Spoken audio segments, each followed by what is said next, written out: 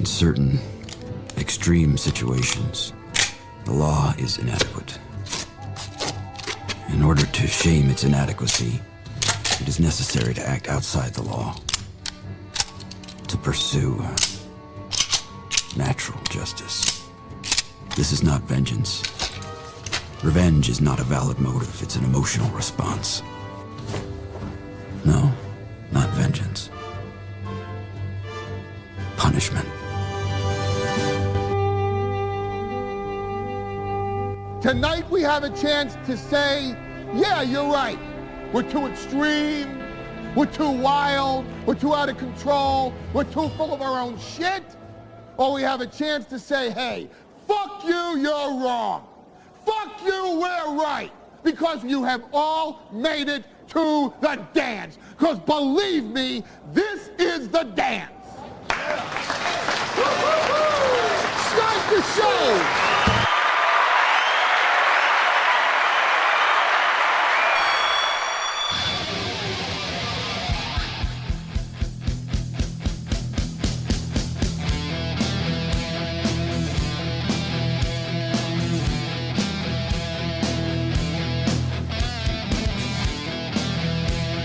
Good morning and welcome. Yes, I did Windows 98 shirt today.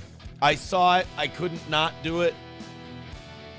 Welcome to the program. It's the Steel Toe Morning Show. Let's pull it off all the fats. Pull the 98 shirt off all the fat. Actually, it acts like a screensaver when you do this. Anybody else back in school when the teacher had the screensaver on?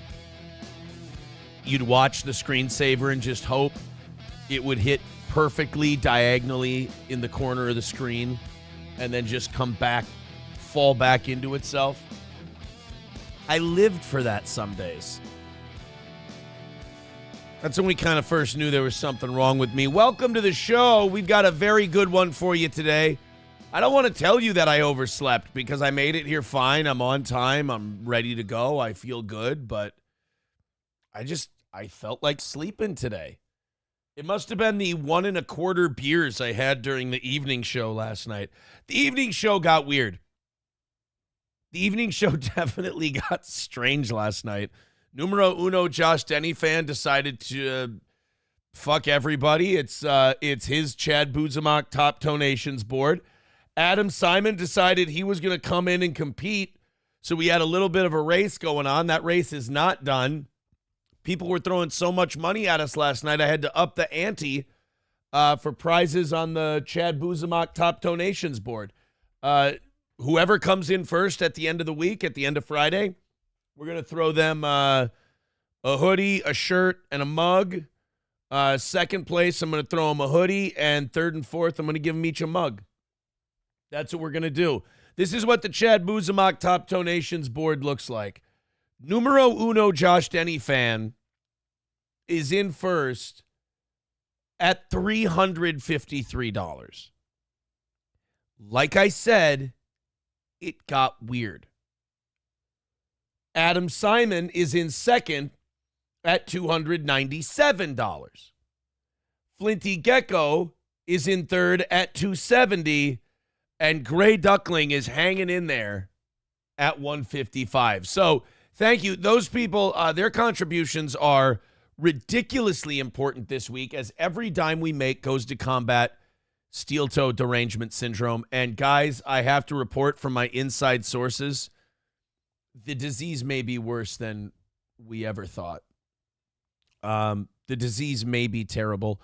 Burnside did show us this morning that passive aggressiveness and misrepresentation is a very early warning sign, but I don't think it means full-blown. This is a bad one. Now, some people said that this is full-blown Aaron Imholt derangement syndrome. It could be full-blown AIDS. Yesterday, and I didn't know I was this powerful, and I'm so glad I am. Yesterday, steel-toe derangement syndrome was triggered by me wearing a shirt that my 10-year-old daughter made. I can't. Dude, I swear to God, I sit here with my hands up. I don't do anything to any of these people. I don't seek out their illness. I don't try to exacerbate their illness. My daughter made me a lovely shirt. It was very cute, and they were angry about it. That might be full-blown Aaron Imholt derangement syndrome. That might be the worst case. I can't imagine being a person so devoid of any joy in their life that actually there was fan fiction being made about their about the shirt. Citizen M has steel toe. He's a fan, but he also has derangement syndrome. It's weird. He copes a lot too. But there was some of them come directly to me with their fan fiction, and they go, "That was not, no, you got that shirt. That was not, your daughter did not make that for you. You're just really poor and that you had to get a cheap version of that shirt." I'm like, okay. Here's what I always do with people like that. I always just kind of fuck with them, and I just assume, I accept their assumption. I go, okay, that's true. How did things just get better for you? Shut up. You're just fucking lying. Oh, the other thing that triggered them, triggered the steel-toed derangement syndrome yesterday. Again, I've been doing research on the disease. The fact that my boxing life has not really changed at all. Went back to the gym yesterday, sparred for about 30 seconds. The lungs are not there yet. I took a step back illness-wise yesterday. Went back in the ring yesterday for one of my now 2 sparring days. And couldn't do it. Every time I threw punches, I just start coughing and hacking up. It's fucking terrible. Tonight, I'm going to give it another shot. It's coaching night. Yes, I still getting paid to coach. Still there on Thursdays. Literally, what we're going through right now affects the 1 or 2 events I go to a year. And I did talk to both the Safe Sport rep and I talked to Scott yesterday, both of them with a lot of experience. They did confirm it was a complaint they received. It was nothing in my paperwork or anything like that. And they said, look, as a precaution, when we start looking into it, we just put everything on hold. Next time I talk to the guy, I guess we're going to be talking about a temporary renewal. And then once he talks to everybody of the 10 or 12, not witnesses, but testimonials that I got, and then talks to me. Basically, the whole process is to make sure I'm not a danger to anybody. So Scott was telling me yesterday, he's like, yeah, we've had convicted felons have that reversed. It never sticks. So everyone was like, why aren't you more mad about this? Why don't you? This should be upsetting you. Because I know what's going on. Literally nothing in my day-to-day changes. Still paid to be a coach. And the renewal stuff will come back pretty soon here. When I said all that for a drop of blood, that was not just bravado. And I would barely, maybe a scratch. Paper cut, maybe. But hey, steel-toe derangement syndrome, as we research, we are finding that impotent rage is one of the symptoms. So, sorry, guys. The money we've raised for research has taught us a lot. We've got a lot of test subjects. They don't even know they're test subjects, but they're giving us a lot of information into steel-toe derangement syndrome. Some people saying that late-stage Aaron Imholt derangement syndrome means open sores on your face. That could be it. That could be it, too. Citizen M says, when Aaron makes the goal, I throw chicken nuggets all over my mom's basement floor in anger. M, don't make jokes when they're way too close to reality, buddy. You have to see, the thing about making ironic statements is they have to be far away from the truth. Irony kind of deals in opposites. You can't make that statement from your parents' basement, them. It doesn't work that way. Let's go to so we got numero uno. We got Adam Simon, Flinty Gecko, Gray Duckling. We've got $140 left to raise for steel-toe derangement syndrome, and I think tomorrow or Monday we may be able to announce a cure. Doorman with $50 says, I believe in the goal, sucker. Fat Melton, we coming for you. Well, that's 50, so you get this one. And I just want to say thank you for making it happen. Thank you. $90 away from today. Thank you, Doorman, for starting us off with 50. Now, that puts Doorman at 125. So now Doorman is just $30 behind Gray Duck. Gray Duckling was pushing Flinty Gecko to throw in first. And now Gray Duckling is very close to being pushed out. Like I said, last night got a little bit weird. Puerto Rican prostate puncher, I'm not skipping your comment. It's about my nipples again. And I'm going to be very upfront with you. It's making me mildly uncomfortable. All of the nipple talk. You know, like when E-Thoughts, they talk about, I don't like how people talk about my tits. And they blah, blah, blah, blah, blah. I used to make fun of those girls. I'm starting to understand a lot of their insecurity. So I'm not ignoring you, Puerto Rican prostate puncher. I'm just saying a lot of it is about the things you want me to cut with my nipples. And it, you know, it's making me feel uncomfortable and insecure. That's all.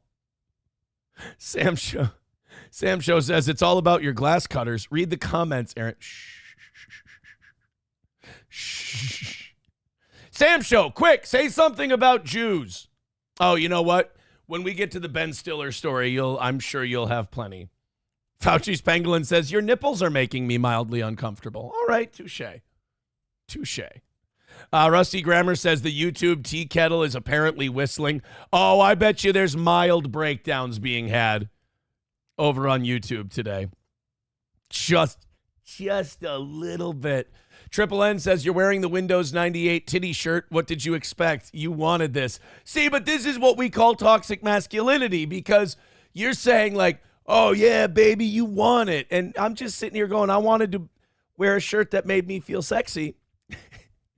I want to wear a shirt that makes me feel comfortable as a lady, and preferably walking by a gaggle of construction workers who want me to do performative things with my nipples.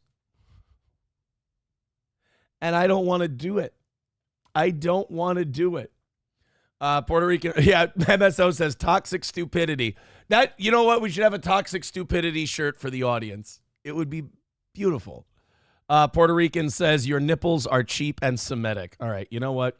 Fuck that. You know what? You brought me from girl mode back to man mode. Listen, you son of a bitch. You ever call me Semitic again, I swear to fucking God, you and I are going to throw hands. Beep. Cocktiff says, bad audio cutting in and out and a bunch of pedos on YouTube. Yeah, they do that from time. That's another sign of steel-toed derangement syndrome. It's pretty bad. Something tells me that they really don't like this steel-toed derangement syndrome bit. So guys, whatever you do, stop picking on them, please. Poe says, come on, chat. We know there are Band-Aids on them pepperonis. Number one, that is a cheap trick for you to get me to show my nipples. And number two, no, there are not. And number three, they're not pepperonis.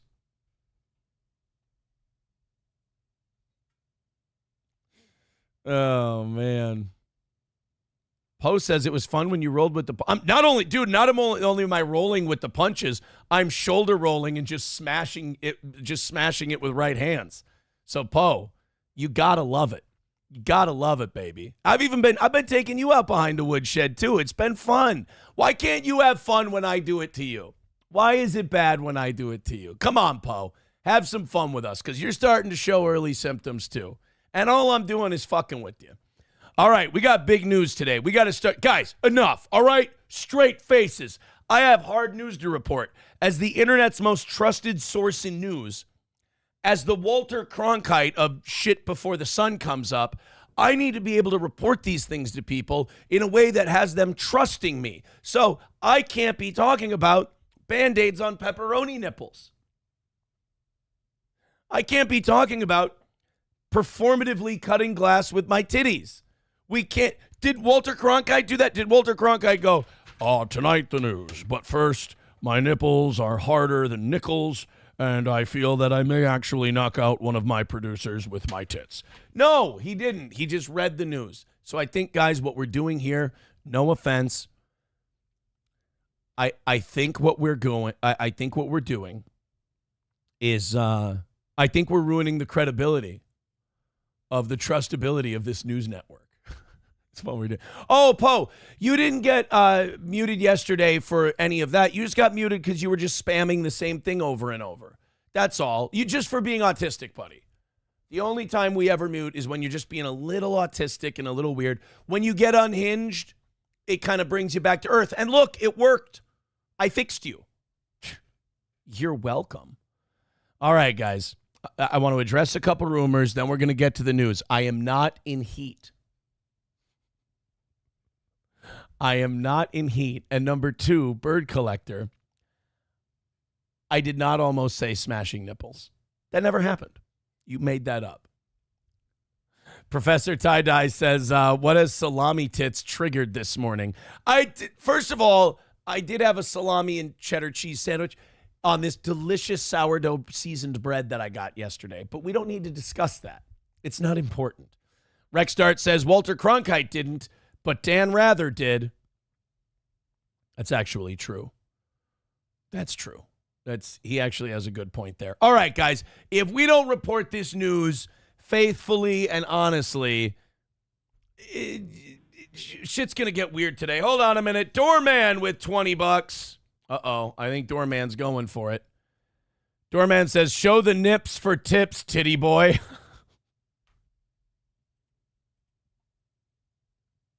I dream of a day when my fans send me money because they like me. I dream of a day where my fans go, here's some money, Aaron. I enjoy the show you do. I dream of a day when someone throws $70 at me and knocks out half the goal in the first 15 minutes of the show, and it doesn't come with the message, titty boy. That's all. I just would rather, hey, Aaron, good job. Hey, Aaron, you're doing great. Hey, Aaron, enjoying the hell. Somebody threw $5 at us yesterday and quoted an actual line that I said and said it made them laugh really hard. I appreciated that. And don't get me wrong, I appreciate $70. But when it comes with shake them nips titty boy attached to it, it takes a psychological toll, okay? MSO writes, keep dreaming. Approachable says, no, fuck that dance, monkey boy. Dinosaur Fuel, change your shirt might help. Why do my fans treat me like I'm some kind of chick? Like they're ogling me. I feel sexually harassed. Point, period, end of story. $75 away from this morning's goal. Thank you for your support. What do the standings look like now? Doorman is $10 behind Gray Duckling for fourth place. No, I can't get my nose out of the chat now. I can't get my nose out of the chat. Oh, my God. Andrew's son saying he's happy that there's 33% less Johnny. Here's what's going on. Johnny has things going on his own right now, and he wants to be able to focus on them, and I think that's wonderful. Like, things in his life are going really well. Where he was back in the summertime versus where he is now is immensely, like, I want to do anything I can to facilitate Johnny's, like, whatever this thing he's doing is, and it's going very well. I just don't know how to quantify it or name it. This role he's on, I want to do anything I can to help, and he's doing fantastic, and it's awesome to see because I saw him where he was this summer, and I'm seeing where he is now, and no bullshit, no titty jokes, nothing like this. 100% from the heart. He's fucking killing it, and I'm so happy to see that from where he was, say, in June. I think that's great. Cheeseburger Pie with $2 says, this is for a new box of titty Band-Aids. I don't have titty Band-Aids, and I'm not showing you my titties to prove it. I have some dignity left. The internet has not stripped me of full dignity. No, MSO, I'm not saying redemption arc. I learned my lesson saying redemption arc after watching Chad bottle fuck that Atlantic City event. We watched that last night. Chad Boozemock came in, and I went, all right, fine, we'll check it out.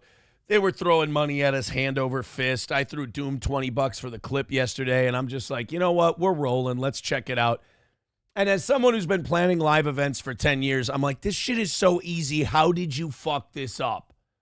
They had Kevin wanting to not do the Atlantic City thing yesterday, and I'm like, God damn it, now I'm caught up in this stupid fucking soap opera.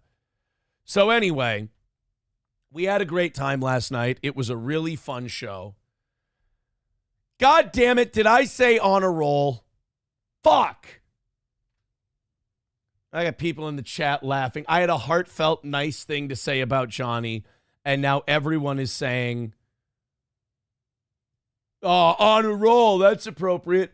Do any of you have any ability do you have capacity for sincere joy?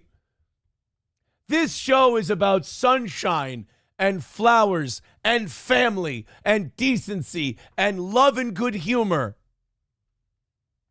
And all I get is anti-Semitism and handicap jokes and pepperoni titties. I'm sorry. That was just me venting. We're going to get to the news. I don't tape up my none of the things that you're going to come up with and by the way, this is not steel-toed derangement syndrome. These are my beloved OG fans. Thanks a lot. Appreciate it. Puerto Rican prostate puncher says, don't judge me, Aaron. My house is handicapped accessible. Oh, that washes away all your sins. Oh, I'm glad you paid your indulgences today, 11th century Catholic Church. My house is not handicap accessible. It's actually true. You're actually better than me in practice. Thank you.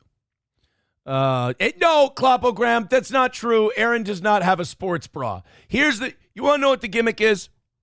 Aaron has a sports bra. I go, no, I don't. And then the audience goes, oh, yeah? Well, then if you don't have a sports bra, you won't mind showing us you don't have a sports bra. No, because the whole the gimmick of the joke is to get me to show my tits. I'm a smart boy. Kyle with $5 says, I'm here because you're entertaining with this mindless tripe. So keep up the good job, nipple boy. My name is not nipple boy. I deserve some fucking respect. My name is Aaron.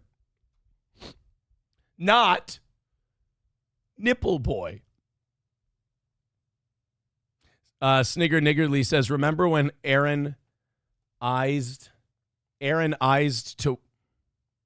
Oh, I think he's trying to say, remember when Aaron used to wear a girdle, according to 2023 faggot lore. Oh, yeah, that was an early sign of steel-toed derangement syndrome, too. There's a lot of obsessing about and sexualizing me that dudes do when they have steel-toed derangement syndrome, not getting the irony that they're gay at all. It's troubling. Deutsch Chad says, do the titty pencil challenge under your boob fold. No. Gray Duckling with $5 says, loving the sow, now shake your underarms. I'm going to assume you meant show and not word for a pig. Puerto Rican prostate puncher says, it was a corset. We're a news show, so it's good to fact check. We're having a good start to today's program. What are we? 75 away. Oh, and by the way, Gray Duckling creating a little more distance between himself and Doorman. He's now at 160, $15 away from Gray Duckling for that number 4 spot. All right, off we go. $75 away from a perfect week. Holy shit, that's amazing. We have breaking news on Alex Jones. I think that the Trump and Trump allies winning streak could be extending. I don't know. I don't know exactly what this means. I don't know if this is good for Alex Jones or bad for Alex Jones, but a judge blocked a Sandy Hook settlement motion or something over that defamation case where Alex Jones owes $1.4 billion. I saw this being pitched as good news for Alex Jones. I don't know exactly how far it gets, but here's what I heard this morning before the show started. U.S. bankruptcy judge blocked a settlement between families who have sued Alex Jones over his false claims about the mass shooting of the 2012 Sandy Hook Elementary School. Jones owes the families of victims more than $1.4 billion. And after losing defamation cases in Texas and Connecticut, the settlement proposed a way to divide the proceeds of Jones' assets between the two families. The same judge previously rejected a bankruptcy deal in that case. So, And I just want to say thank you. sorry. So the judge shot down a settlement proposal. This sounds like it's not good or bad for Alex Jones. This sounds like they just have to come up with a new deal. Federal bankruptcy court judge has rejected a deal that would have cleared the way for a second attempt to auction off info. Oh, so this is a deal that lets Alex keep InfoWars a little longer. The decision Wednesday is yet another temporary reprieve for Jones, who's trying to maintain the perch and the audience he's built up over the decades. It's also a further delay for Sandy Hook families seeking to collect any of the $1.3 billion in damages. That was another thing that was just the Biden administration trying to bury their political opponents. Not that Alex Jones didn't commit defamation, not that he didn't say shit that was actionable that he couldn't prove. He did. He stepped in it. And then not showing up for any of the court shit. Like he made it more difficult for himself. But I do think that the punishment, not the conviction, not them finding that he did defame these people, but the $1.3 billion, that was just a window opened to destroy Alex Jones, and the judicial system took it. If there was any way to investigate that, if there was any way to redo the monetary damages awarded, I think they should, but I think that's pretty much shut at this point. But it does sound like the judge said you can't do the auctioning off of InfoWars. So Alex Jones gets to keep that for a little bit longer, squeeze a little more money out of that. I mean, I don't understand the selling off InfoWars thing. It's only a few $1,000,000. Meanwhile, if you just let Alex keep InfoWars and keep letting him make money off of it, there's a chance you can maybe get a chunk of your $1.3 billion someday. If you auction off InfoWars, it's not going to make as much money than if Alex Jones keeps it. So I don't understand why, these Sandy Hook families, I mean, I understand why they're filled with, the need for revenge. But I think the best revenge in this case is slow revenge. Make this guy basically work for you. I mean, I think the rulings, I think the damages are bullshit. But as long as you're due the damages, make them slow feed you. So it looks like you remember they fucked up the auction the first time around. They had they had this idea that they had to, Alex Jones had to auction it off, and when they auction it off, it could be a closed auction with sealed bids, and the Sandy Hook people and the judge could pick whatever one they wanted, which is completely corrupt and it's completely dirty. They ended up working out a deal where they basically gave it to the Onion, and a judge shot that down immediately. They immediately shot that whole thing down. And now the new proposal was, well, we'll sell it to the highest bidder and the bids will be open. And now a judge shot that one down too. So for the foreseeable future, Alex Jones holds on to InfoWars. Kyle with $1.99 says gynomastia is a pain in the butt. I'm one of the skinniest guys in this whole podcast thing. I don't know where this... You know what it is? I have a sense of humor about it, and others get really mad and triggered and yelly about it, so I'm the most fun one to come to. I get it. Mussolini Diff with $2 says, our job is to make you laugh to time the jiggles. It's not actually your job at all.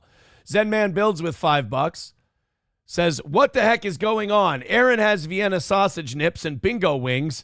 New Boot Goofin, please use this $5 to find a cure for steel-toed derangement syndrome. Thank you. We're trying. Trucker, we're getting a lot of, as we keep winning and beating the shit out of people and crushing their fan fiction, we do get a lot of triggered steel-toed derangement syndrome.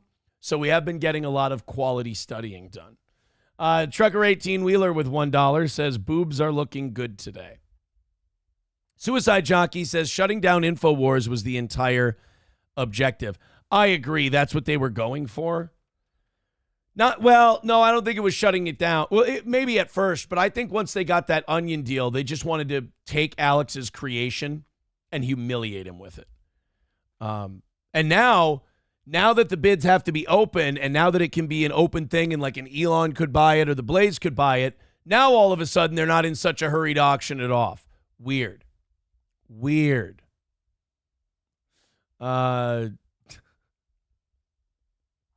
Triple N says he do be buying extra medium shirts. They're XLs.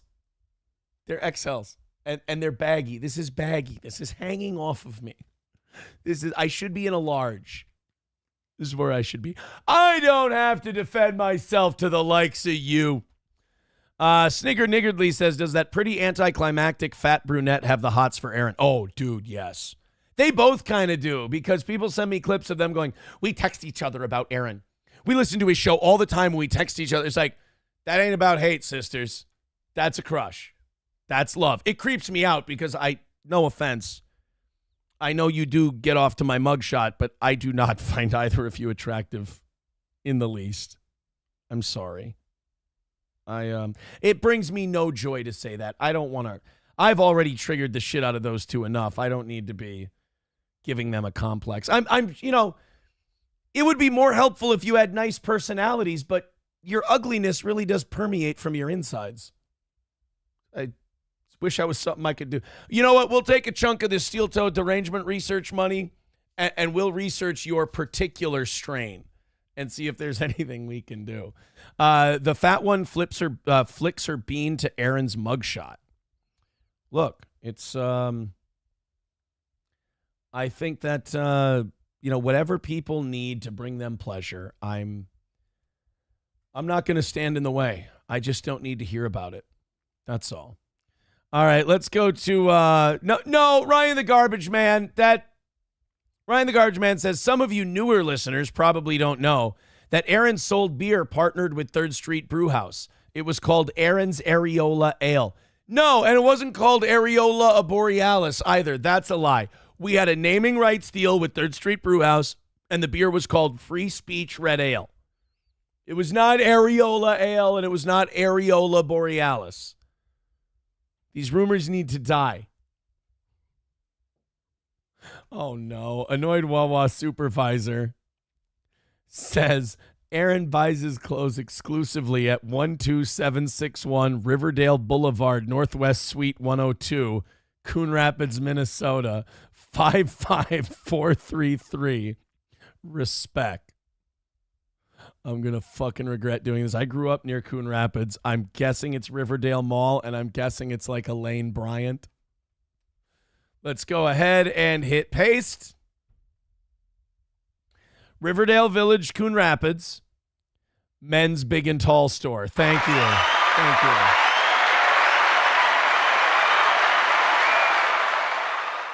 I appreciate that.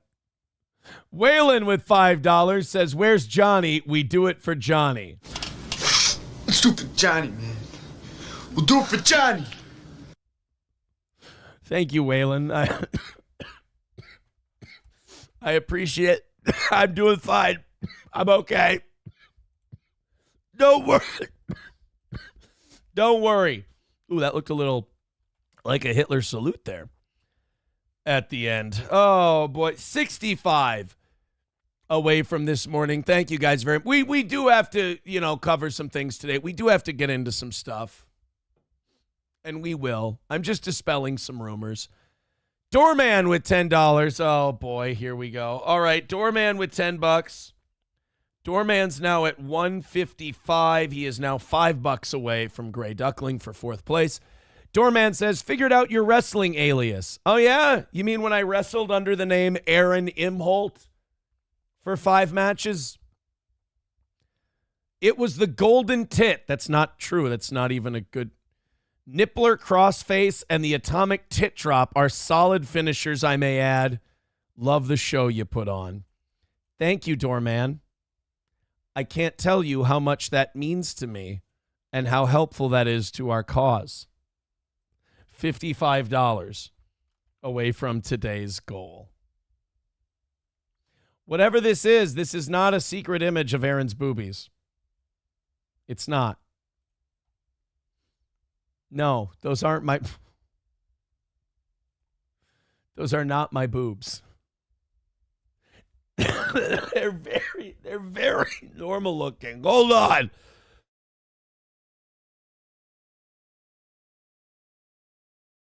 Oh, that was terrible. That was awful.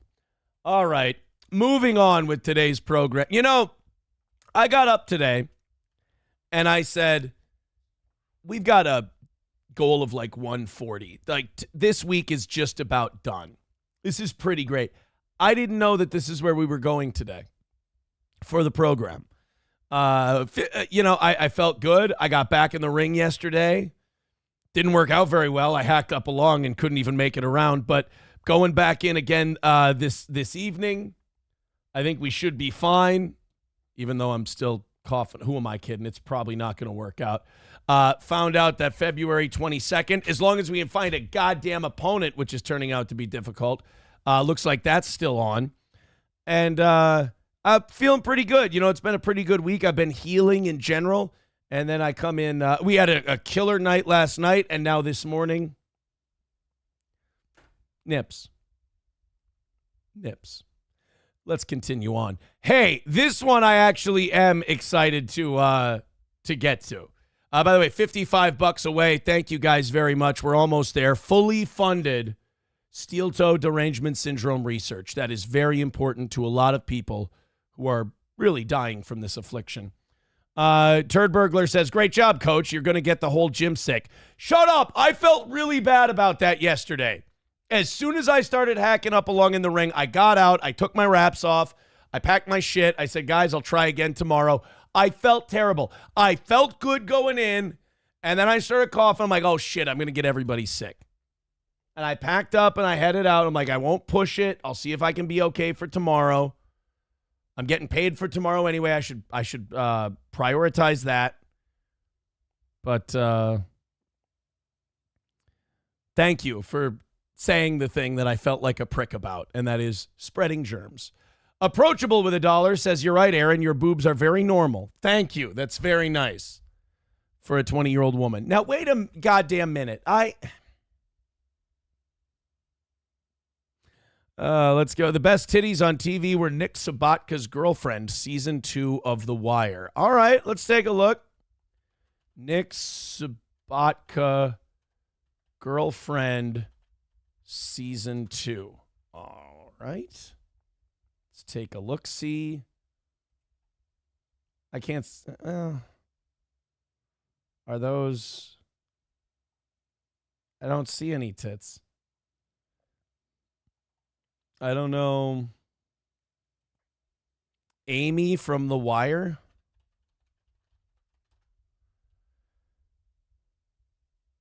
I don't know. I really don't know what you're looking at, sir.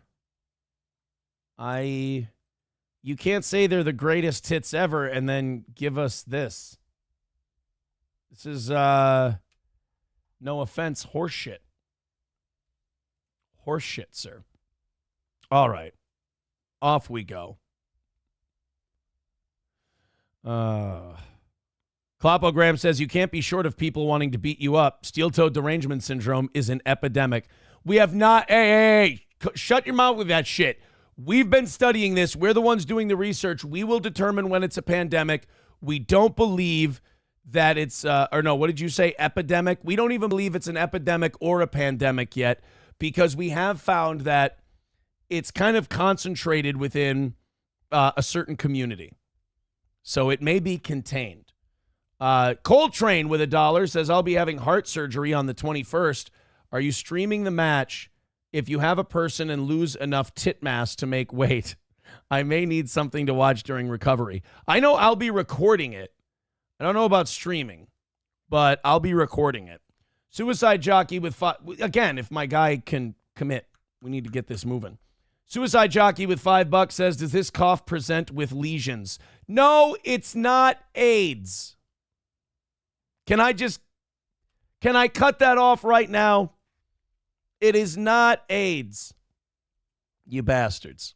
All right, let's get into this USAID stuff. So they made a very interesting discovery yesterday, and I'm starting to think that maybe Citizen M's been sitting on a pile of cash he wasn't telling us about. Remember when Citizen M used to he used to simp for every liberal cause there was, and then notice that once Citizen M started defending pedos on the internet, he kind of dropped off with the defending liberal causes. I'm just fucking with you, buddy. He started defending he stopped defending the liberal causes on the internet.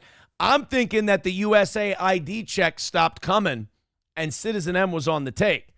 Now, we all know that Harry Sisson, remember? Oh, God, fucking Harry Sisson. I can't with him. Piers Morgan has him on his show, and it just drives me insane. But we all know Harry Sisson has been paid by the DNC. That's not what I'm talking about. That is a group that gets private donations. They can spend their money however they want. This is USAID. This is American Foreign Aid. Now, what we're finding out about USAID is, A, we spend way more on foreign aid every year than we say we do. Remember when people would say, oh, we need to get rid of foreign aid. Foreign aid is wasting our taxpayer dollars. And people would go, actually, in the budget, foreign aid is just $3.2 billion a year. Yeah, when it depends on how you classify it.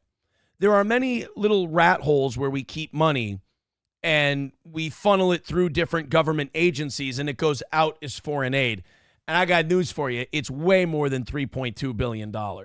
So apparently, USAID was giving money to publications, like liberal websites that present themselves as private journalism, websites that present themselves as truth, justice, journalism, the way... You know Politico, right? Politico is one of the biggest political websites out there. And they're just looking for the truth. They're just trying to protect freedom and democracy from those scoundrels like Donald Trump and all those evil government interlopers. Well, it turns out that USAID was financing Politico to the tune of $8 million of your taxpayer money. This is Carolyn Levitt. Let's let her say it. Now it's kind of raised red flags from a lot of other people on the internet. Like, was USAID giving money to liberal streamers? Were people like Vaush and Destiny getting checks from USAID? Because ever since Trump came in, and ever since this USAID stuff, started getting looked at, these people have been, having a rough go of it. We've got a clip from Vaush in just a little bit. He's terrified that his channel's going to go away. It's amazing that these people who have been getting preferential treatment this entire time, all of a sudden now are looking at fairness as, oh my God, I'm under threat. Meanwhile, those of us with a right of center opinion have been under threat the entire time, and now we look at fairness as preferential treatment. We're getting treated the way we always should have, and we're like, oh my God, I feel like a king. Meanwhile, people on the left aren't getting their fucking balls sucked on by the government and YouTube and getting treated with kid gloves every time they go out the door. So now they're going, oh, cruel fate. Why has this world forsaken me? Because they have to now play by the same rules as everyone else. When they really don't, they're just not getting free money for being shills.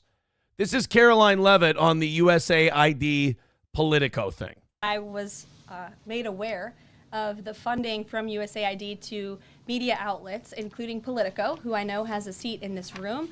And Akko Taco. I can confirm that the more than $8 million taxpayer dollars that have gone to essentially subsidizing subscriptions to Politico on the American taxpayers' dime will no longer be happening. The Doge team is working on canceling those payments now. Again, so essentially your tax dollars were going towards either buying fake subscriptions on Politico or just straight up giving Politico $8 million to subsidize their subscriber base. So, I've never subscribed to Politico. I've never seen an offer from Politico. But I assume, anytime Politico had, a 33% off membership sale, it's probably because they got a nice check from USAID. This is a whole of government effort to ensure that we are going line by line when it comes to the federal government's books. And this president and his team are making decisions across the board on, do these receipts serve the interests of the American people? Is this a good use of the American taxpayers' money? If it is not, that funding will no longer be sent abroad, and American taxpayers will see significant savings because of that effort. All I can say is, remember, this is just USAID. Wait until they get into Medicare. Which, by the way, Elon Musk said that Medicare is next. Whether or not that's true, I don't know, or that was bluster. He said they're honing in. The words he used were they're honing in on Medicare and Medicaid. Like, remember, this is just USAID where we're finding all this money. Wait until we get to the fucking Pentagon. Medicare, Medicaid, Social Security. Wait until we start cracking into the big ones. If we end up balancing our budget, if we end up cutting just even $1 trillion a year in spending from going through these things with a fine-tooth comb and finding shit like this, we should try every single one of our presidents, congressmen, and senators of the last 50 years for treason. The fact that it might have been this easy the whole time and we just kept paying people, it really is just Game of Thrones. We were taking the country's money and using it to pay people who would advance our personal agenda. It's House of Cards, it's Game of Thrones, it's any political thriller you've ever watched in your life, but it's not an exaggeration, it's what's happening. Instead of making sure the country's in good shape, they're like, no, let's cut checks to this group and that group and that group so they'll say nice things about us online. It's fucking, it's so dirty. It's so dirty. Chevy fan with a good point, too. You can't lose your sights on this. He says, when's inflation come down? Well, now, in fairness, Chevy fan, that's how monetary policy works. If the government stops borrowing so much money. Now, it used to be the government would borrow money. There would be, treasury bills would be sold and dispersed. You'd basically invest in American debt. There was this thing we started during 2008 called quantitative easing, where essentially what would happen was the Federal Reserve Bank would buy a shitload of treasury. Instead of like putting the bonds out there for American citizens and investors to buy, the Federal Reserve would straight up just buy treasury bills and give the government money. It was printing money. Printing money has never really been a thing. It's been a figure of speech. The Federal Reserve in 2008 literally started printing money. Just going, all these bonds that usually sell on the market, just give them to us. Here's a check for $1 trillion that you need to borrow. That causes runaway inflation. We'll look no further than the COVID checks. That was quantitative easing. That was printing money. And it had a disastrous effect on inflation. If you get government spending under control, you're going to get inflation under control. You're going to stop the printing press from just cranking out all this extra money. So this stuff that Elon Musk is doing, this stuff that Trump is doing to cut this waste is helpful towards prices. You don't see it for a while, but it does exist. That's for sure. You know what? I don't disagree with this take either. He says we are cutting costs to rebuild Gaza. It's all bullshit. I hope you're not right about that. I really hope you're not right about that. Let's go to Coltrane with $1. Says maybe these people should learn to code if they lose their jobs. That's what all these fucks said about people they put out of work because of regulations. I have no sympathy. What I don't like is that people, because of government regulations, lost private sector jobs that are paid for with private sector profits. I don't feel sympathy for people who have been living on the dole their entire lives. And if you've been working for the federal government as one of these paper pushers, you've been working on my dime, you've been a welfare baby, and I'm okay with those jobs dying. A government job dies, monetary policy gets healthier. A private sector job dies, monetary policy is harmed. It's a very simple concept. $1 from Coltrane says Dems are freaking out. Imagine being mad at the man, Musk, pointing out the robbery. How much was stolen and who was robbing them? Well, they're not mad that he's exposing the robbery. They're mad at the fact that they were the ones robbing and giving it to their friends. That's the hang-up in this case. Trucker 18-Wheeler says there's a reason why these bills are 100 pages long, so they can hide everything. Oh, yeah, it's all the appropriations. It's where all the money's going. It's all Look, man, why do you think the number one profession that becomes a politician is a lawyer? They write the laws and then they go back and practice them when they're done. Or, you know what the really gross thing is? They write the regulations. Like a lot of these people who work for the EPA and these different agencies, it's not to help the environment. They write really complicated regulations, and then when they leave the agency, they go work for the companies that get regulated as like their legal people who show them how to get around the regulations. It's hats off because it's a great hustle. Aces with $20 says just wanted to donate to the cause, and oh, nice tits. Thank you. I appreciate your kindness and your generosity. $40 away from a perfect week and combating steel toe derangement syndrome. Thank you very much, Aces, for the $20. That's just a very kind drop for you to throw in there. So now I've got USAID paranoia. Every liberal now who's complaining about money or anything like that, I'm thinking, interesting timing.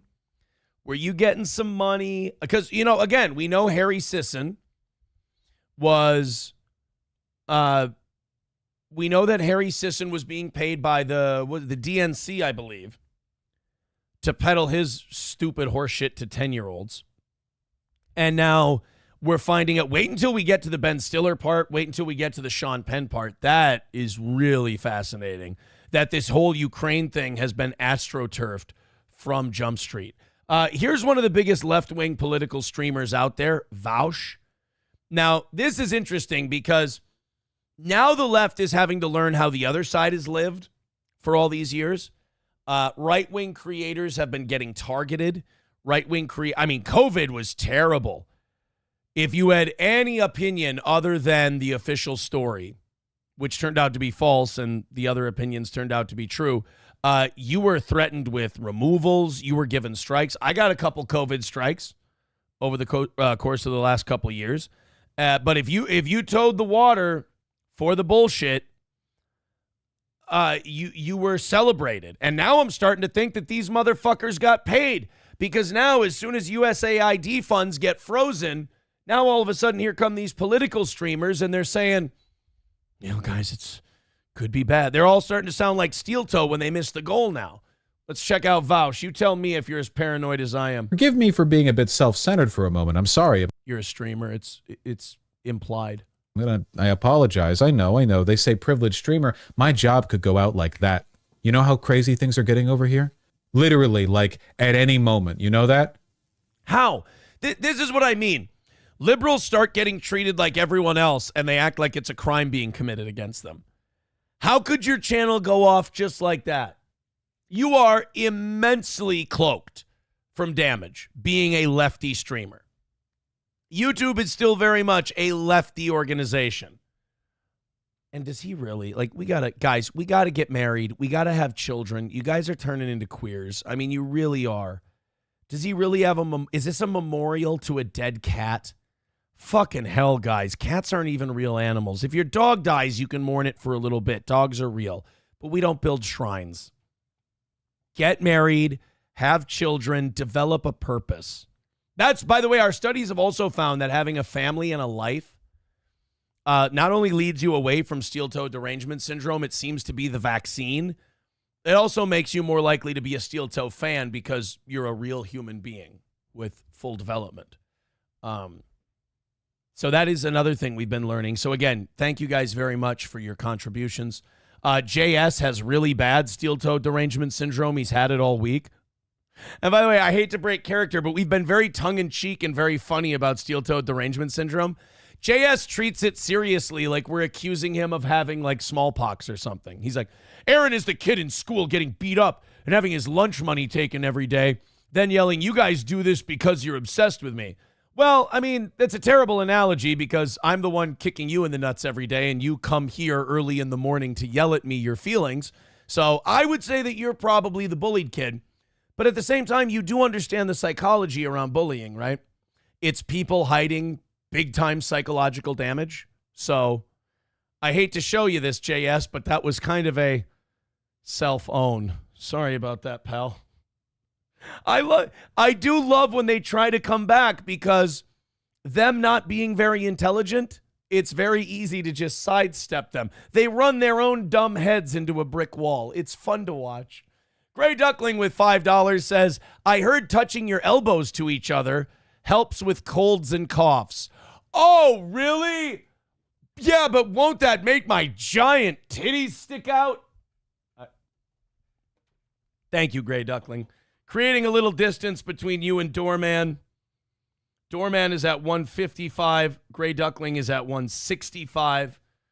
They're battling it out for fourth place. Does Adam Simon make a move on numero uno? Because numero uno's big on Rumble Friday, so he might make a move there. But Adam Simon is only $56 away. Flinty Gecko is only $83 away from numero uno, so we could see a war yet. We'll see. So Vaush says, guys, poor, pitiful me. It's a dangerous time out there to be a streamer. My lights could be shut out at any time, so on and so forth. They could just say, hey, YouTube, it's un-American of you to allow left-leaning people to post videos. These communist videos are pro-China. Kablamo, I'm out. Where the fuck has that even thought to have been uttered? China still owns TikTok and we allow that up. Stop it. Stop this fucking fear farming. And doesn't this guy make a shitload of money? Like, our audience hits our goals, keeps me in the life I've been accustomed to. I'm very happy. You guys are amazing. This is, you've given everyone associated with Steel Toe a good life, and we appreciate it. This motherfucker makes way more multiples more money than I do. This motherfucker, Vaush, as I understand it, has been doing this for years and he's got a huge audience. He hasn't sacked away enough. You live in what looks like a shithole. I shouldn't say a shithole, but like a regular place. You haven't squirreled away enough money to fucking call her a day if this thing goes bust? Dude. And that's a little scary. It's literally like there's no, like it's a day-by-day thing. I wake up every morning and I check. So I'm just saying, in the meantime, maybe I'm a little bit more like and subscribey than usual. You have a backup platform. Why would you be likey and subscribey if they can shut it down at any minute? Ugh. The persecution grift. Here it comes. I have two words for any of these people who go, it can be shut down on YouTube any day. Red bar. Think about it. Mike David, in the grand scheme of things, compared to these Vaush guys, is a nobody. He has, compared to like a Vaush, he has a very tiny audience. And he makes it go with a private server, with a subscription service, and the whole deal. Vaush could do it too. All of these guys could do it. They've lived the pampered life, protected by YouTube forever. And I'm starting to think that this Vaush guy, I'm starting to think he got USAID money. That could be conspiracy theory. That could be me really grossly over-exaggerating what they were really doing over there. But when I hear that Politico got $8 million, maybe Vaush got $500,000, $250,000 a year. He's an influential guy. So I don't, like, why now? He thinks that the Trump administration's going to shut down his YouTube channel? Dude. Fauci's Pangolin says, at least he admitted he's a communist pusher. But that's why I'm saying maybe USAID saw him as a useful ally. It's possible. Sam Show says, look at his eyes, just chewing on Adderall like candy. I wouldn't know about that. I don't know anything about Adderall. I'll leave that to the experts like Sam Show. Talil says, Aaron, here's an interesting idea. You need a second whiteboard, separate the morning and evening leaders. I don't hate that. I actually don't hate that idea. King Kong Dong with $5 says, Aaron, I'm here for the cause. I've had steel-toe derangement syndrome for 10 going on 11 years now. Joe Hendry is the latest example of it. $5 from Dead Game says, look, man, I have nothing but laughter for welfare-abusing sea suckers. Here's your buck, Aaron, 07. Wait a minute. Wait a minute. You're saying Vaush is a welfare-abusing sea-sucker? So you're agreeing that he takes the money. Hobo Chili says, Aaron, you have candy in your pocket as we speak. I don't. I don't have candy in my pocket. And no, I'm not going to show you because that's what you want. You want me to show you candy. I don't have any candy. Thank you very much. $30 away from this morning's goal and being all done for the week. Thank you very, very much. 30 away. Oh, wait a minute. We are 25 away. There's Michael with $6.66. Ooh, spooky. He says, perfect week, be damned. Oh, there we go. $25 away from knocking it out today. Thank you very, very much for your generosity in funding the research behind steel toe derangement syndrome. $25 from maybe finding a cure this week. It's possible. I don't know, though. When you're triggered as fuck that someone's daughter made them a shirt and that makes you angry, when you're mad that a guy is still going to his little hobby payment gig to teach people how to box today, maybe I can't find you a cure. There might be a cure, might be a rope. I don't know. No, I mean like a jump rope, athletic activity. It might help you. It might help you. Guys, don't get mad. Don't get mad. Don't just calm down. Do you see us all having a good time? Take it in the nature it's intended. You're just being teased. I do find it funny that people can be like, I want to destroy his life. I want to destroy everyone around him. And then we giggle at you and you go, how fucking dare they? Guys, have you ever heard the words high strung? Bring it down for us. All right, so we got $8 million going to Politico. That's fucking creepy, right? But that's not even the half of it. So the big one is we found out that Hollywood celebrities were getting paid to promote Ukraine and Vladimir Zelensky. When the invasion began, the United States Agency of International Development, the Foreign Aid Agency, started throwing out, and not insignificant amounts of money. The American taxpayer was funding Orlando Bloom with $8 million, Sean Penn with $5 million, which I'd be pissed. Sean Penn is like interviewed El Chapo, and he's been making like his whole second career philanthropy and like foreign aid and shit. And he got, dude, Orlando Bloom outdrew him. But neither of them are shit compared to Angelina Jolie. She got $20 million, all to go visit with Zelensky to make him look good so the American people would accept this Ukraine war. We took American taxpayer dollars. We gave multimillionaires multi-millions of dollars. Like, at what point? It's kind of nice that we have this Doge to go through with a fine-tooth comb and knock some of this shit out, because this kind of stuff should be uprising worthy. To find, like, this is French Revolution shit. Finding out that our government takes trillions of our taxpayer dollars every single year, and they're handing $20 million to some of the wealthiest entertainers in the country, in the world. And to what? To brainwash people into accepting a war. I mean, the French Revolution was done for less. The National Razor was set up in the streets of Versailles. The guillotines came out for way less than this. To Ukraine after Russia's full-scale invasion began. Angelina Jolie, $20 million. Sean Penn, $5 million. Jean-Claude Van Damme, $1.5 million. Ooh, that hurts. That hurts. That hurts both sides. The taxpayer, because you're like, really? Jean-Claude Van Damme? Like, who's he influencing? And then if you're Jean-Claude Van Damme, it hurts because it just reminds you how far you've fallen, because you're like, really? $1.5 million?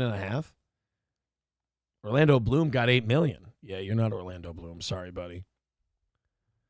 You know who couldn't be bought? Steven Seagal. Why? Because he loves Putin, actually. Orlando Bloom, $8 million. Ben Stiller, $4 million.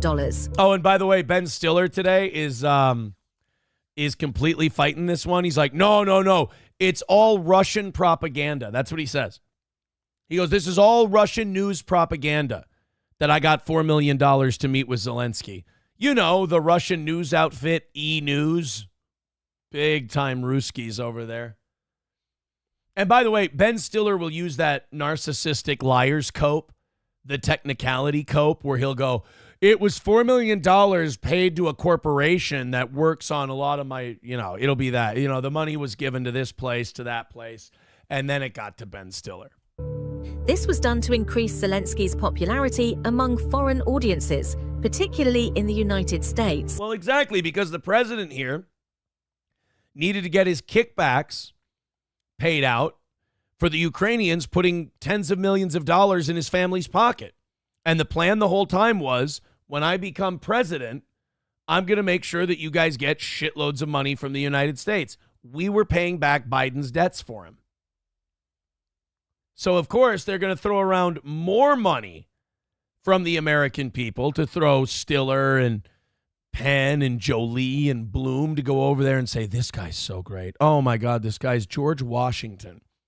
When in reality, Zelensky's Vladimir Putin. Like, we're the ones who installed him. And now he's shutting down elections. He's not letting the people vote. They'd probably vote him out. They're not letting him vote because it's a war. I mean, FDR had to run for re-election during a war. Abraham Lincoln had to run for re-election during a war. Some would argue... Some would have the argument that the American Civil War and World War II were bigger deals than this. Again, some are saying. But Zelensky can't. But don't worry, we're fighting for freedom and democracy over there. Trucker 18-Wheeler says, didn't liberals want to know where the money was going as well? People only want to know where the money is going when it's going to their enemies and they have the power to shut it down. I guarantee if you had it, here's where you'll never find out. It's because Democrats will never have as a priority cutting government spending. They don't believe in it. But I guarantee if Democrats started looking into cutting shit that the Republicans liked, the Republicans would start crying foul too. Maybe not as whingingly as the Democrats do, but they'd do it. They'd bitch, they'd complain. I have no doubt in my mind that they would. That's just, what the other guy is doing is evil until I get a chance to do it. That's how politics has worked literally my entire life. My entire life, politics has been, oh, you see what those guys are doing? Oh, they're the absolute worst. Oh, what's that? We're allowed to do that now? Great. Let's get in there. Let's do this thing. I mean, it's always bad until, again, your turn comes to give it a shot. Speaking of people deranged from what's been going on, Klopogram says every celebrity that endorsed the Ukraine war should be in Gitmo. That's disgusting. I mean, that got paid to do it. It's kind of a fraud. I mean, if there were people... Dude, imagine you're a celebrity who was like totally cucking to Zelensky for free. I hope this creates problems in Hollywood. I hope that... How many celebrities went over there and didn't get a dime from the United States government and then found out Orlando Bloom is getting $8 million? Honky says a lot of that Ukraine cash was funneled back to the Dems for the 2022 midterms and 2024 election. Sam Bankman-Fried, remember him? Oh, yeah. They have all kinds of different rat holes. All kinds of different rat holes that they can funnel this shit through. I don't doubt that for a minute. Sam Bankman-Fried probably was one of them. His parents were connected. So, yeah, I would not doubt it. All right, let's have some fun. We got mad for a little bit, but we have to report. I do have a Joy Reid clip today. And, I have the ability that, and again, this is in my studies of steel-toe derangement syndrome. A lot of people don't have the ability to admit that getting up early in the morning to watch this show means you're a fan. It means you enjoy it. They have to come up with these copes. They have to lie to themselves. They're not fooling me. watch it to laugh at you. Well, what do you think my OGs do? They watch it to laugh at me. It's a comedy show. We're not taking ourselves seriously. So if you're watching it to laugh at me, you're a fan of the show and what we're trying to do. Congratulations. No, I'm just watching you downfall. Well, we're not downfalling. So that's a lie. That's cope, as they say. Cap and cope. Cap and cope. Capicola. Capicopola is another sign of steel-toed derangement syndrome. It would be a lot easier if you could just admit and be honest with yourself. You wouldn't be so hostile and angry all the time, that you just love what we do. You're a fan. I'll give you an example. The View. Wouldn't I look like a fucking asshole if I sat here every day and went, I hate The View. I just watch it because I hate him so much and blah, blah, blah. That would be cope. That would be bullshit. I watch The View because it entertains me. I watch clips of The View because it makes me laugh. I get a kick out of it. I'm a fan. I don't like what they say. I don't agree with what they say, but the way in which it's presented is very entertaining. Same thing with Joy Reid. I watch clips of, if I thought Joy Reid sucked and I thought she was terrible, I would skip right past by Joy Reid clips. But I watch Joy Reid clips. Why? Because her personality is engaging. It gets me responding to her. I am a fan of Joy Reid. I think her takes are stupid. I think she's got horrible positions. I think she's wrong about everything. But I cannot sit here and be a phony, because then I would have Joy Reid derangement syndrome or JERDS. You have to be able to admit when you're a fan of something. That's why you're so angry when you're typing all the time. It's you holding back and tensing up because you can't admit you love the thing you love. So here's a great example. Joy Reid is angry. She hates Trump. She hates Elon. She hates Doge. She is infected with all of these mind viruses at once. And we have a 2-minute clip of Joy Reid. So if you've ever watched people suffer from cancer, AIDS, and lupus at the same time, and I'm not just talking about her haircut, we have Joy Reid losing her shit over 3 things at once and having a hard time deciding at the time which thing she's mad at the most. But we begin tonight. Now remember, this is her TikTok, so she thought this was good. Joy Reid put this up because she's like, oh my God, this is me really giving it to the man. I'm really showing him, I'm a truth teller. By the way, I need to say this. I'm almost done with this Celsius. I'm going to fucking have a heart attack live on the air. One of these days, you're going to watch me just clutch my chest and fucking boom, out you go. I believe my mother watches this show. And I know SP watches this show. So at least I will have people watching who will call the ambulance. This shit is going to give me a fucking heart attack. Sometimes during the show, when I go on rants and I realize I haven't breathed in a while, I do get a cramp right here. It's fucking wild, right? Maybe I should downgrade to Red Bull. But this wild berry flavor is so good. All right, here's Joy Reid. Let's try not to die. With a full-on crisis in our democracy, as federal workers are... You hear that? You guys hear that? Full-on crisis. I agree. Our government is taking money from the taxpayers and giving it to fucking Ben Stiller to push a proxy war. Oh, she's not talking about that? That's amazing. If they would have discovered that shit during the Bush administration, the Democrats would be filing articles of impeachment. It's all a show. Literally locked out of their offices while operatives working for a private citizen essentially take over our government. Their tactics... Stop giving me an erection.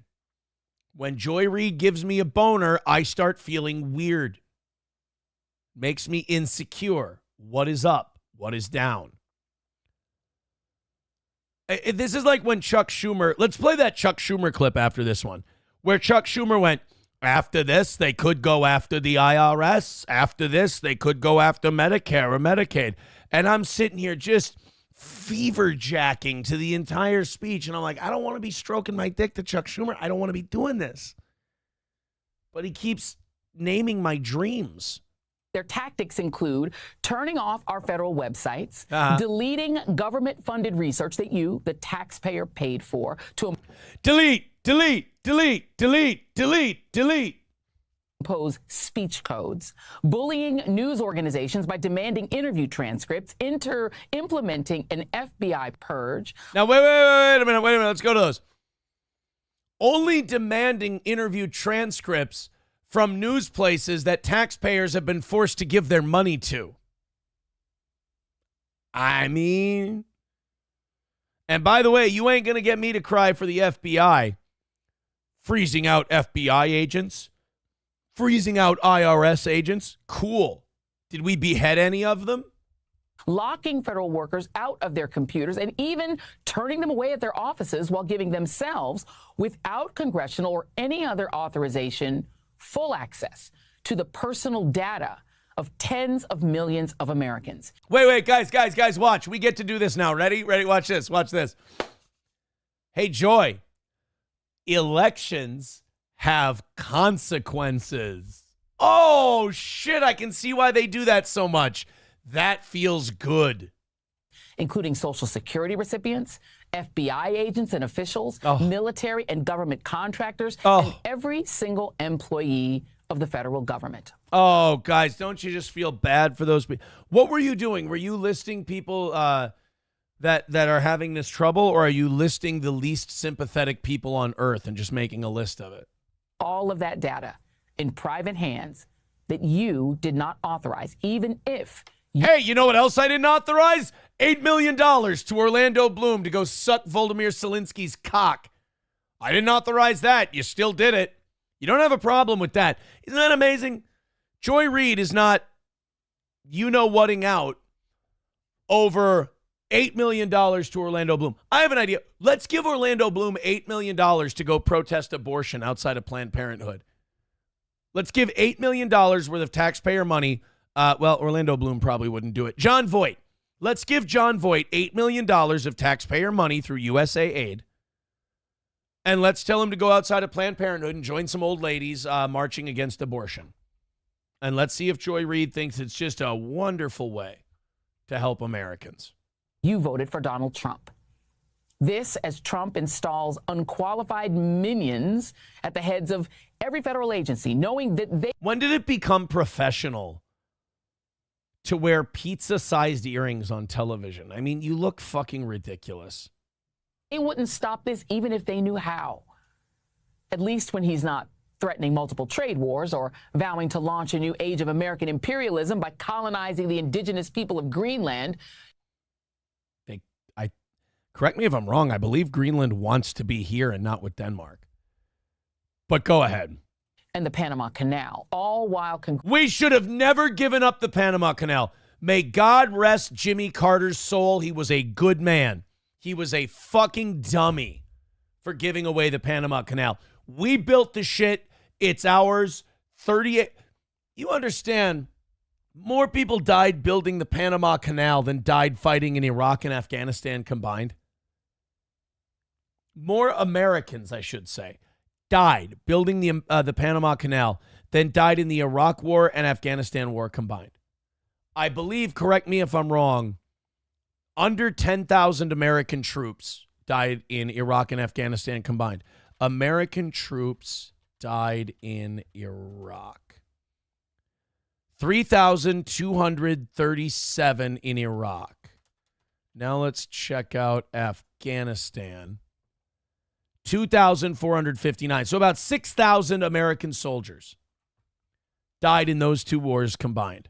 How many Americans died building the Panama Canal? This says 27,609. Okay, they weren't all Americans. I do apologize for that. I've got two numbers here. I've got 6,808 and I've got 5,609. So yeah, the Panama Canal resulted in about as many deaths as Iraq and Afghanistan combined. We should have never given it away. Never given it away. We should have kept it the entire time. We earned it. It's ours. Hobo chili recipe says if they were brown, does it matter? Hey, you know what, Hobo? I'm not going to be like everyone else and go, wow, Hobo's just a dirty piece of shit. I'm going to acknowledge growth where it exists. Hobo chili recipe asked the question this time. That's very liberal for him. He didn't say, if they were brown, who gives a shit? He said, if they were brown and they died building the canal, does it matter? He asked the question. Where I come from, that's called growth. Los Federales said, with $1 says, sorry, I'm late, boss. Johnny received the Twister game you sent him, and he was excited. He said that he's determined to master it. He's been stuck on left leg yellow since 2 a.m. I'm starting to worry. By the way, I have the Twister game that I have to send to Canada this weekend for Scott. If anyone else hasn't received their Twister game, please let me know, because on my list, I've got Scott in Canada, and that's it. That's the last of them I have left to send out. And it's sitting on my kitchen table all packaged right now. P-Dog with $1.99 says, I watch because... Wrong answers only. This could be fun. All right. Super chats and Rumble rants. Response to P-Dog. I watch because. I already hate P-Dog for this. All right, let's finish up with Joy Reid. You know, I respect people who get mad every time the government does something. But I really hate people who only get mad when their thing gets fucked with. That's why so many of us like Ron Paul so much. He's just always mad at the government. He just always thinks they're bastards. Rand, to an extent, too. Rand is pissed at Trump for wanting to take Gaza. And by the way, if he fucking takes Gaza, that one's going to make me mad. That's like saying, all right, we're going to make real estate investments. All right, what are you buying? We're buying crack stacks in Minneapolis. No. Can't you buy some riverside property? Maybe some lakefront shit. You know that island out in Golden Valley? Can we get some real estate there if we're buying in Minnesota? Nope. Crack stacks. I don't want Gaza. Let Jesus sort it out, but he's kind of not allowed out there. It's a fight between people who don't think much of him and people who killed him. I don't think Jesus lives in Gaza. Quite frankly. Jesus lives on the southern border. His name's Jesus. Congressional Democrats issue strongly worded letters, plus holding a press conference today, and congressional Republicans sit back and let the federal government they work for collapse all around them. Yes! I'm sorry. Wait. See, now this is where Joy Reid and I kind of miss each other in the night, is that you're saying that like it's a bad thing. I'm not understanding.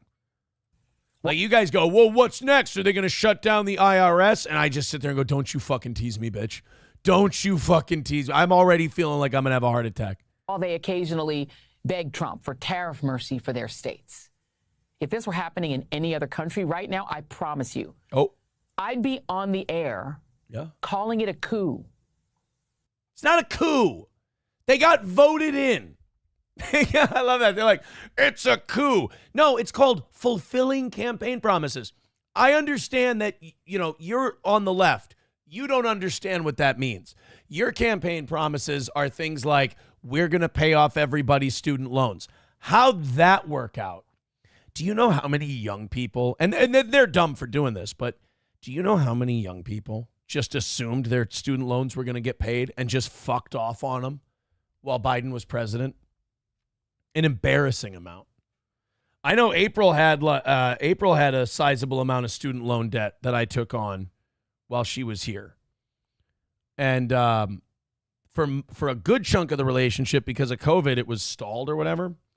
But like, she had student loan debt, and when Biden got elected, she was like, well, maybe my student loans will get taken care of. And that was always kind of in the back of her mind. Never happened. Never happened. And I never thought it would. The minute he tried doing it unilaterally and the Supreme Court shut him down and said, no, the president can't just print $1 trillion+ to pay off student loans. You got to pass it through Congress. And Congress went, no, fuck that. We're not doing it. Then I knew early on that it wasn't going to get done. But Joy, this is not a coup. This is a democratically elected president doing exactly what he told. By the way, Doge was not a secret. Doge was not something they sprung on us after the election. He told us while he was campaigning that he was going to do this, and we all voted and said, go for it, dude. This was the scene today at the United States Agency for International Development, better known as USAID, where protests erupted after workers were ordered by email, if they could even access their emails, to not report to the office and to work from home instead. You don't have to go to work. How about a thank you, Mr. Musk? Thank you for not making me go into work today. And how are we going to have sympathy for the people working for this office when you're giving multi-millionaire actors and actresses money to be propagandists? You want me to feel bad? You little Eichmanns? No, thank you. Nazis in a technocratic empire, all of you. I'm, what's his name? Who's that guy after 9/11? Okay, you got to be a big news nerd for this one. Who is that professor, that Native American professor who called the people in the Twin Towers little Eichmanns? I thought that was a great line, but it was really fucking evil to call the people in the towers that. Oh, God. Ford. It wasn't Ford. Was it Ford something? I'm going to go to the chat here in a minute because I don't want to give up. But there was a Native American Churchill? Wasn't his name Churchill or something? Is Winston Churchill, never in the field of human conflict have so many Nazis worked in the Twin Towers. Oh, God. Yeah, he called the people in the Twin Towers little Eichmanns and said they were part of a technocratic empire. And I'm like, you know what? Fucking mean, evil thing to say, but fucking ballsy a little bit. Ward Churchill, I think was his name. P-Dog with 199 says, I watch Steel Toe because I'm a connoisseur of Widow's Peaks. Thank you, P-Dog. Sam with $2 says, I watch because Aaron isn't a gay cum drinker. It's kind of homophobic, actually. Holly with 199 says, I watch for boxing tips. Thank you very much. P-Dog, I appreciate you getting this started. Trucker 18 Wheeler with $1 says, I heard almost $20 million went to the New York Times. No, guys, I don't think it was B.A. Baracus. No, Rex Parody account, it wasn't Branscombe Richmond. No, Zen Man, it wasn't Tonto Bernstein. It was not Steve Gutenberg. It wasn't Chief Falling Towers. I shouldn't have asked you guys. I shouldn't have asked you. Clopogram with $1 says Trump is finally draining the swamp. Steve Bannon did an interview with Great Britain News in England saying they're not stopping. They are going from institute to institute and removing the rot at last. I agree, Clopo. They're finally I think they found out how difficult it was to quote unquote drain the swamp and run for re-election. It was damn near impossible. Also, the Republicans did a good job of putting a leash on Trump in his first term because they stuck him with swamp people like Mike Pence, like Bill Barr.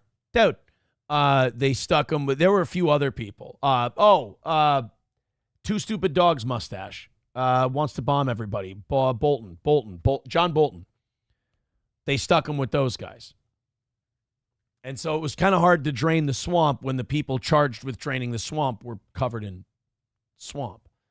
I think it was Ward Churchill was the name of the guy. Boy, I'm a big-time dork. Nobody got that. Yeah, that was him. Ward Churchill called the people in 9/11 little Eichmanns. It's pretty bad. I think he was at the University of Colorado, and I think he got canned for it. We have research misconduct investigation. I want the fucking little Eichmanns thing. He was big on, September 11th essay. Churchill wrote an essay in September 2001 titled On the Justice of Roosting Chickens. In it, he argued that the September 11th attacks were provoked by U.S. foreign policy. He described the role of financial workers at the World Trade Center as an ongoing genocidal American imperialism, comparable to the role played by Adolf Eichmann in organizing the Holocaust. In 2005, this essay drew attention after Hamilton College invited Churchill to speak. He has a right to express his political views, but his essay on 9/11 has outraged and appalled us to the general public. I feel like Sam Show and Ward Churchill would low-key get along. Gray Duckling with $2 says, I watched Steel Toe to learn how to cheat at golf. Thank you, P-Dog. I appreciate this. Now everybody's sending in money to tell us why they watch Steel Toe. That's, by the way, Gray Duckling jumping out now to a $12 lead for 4th place over Doorman. Trucker 18-wheeler with $1 says Dems wish Trump would have won in 2020, but they are saying now that Trump suppressed votes this time. Oh, is that what they're doing? $1 from Zenman says, I watch for the bikini streams. When's the next one? Thank you. There's not somebody on Kiwi Farms put a picture up from the bikini stream, and I was like, Jesus Christ, like what a little stick figure. Like it was kind of, you saw what because that was 2-3 months into like daily cocaine abuse and drinking. It really like did a number, because we used, like, before we ran into drug addiction and toxicity, we were going to the gym 3-4 days a week. There was like a muscle base. And then it was just, I mean, you wouldn't believe those stimulants fucking wipe out a body pretty quick. It's pretty amazing to watch it happen. So no bikini streams. Thank you very much. Stop trying to see my titties. $2 from Matthew Q says, still waiting for that Stoney's gift card. Oh, buddy, I sent those out a long time ago. I'll print you one up and send you another one out. Yeah, if you didn't get that, that's problematic. Those have been out for a long time. Boomer, Gray Duckling got his. Did I ever tell you guys this story? Gray Duckling got his Stoney's envelope with a note from the post office saying, sorry we went through your shit. They had opened it and taken his Stoney. Somebody had opened them and taken his Stoney's gift cards out, and he got sent an empty envelope. And it came with a note from the Postal Service that said his shit had been fucked with. Crazy. Lab Glass with $2 says, I watch Steel Toe for dieting tips. I'm up 20 pounds. Or I'm up 15 pounds. Sorry. Thank you, Lab Glass. And thank you, P-Dog. Appreciate it. Boomer Bob Show with $1 says, I watch to see Aaron's nips ping when he plays the Joe Hendry song. That's not what happens. It's not what happens. It's not, my nipples they don't have the ability to do that. $20 away from having a perfect week this week and fully funding research into steel toe derangement syndrome. Thank you. All right, we got the Joy Reid thing all hammered out and taken care of. Oh, Joy, she's having such a tough time. I don't want to see, oh, sorry about that, boys and girls. I just don't want to see Joy Reid struggle. That's all. She seems to just be having such a difficult time with all of this. It's a damn shame. I know I'm laughing. I'm sorry. I shouldn't be laughing because it is very, very sad. It is very upsetting that this is happening. We also have the Trump executive order on sports to go through later today. We have, we wanted the Chuck Schumer deal. And then we also have another, we have a story about people are impersonating ICE agents, and they're apparently going like around their neighborhoods and rounding up illegals or people they think are illegals. Like, if you're a Trump fan, you got to go like, okay, that shit needs to stop. That's not going to help, because that's the stuff you laugh at your liberal friends for saying, like, this is going to lead to vigilantes going out in the streets and rounding up Mexicans. And you're like, oh, stop it. It is not. And then you get a news story where it's like, people are going around in the street pretending to be ICE agents and rounding up Latinos. Like, fuck, we got to get those guys off our side. That's not good. $2 from Gray Duckling says they're probably in the bottom of a mail truck. But it's a sealed envelope. How does it? I don't understand it. I don't understand it. Thanks for the $2, buddy. Gray Duckling is now in 4th place with 169. How are we looking? We got numero uno at 353, Adam Simon at 297, Flinty Gecko at 270, and Gray Duckling at 169. And then who's chomping on his heels? Doorman with 155. Boy, I didn't think after Flinty Gecko came up with 270, I didn't think we were going to have a war this week. I did not count on a drunk numero uno Josh Denny fan being here last night. $1 for Trucker 18-Wheeler says, I watch for all the funny jokes. Aw. You see that, P-Dog? Someone gave me $1 and wrote something really, really nice. That's life-affirming. I bet you he doesn't send $1 in a minute or two saying something really shitty and evil that makes me feel bad. Professor Tie-Dye with $1 says, I watch Steel Toe because encouraging retards in their dreams is important. Like the retard's mother watching his show is like clapping for his poop finger painting. It's about building his self-esteem. I'm just getting a really weird feeling that he's talking about me. But I got to shake that off because I'm probably just being paranoid. $20 away from today's goal. Thank you guys very much. You're so kind. I can't tell you how nice you are. No, literally, I can't. Let's do a story that's not political. Let's talk about women's prisons. Apparently, this story coming from the UK. This is a prison in England where they've had to put up signs saying that in a report published following a review of 4 female jails, the chief prisons inspector said a lack of, quote, basic care is causing such distress that inmates are resorting to harming themselves because they're having to wash women's dirty underwear as part of their laundry duty. So apparently, we've got such bad pussy rot in English prisons that they're banning women prisoners from putting dirty underwear in washing machines because the lack of basic care is driving self-harm.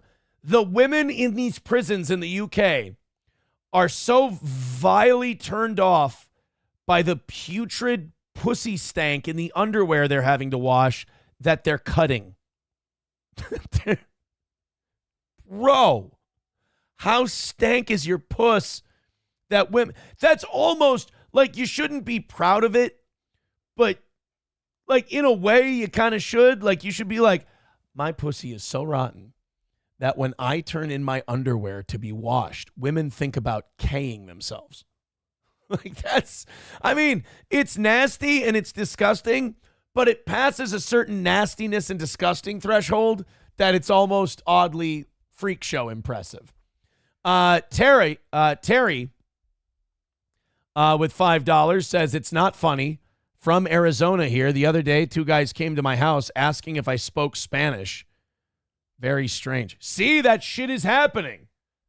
Guys, if you're going to like Trump and you want to see things go well, you got to stop these crazy wackadoodle white dudes from running around asking people if they speak Spanish. Leave it to the pros. Mussolini Diff with $2 says, I watch the show for discounted young female Asians. I don't do that. That's not what I do. Don't get people thinking that that's what I do. That's not true. He's lying, you guys. He's lying. Clopogram says, Johnny would still buy that pussy for $1. Eaton Clam says, the laundry room smells like SeaWorld at feeding time. Jesus. Approachable with $1 says, I've been watching this show to see the good jokes and witty commentary. Oh, thank you. You see that, P-Dog?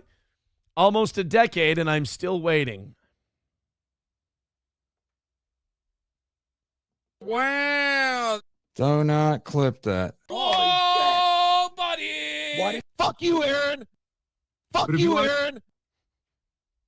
Is very obviously gay. I look at him and I'm like, well, you're gay. Okay, faggot, what's next? Like an Amish lady on a butter churn. and she's got 20 kids and they're out of butter and it's breakfast time. What is the major problem, do you think? Too much hormones. Thank you, Approachable. I appreciate it. $15 away from calling it another win for the toe. Thank you. All right, let's get to the bottom of these dirty pussy underwears. Female prisons, excuse me, in the UK have a self-harm rate 8.5 times higher than male jails. Hey, we're keeping our balls cleaner than the girls are keeping their vaginas cleaner. Yay! As women experience a lack of basic care, including a bizarre rule that bans them from putting dirty underwear in washing machines. In a report published following a review, because the stank is so bad in the women's prison that it causes the washing machine barrels to seize up and they stop working. It costs the taxpayers a fortune. Maybe if you didn't have a pig pen trail leading from your undergarments, we wouldn't have this problem. In a report published following a review of 4 female jails, Chief Prisons Inspector Charlie Taylor said the lack of basic care is causing such distress that inmates are resorting to harming themselves. None of the prisons allowed women to wash their dirty underwear in a machine. Instead, they had to wash it in a small bowl in their cell. This was an issue not found in men's prison. Well, because we're keeping our shit cleaner. Maybe if every time you sent them to the wash machines, the women didn't go... And this is a prison. Like, they're used to eating pussy. They should, like, they've smelled all kinds of smells. But the ones that come in for laundry duty are so bad, you can't even put them in the wash machine. Now that's causing a catch-22 of now you're washing them in your cell. So now your cellmate is going, oh, my God. Smells like warm crab in the backseat of a car on a hot day. I wash all my socks and underwear in the same bowl. Oh, God. Oh, so you wash your socks in the same as your rotten crotch underwear. You literally have pussyfoot. I wash all my socks and underwear in the same bowl, but you only get one bowl. And on a weekend, you get your razor, one woman told inspectors. So you got to do everything, referring to shaving, washing up, and cleaning underwear, in that same bowl. So for me, that's a lot. It's unhygienic. Well, what the... So this is leading women to self-harm in the women's prison. It's so nasty that they're hurting themselves over it. Can we get some... You know what? The next time you visit, if you're watching this in the UK and you have female relatives in jail, do me a favor. Don't bring them a cake. Don't deposit money into the commissary. Just bring them basic pussy cleaning stuff. That would be helpful. Oh, because like I know that the women in jail are like, they won't let us wash them in the wash machines. There's a reason for that. There's some kind of reason that they wouldn't let you do that. I'm guessing the people loading the wash machines are going, it's so fucking stanky. It's rank. I can't handle it. So like, all right, you have to wash your underwear in your cell. And they're like, it smells so fucking bad. Like, what is the deal with the smells? Let's get this under control, gals. Aaron's Dingley thing with $2 says, just got here. Are we talking about April and Jim? Why? She's literally disappeared from the face of the earth. She doesn't need... King Kong Dong with $1 says, this smells like a hot 1980s summer day with RFK and a whale carcass. Oh, there's going to be a dead bear carcass sitting in the middle of a Central Park bike path pretty soon. Yeah, Kloppo says, bring them Tide and Vagisil. Who gives a fuck if they get offended by it? Like, I'm sorry, honey. I read the news. I read about what's going on with the pussies in here. I just thought this might help. Can they make a Vagisil bomb and we just drop it during chow time? Honky says, I had a girlfriend who used to S her wrist. One day we went to Walmart and the scanner picked up the lines on her wrist. A pot set for $10.99 popped up.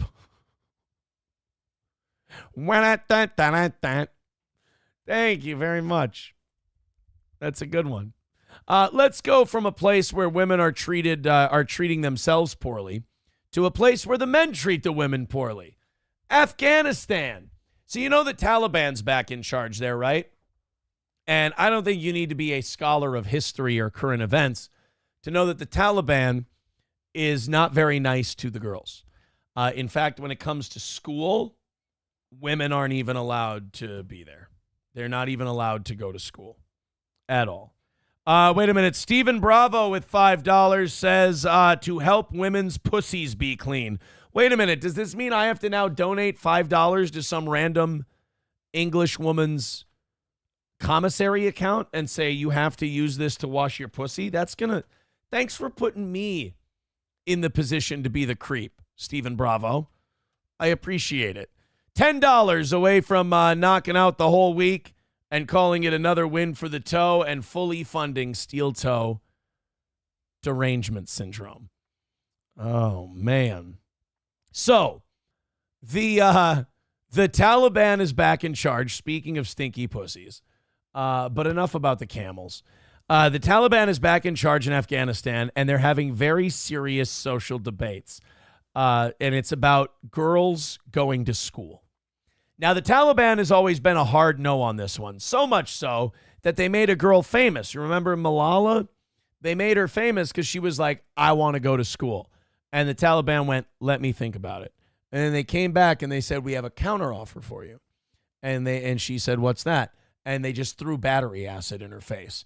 I'm not saying the negotiations weren't tough. I'm saying that's the last time they had a productive conversation on girls going to school. I mean, yeah, on the negative side, they burned a little girl's face. On the other side, she became very famous. And I bet you she's got a buck or two now. How much did that load of battery acid make her? Malala net worth. She's a Nobel Peace Prize laureate who advocates for girls' education. She has a net worth of $2 million. Versus she'd probably just be sitting around cooking falafel for some guy and digging around in the sand with a stick. I mean, the battery acid sucks ass. I'm not saying it doesn't, but I'm saying, $2 million, $3 million. There's porn stars who don't get paid that much for taking a shot to the face. $2 from Mussolini Diff says, I am donating Trudeau because he is a giant douche. Hey, that kind of works.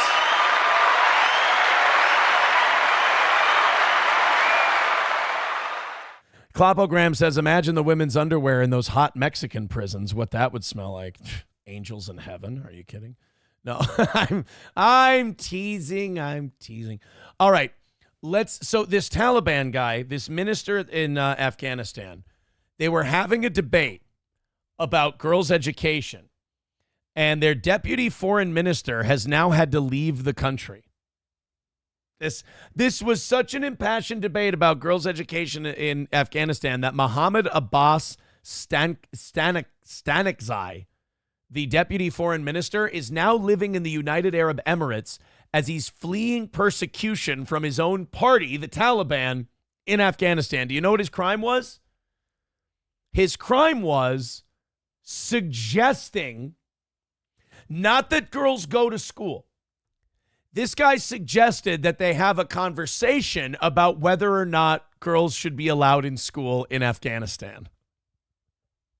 Motherfucker didn't even take a position on it yet. He knew how nuclear hot this was. He's like, all right, do you think that maybe we can pencil in a day where we can talk about the possibility of girls going to school? And it was like that scene in The Patriot where Mel Gibson yells, God save King George. Now he had to run out the fucking door before the Bowie knife hits him in the neck. Can't really call it a Bowie knife. There was no Bowie, Jim Bowie back in the, you get the idea. I'm not a historian, goddammit. But either way, the fact that he just brought up the idea of having a conversation about girls going to school and the Taliban all just stopped and stared. You know, one of those stop and turns where you can hear the chairs creaking and they just go, what did you say? I said that maybe we should have a conversation sometime about girls going to school. You have 5 minutes to get the fuck out of here and go to another country, or we are going to rip you apart like a pack of dogs. Unironically, we are going to murder you as though you were a girl trying to go to high school. Get the fuck out. It's gone. No timetable for him to return either. They just don't have a deputy foreign minister now because he brought up the idea. And by the way, is that Mike Tyson just dressed as a Taliban guy? It was a dead giveaway when he went, you know what I'm saying? I think we should maybe have a discussion about maybe, girls like going to school and shit. A senior Taliban minister who expressed support for reversing the ban on girls' education in Afghanistan appears to have been forced to flee the country. He was speaking at a graduation ceremony where he started discussing and criticizing the government's ban on girls attending secondary schools and colleges. Now, again, all he did was ask whether or not it's a good idea. Didn't even propose it as a policy change. And they went, how about you fucking leave before we kill you? And he's like, it's good. Yeah. You're not kidding, are you? Like 98, 97, 96, 95, 94. You've never seen a man pack his own bag faster. It's amazing. I mean... This was, yeah, exactly. Dub, he was about to be that scene in Braveheart where Longshanks tosses his son's boyfriend out the castle window. He's like, I am schooled in women's education and tactics, sire. Oh, really? Well, what would you say we should do in the current educational climate? Shucks him out the fucking window. Today we learn if Afghanis can fly. So the next time you hear some blue-haired liberal tell you how awful it is in the United States and how we're so bad and it's a patriarchy and shit like that, just go ahead and show him that guy and go, you know what?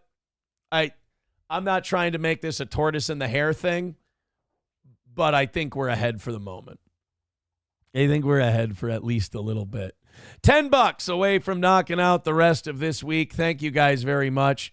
Do it on Streamlabs, PayPal, Venmo, Super Chats, Rumble Rants, however you want to. And I don't want to say it's a fait accompli and it's just about done, but it is just about done. Thank you very much. Thank you very much. Klopogram says the Taliban see all these lefty women in schools and think, fuck that, get back in the kitchen, bitch. Yeah, they're not happy about it. They are not. They sit there whenever you can bring a Taliban guy to give a guest lecture at your Western university, and it'll always start like this. Motherfucker. All right. Anyway, guys, I've got news for you. This is we should all stop and pay attention. Speaking of women, let's all stop and pay attention because Elizabeth Warren is mad. I have a question. And this is mostly for progressives.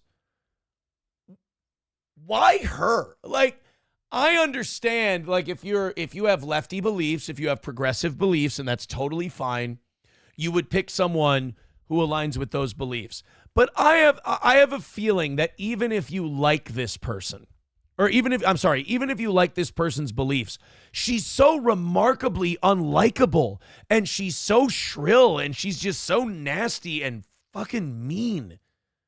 Why? Like, I look at her and ask Democrats why her, the same way I ask Republicans, like, why Chuck Grassley? Why Mitch McConnell? These guys are just empty-suited bribe machines. Why don't you get somebody else in there? You know who was fun to watch? That Nancy Mace. I watched her the other day. She was losing her fucking mind on the floor of the House. She was saying tranny and shit. And then some Democrat went, excuse me, is it okay that she uses hateful language on the floor of the House?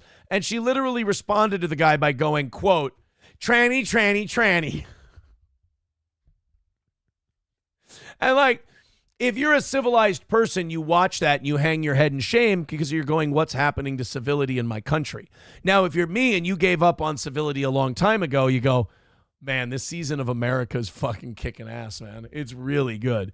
Well, we've got Elizabeth Warren is not happy about Elon Musk. In fact, she really dislikes him. And let's just check. Let's do a wellness check on Elizabeth Warren.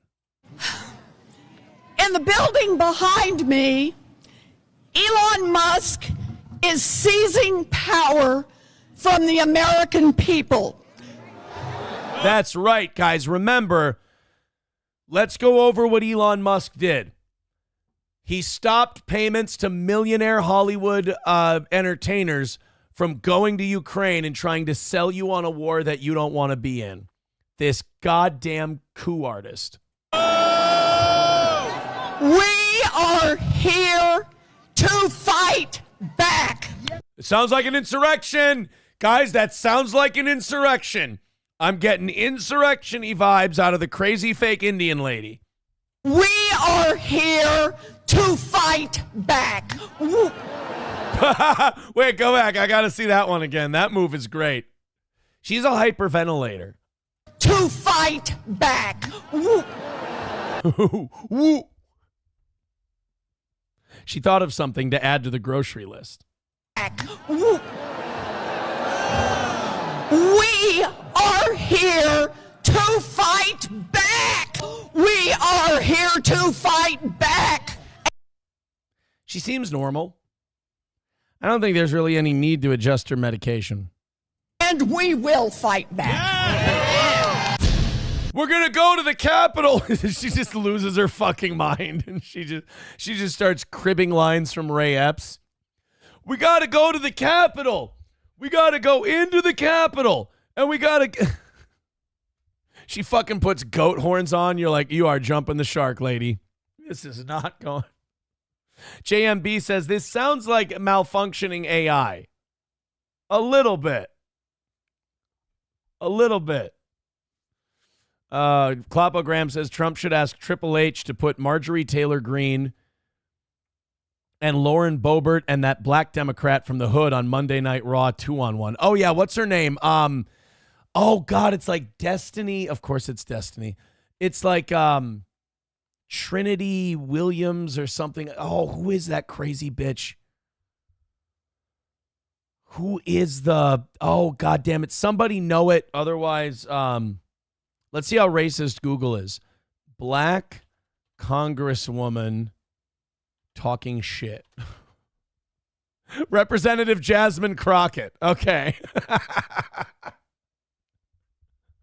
Look at this.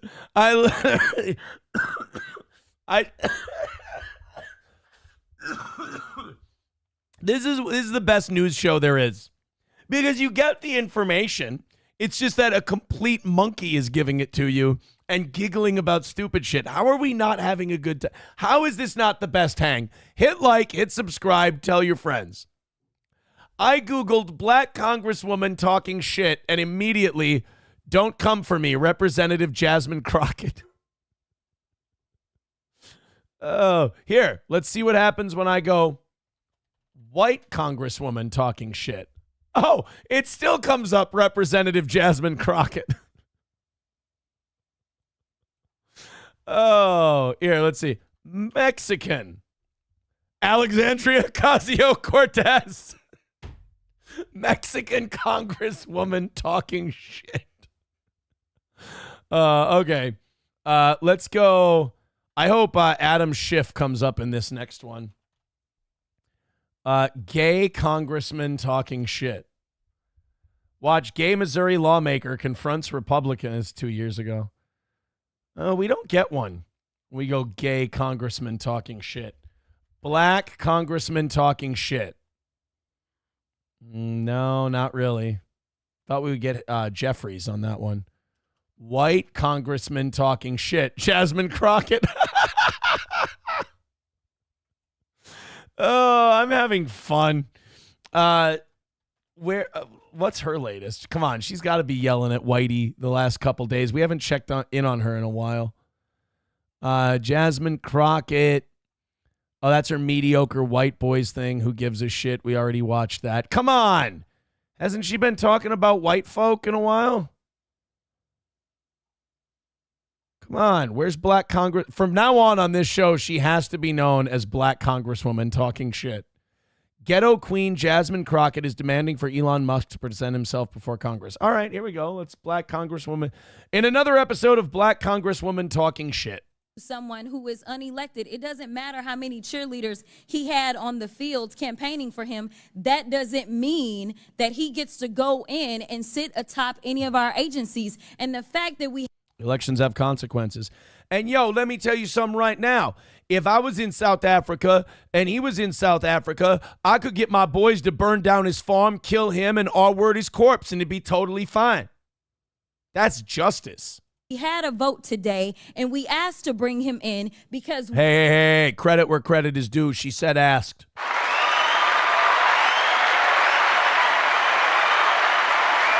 Oh, by the way, something fascinating about Jasmine Crockett, Miss, I keep it real, I'm from the streets, yo. She went to a $20,000 a year private college. Just thought you might want to know that. We have a constitutional duty. We all took our oath, and maybe some of y'all just don't take it seriously. But I take it seriously when I take an oath to do a job, and my job is to look out and make sure that we don't have any kings or queens in this country. But it seems like y'all... Yeah, but what if we got kangs and queens? Yas, am I right? Yeah, fuck, up top, Jasmine, up top. Because we may not have any kings, but I know we got some queens. Am I right, my girl? Yeah. White people, right? All have decided that it's going to be Mr. King and his queen, and y'all can pick which one is which. But someone who is... Is that a gay joke? You just call somebody gay like a queen? Like a... let's go to white congresswoman. Now, we have a spinoff show of black congresswoman talking shit. It's white congresswoman talking shit. This is Nancy Mace. I don't want to do the whole 6 minute deal. Has used a phrase. Hold on. We can fast forward. She was questioning these governors about federal funding they were getting for different special or international projects. They were going through USAID stuff. And she decided to use a choice word, Nancy Mace. This is the Republican congresswoman. She likes to say wild shit from time to time, too. Gentlelady yields back. Mr. Chairman, parliamentary inquiry. Yes, sir. Oh, wait, here we go. Services targeting men who have sex with men and transgender. Does this advance America's interests? No. No position. Yeah, unfortunately, I'm limited to 5 minutes, but these are the programs Democrats are so desperate to save. Our foreign assistance system is badly broken, and this ends now. Thank you, Mr. Chairman, and I yield back. Gentlelady yields back. Mr. Chairman, parliamentary inquiry. So she said the word tranny during this whole thing, and now this guy's going to, question her about it. Yes, sir. The gentlelady has used a phrase that is considered a slur in the LGBTQ community and the transgender community. And let me please finish without interruption. And tranny.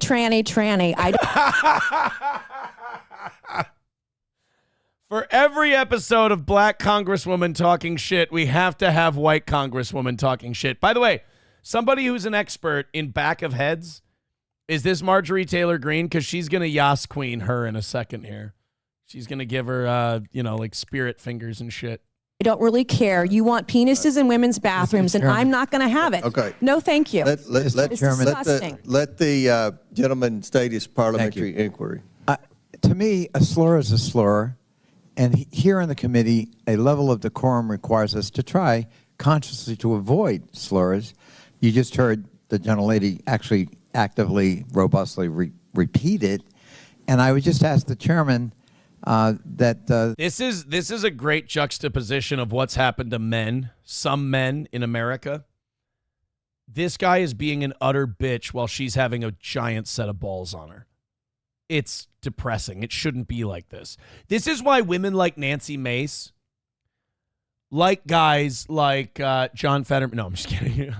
But this is why they like direct, like old school masculine males. And, you know, something happened where these pussy, fucking soft dudes came from, the soft, sensitive types who fucking write you poetry and shit.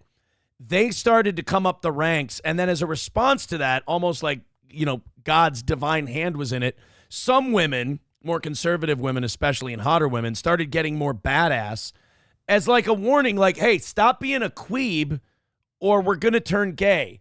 And now guys like this need to go out, and then guys who will, Like, the way Nancy Mace needs to be spoken to. Like, even if you're going to object to her using tranny, there's a way to do it without sounding like a fucking bitch. Like when she goes, hey, she used a word that I don't think we need to be using in here, and she goes, tranny, tranny, tranny. You look at her, you go, listen, woman, you fucking interrupt me one more time, you and I are going to have problems. Anyway, like I was saying, she keeps sitting there blabbing on like a fucking tart. Like, I'm not saying you got to go that hard in the paint, but like, there's nothing about a guy like this that Nancy Mace is going to respect. She's going to walk all over this dude. She be counseled that we ought not to be engaged. We can have debate and policy discussion without offending human beings who are our fellow citizens. What is this, 1994? That went out the window a long time ago, dude. We fight it out now. And so I would ask, as a parliamentary inquiry, whether the use of that phrase is not, in fact, a violation. Chairman, I would like to take his yielded time, and I would like to have an inquiry and research into finding this man's balls. Thank you. Of the decorum rules. Mr. Chairman, I'm not going to be counseled by a man over men and women's spaces or men who have mental health. There's Marjorie. I think that's Marjorie Taylor Greene. She's Yas Queen in her right now. Issues dressing as women. I'm not being counseled by some guy. My inquiry is to the chairman, Okay. Mr. Chairman. Order. The inquiry. This guy cries during hand jobs. 100%. I'm throwing it out there as a possibility. $1 from Trucker 18 Wheeler says, I will watch until Aaron says a good joke. Since 2019, I've been waiting. How do you think I keep you guys coming back? Klopogram says, look at the gay F behind him with the mask on. Yeah, right? What are you doing? Das Optic Nerve says, ode to the pugilist, like that. Well, yeah, I mean, if you lock people in a bathroom and, read them poetry, you are a complete fag. But, like, that's not what I was talking about. Like, you are the kind of soft men that's destroying masculinity. But, I mean, some people destroy themselves, too. I mean, but that is not what I'm talking about. All right, so we had a good episode of Black Congresswoman talking shit and White Congresswoman talking shit. Do we have old Jewish congressman talking shit? Oh, God, there was that Chuck Schumer speech that I wanted to show you guys. Oh, was this bad? Oh, this was the right speech, too. They were chanting, we will win at some event, just like weeks or months after they got fucking spanked in the election. Oh, here it is. Here's the clip of Chuck Schumer that makes me very, very happy. We also know this is just the beginning. If Doge attacks USAID today, then you can be sure they'll move on to another target tomorrow. Who knows? Maybe it'll be the Postal Service or yeah, you promise? The IRS. You promise? Oh my God, I didn't think a Jew could bring me Christmas. Well, I mean, technically Jews did bring us Christmas when they killed Jesus, but it's not what I meant. Or even the Social Security Administration. Oh, you promise? Keep going. If I close my eyes, I probably can. They could be next. Or maybe our National Security Agency. You promise? You sound like you might know where they're going next, Chucky. By the way, Jon Stewart shit all over Chuck Schumer on Monday night on The Daily Show as well. By the way, I've been watching those clips of Jon Stewart. Make fun of me if you want to. John still got it. Please stop trotting Schumer out there every time Trump traverses into the unreal. He's not good at this. What is the decision-making process here? Hey, who should we get out there to effectively battle one of the most savvy presidential media manipulators in history? Oh, I don't know. How about Schumer? He's uninteresting, but at least he's monotone. Oh, wait. And Chuck, before you go out there, you look too young. Put on these readers and lower them on your nose.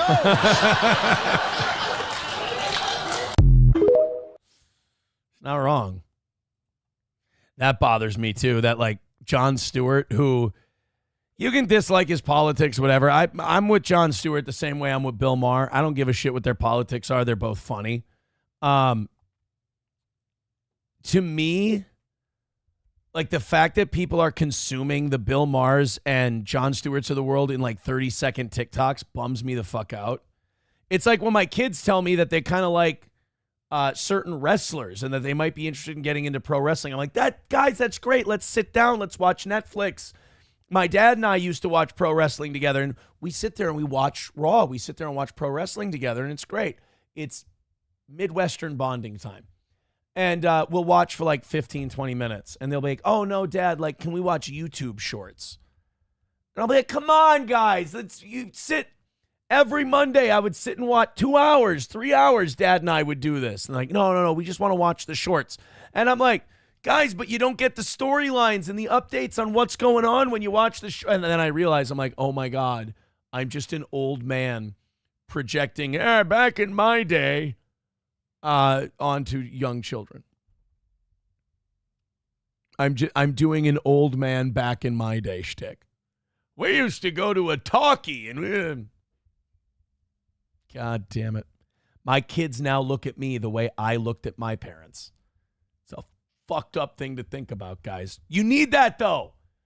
Like I said, one of the biggest things we're researching in our lab about steel-toe derangement syndrome is how much not having children makes you directionless in life, and it allows me to get inside your head and allows me to infect you with steel-toe derangement syndrome, and you lose your fucking mind. You have kids, you have other shit to do, and you grow with them, and it gives you, new directions and destinations in life. When you don't have kids and you're stuck in neutral, especially the angry women who get steel-toe derangement syndrome, it's not a pretty picture. And you're getting ugly. It's not good. McBuster says Aaron is Kevin Brennan's little brother already. I watched, somebody sent me a text just a little bit ago. They're like, did you see the Kevin Brennan, Chad Boozemock, they might cancel that Atlantic City event thing. We did watch that on the evening show as we were fucking around last night during overtime. I can't believe, as someone who's booked comedy shows for a long time, I can't believe what a simple thing they had that they completely fucked up. What I'm really hoping is that Chad's overstating the problems they're having, and it's fixable with a phone call. What they did was they had these 60 tickets to sell to this live podcast they're going to do at a beer hall, which, by the way, not calling it the beer hall, Putsch. Big mistake. But anyway, they had this event, 60 tickets. They sold them all. But they didn't confirm with the owner that the whole venue is going to be shut down for the event. So now there's the idea that they're going to be open to the public, so people will just be wandering in to drink and have dinner while they're trying to do a podcast for their 60 people. It's unbelievable. Like that. I mean, that's basic. That's number one. When you're going to have a live event, you sit down with the owner and you make sure you're like, okay, it's going to be us for 2 hours. Shut it down, blah blah, and then you can open the doors after. Because you're giving them 60 dedicated customers who are going to drink their asses off. That's the benefit. They didn't do that part. God damn it, man. It's the easiest part of the whole deal. Somebody did write into them, though. They said, hey, maybe it's not a good idea to plan these events live on the air and not talk to each other behind the scenes. Yeah, good point. Honky says the beer hall putsch was also a huge failure, so it is fitting. It's true. Turd Burglar says canceling a few days out is bitch made. Oh, dude, it not only is it bitch made, it's a terrible idea. You're 3 days out. It's Atlantic City. There's bars all over the place. You can go to any bar. Fuck, you can find a VFW. And you could tell them, hey, we got 60, 65 people. We're going to deliver them right to you. Here you go. Can we do our event here? And they'd go, yes, absolutely. And you'd be able to do it in 3 days. You could send that information to all the people who bought tickets because you have their email. Boom, done. All right, we're going to move on from this, I promise, because Puerto Rican prostate puncher is accusing me of doing no prep. Did you see how many videos we've pulled up and how many clips we've had? I did shitloads of prep. We got lots of stuff to talk about. Doom Clone says, Aaron, important question. Love Doom, by the way. Thank you for that clip, buddy. Says, Aaron, important question. Chad claims his channel was struck during the KB episode yesterday, but then streamed again later with Win by 2. I thought he had to wait 2 weeks to stream or something. Did Chad lie? I'm not like these other people in these drama worlds who can just throw out the words lie and you did this and struck like so easily. Where I don't fit into that world and I'm not part of that world is I can't do the crazy knee-jerk shit because it makes me feel like a cringy douche. There are things that could have happened, like people could have struck Chad's channel. He could have appealed it and they would have reversed it right away. That can happen within an hour of the whole thing happening. I've had that happen before. Someone has struck my channel. I appeal right away. They reverse it right away. Other than that, if he found out people were, you can't really find out people are striking your channel unless they're saying they're striking. If he caught wind, if someone sent him like a Discord chat of someone saying we're striking Chad's channel, he could have deleted the video before the strikes got processed. That's possible. So whether or not he lied or not, I don't know. I think they should have let DiCaprio run the whole thing, the Win by 2 guy. He does live events. He would have had that figured out in no time. They should have let him deal with that. Doom says he tweeted about it, and I'd ask him, but he blocked me last night. Well, I mean, it's some people, when they go on Twitter, they want to have nice interactions, and sometimes if you're a cunt, you get blocked. Let's go to Das Optic Nerve. He says, I've never organized an event outside of an art show, and even I wouldn't fuck that up.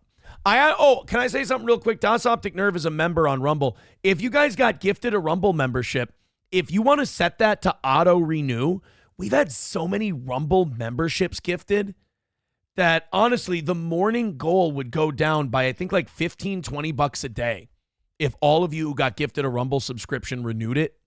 And same thing with the YouTube gifted memberships. Those are way up too. You guys auto-renew those. We could be due next month I'll take a look, but I'll do the math. I think like a $30 daily morning goal drop if that happens. So thank you guys very much for your support is what I'm trying to say.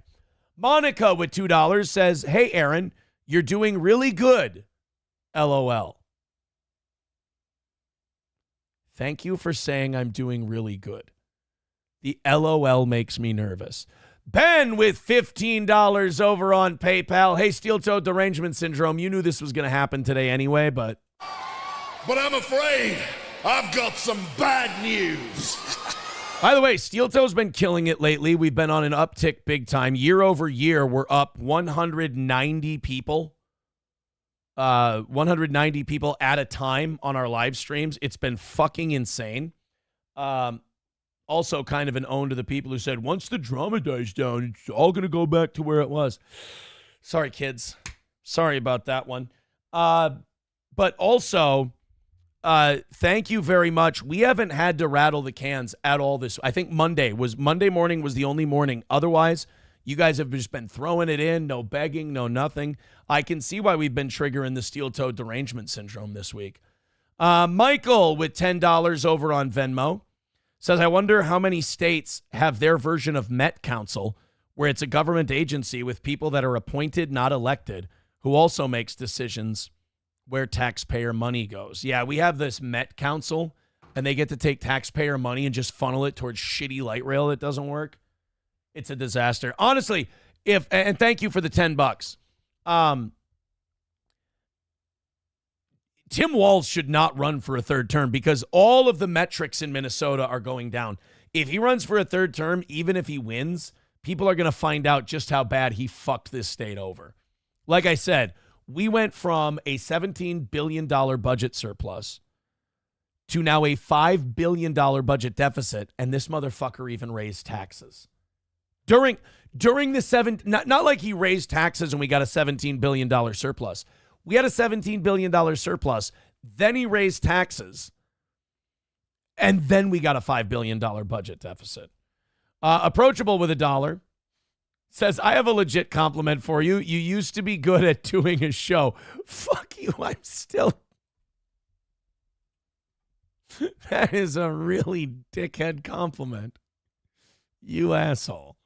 All right, we got we're all good on the Chuck Schumer. What was this episode called? Black Congresswoman says crazy shit or talking shit. Black Congresswoman talking shit. This episode. JH says, Aaron, thoughts on Chrissy Mayer having steel-toed derangement syndrome? I don't think she has steel-toed derangement syndrome. I think she has perpetual grifting off of people with more subscribers syndrome. And it's rough because there's something fucky going on with those numbers on that channel. Like during that Melanie Mack thing, I looked into this and I didn't know. People had told me this. I never looked into it. She has 100,000 subscribers, but when she's not doing Simpcast, like her numbers are way lower than Steel Toes. And we've got like 13, 14,000, something like that, subscribers. And we do multiples. Like her live streams do like 1,000 views or something like that, or 1.5 thousand views. Even when she's grifting now, when she's like, I'm a hardcore Republican, forget that I, was at Stonewall hosting LGBT comedy night. Like for 100,000 subscribers, she's doing less than Steel Toe numbers unless she's doing Simcast. And the only reason she gets viewers during doing Simcast is she invites a bunch of people with lots of subscribers and their people come over to check it out. And then they never watch Chrissy again until they have their person on Simpcast again. It's interesting. It's I can't square that circle, so to speak, on how you can have so many subs but such small fan base. Also, McBuster talking about the Melanie Mack thing. Yeah, I think I figured out the reason, and I now know more about these people than I ever wanted to. What really disappoints me about Chrissy is I was very nice to her. We were very accommodating when she came here. Then there was that tragedy with her father. We drove her to the airport in the middle of the night. We did everything we could for her. And then when all the shit goes down because she can kiss up to Nick and maybe grift viewers off of it, she goes, I think Aaron may have corrupted all of them. And it's like, fuck you. You know that's not true. This is why you don't have any real world friends. Is because you just do shitty people. You just do people shitty like that. People who were nice to you, good to you, my life would be in a lot better place if I had never booked your ass and listened to your stupid ideas. And how do you repay that? I think Aaron might have corrected him. I think Landers is right. She doesn't believe in Joe Hendry. That's the problem. $1 from King Kong Dong says, I remember when Aaron was good during the Tradio and Nuremberger's days. Now it's okay. This is hurtful. This is very hurtful. All right, let's go into the Pam Bondi thing. I'm going to like this gal. That sounds sexist as fuck. I'm going to really like Pam Bondi. Apparently, she wants to go after all the FBI people who were doing the Mar-a-Lago raid and all that stuff. She's already getting ready with all kinds of investigations of the deep state. She got confirmed 54-46 yesterday in the full Senate. And boy, was she giving it to these people during the confirmation hearings. Has Trump had someone give a bad confirmation hearing yet? I know some people were saying that Tulsi Gabbard may have slipped up here and there, but like RFK Jr. did great. Kash Patel was awesome. This Pam Bondi was really good, but like, look who she's going up against. Adam Schiff is such a fucking worm. Like, this guy is just dishonest, disingenuous, a complete hack. And Pam Bondi answers questions straight up. So anytime you put a manipulative hack up there against someone who just gives you the straight dish, it's never going to go well for the worm. Let's watch this pasty fucker try to put a hand on the new AG. Has called for it publicly. You are aware of that, aren't you? No one has asked me to investigate. But the president Liz. has We're called, also the worried president, about Liz Cheney, the Senator. president has You know what called we for should this. be worried about? Ms. Bondi, The please crime rate answer in my California questions. right now You is are through aware, the roof. Ms. Bondi, Your robberies Ms. are Bondi, 87% my higher question- than the national My question average. is this. That's what I My want to be question is focused this. on, Senator. Do you have the if I'm power to confirmed say as no to the Attorney president? General. And what you're suggesting today by your non-answer is you don't have the independence to say no. That's what I hate about these fucking hearings. I hate them because it's all just jacking themselves off in front of the cameras. But I also hate it because they do this passive-aggressive bitch shit. Again, all these dudes acting like chicks, and the chicks are acting like dudes. The guys are like, I'm going to ask you this question that's hard to answer. And then they give an answer they don't like. They're like, all right, I'm going to take that as a no. It's like, well, but that's not what they said. Like, just this really passive bitch shit. No to the president.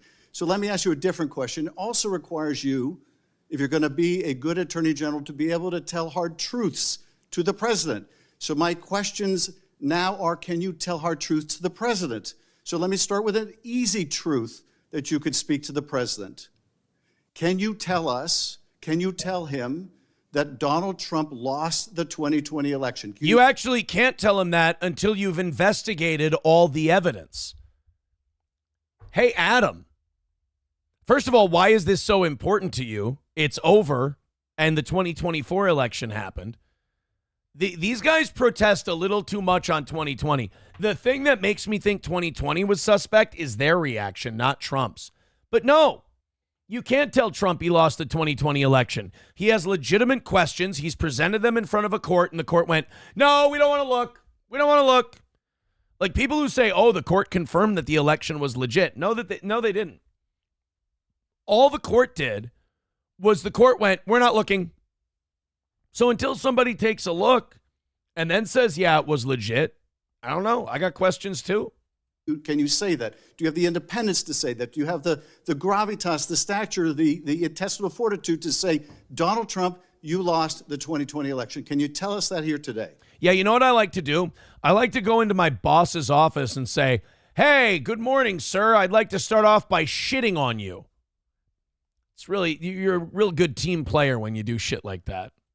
Senator, what I can tell you is I will never play politics. You're trying to engage me in a gotcha. I won't do it. I'm just asking you a simple question. I won't play If you can speak truth with any ongoing to power. investigation, So let me ask you another. like you did leaking your colleague Devin Nunes's memo. If you, you hundreds of cases on day one?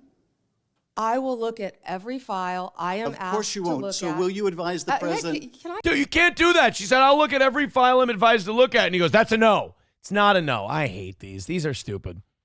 I'm sorry. When you guys, sometimes you guys send me links. You're like, let's watch this confirmation hearing. I'm sorry when I say no. It's not a no to you guys suggesting stuff. I love that. A lot of it's great. Kloppo sends us good stuff. But like, I have a really hard time with those confirmation hearings. Can I answer the question? Well, my question I is, would have plenty of staff. You said, of course you want. You'll be able to review Listen, hundreds I'm of not going to cases on the first day? mislead this body nor you. All right, let me ask another question. You don't want to answer that. Let me ask You were another question. censured by It will Congress, also- Senator, for it will comments just also- like this that it are will- so Oh, I forgot. Schiff's a senator now. Moving up in the world, are we? California's a shithole if that's one of their senators. Ugh. $1 from, oh no, we got the King Kong Dong one. I caught up with that one. No, Puerto Rican prostate puncher. He said intestinal fortitude, not testicular fortitude. That would be funny, though. I would give him credit for that one. If he would say, Miss Bondi, do you have any fucking balls? In fairness, that is a question Democrats have to ask most women they date. So.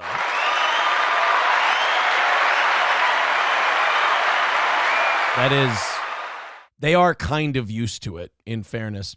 Hey, Pam Bondi passed her confirmation vote, 54-46.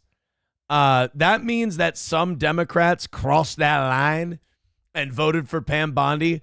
Let's see how closely you guys have been following Steel Toe when we talk news. Guess who one of the Democratic senators was, and I think maybe the only one, who crossed the line and voted for Pam Bondi as Attorney General. I know there's a little bit of latency on the Rumble chat, so I'll wait a second. Guess who one of the United States senators was who said, fuck it, I'll vote for Bondi. Yep, I see a couple of them coming in already. Let's go ahead and show you guys the Democrat who crossed the line and said, I'll vote for Pam Bondi as Attorney General. There's our beautiful boy.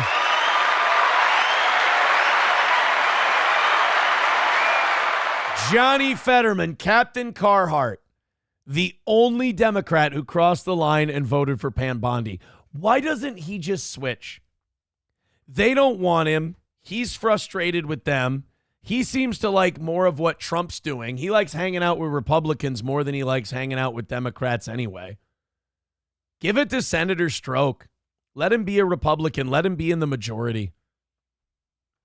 Give Captain Carhart, Senator Stroke. Nomo says, ain't no betterman than Fetterman. I like that one.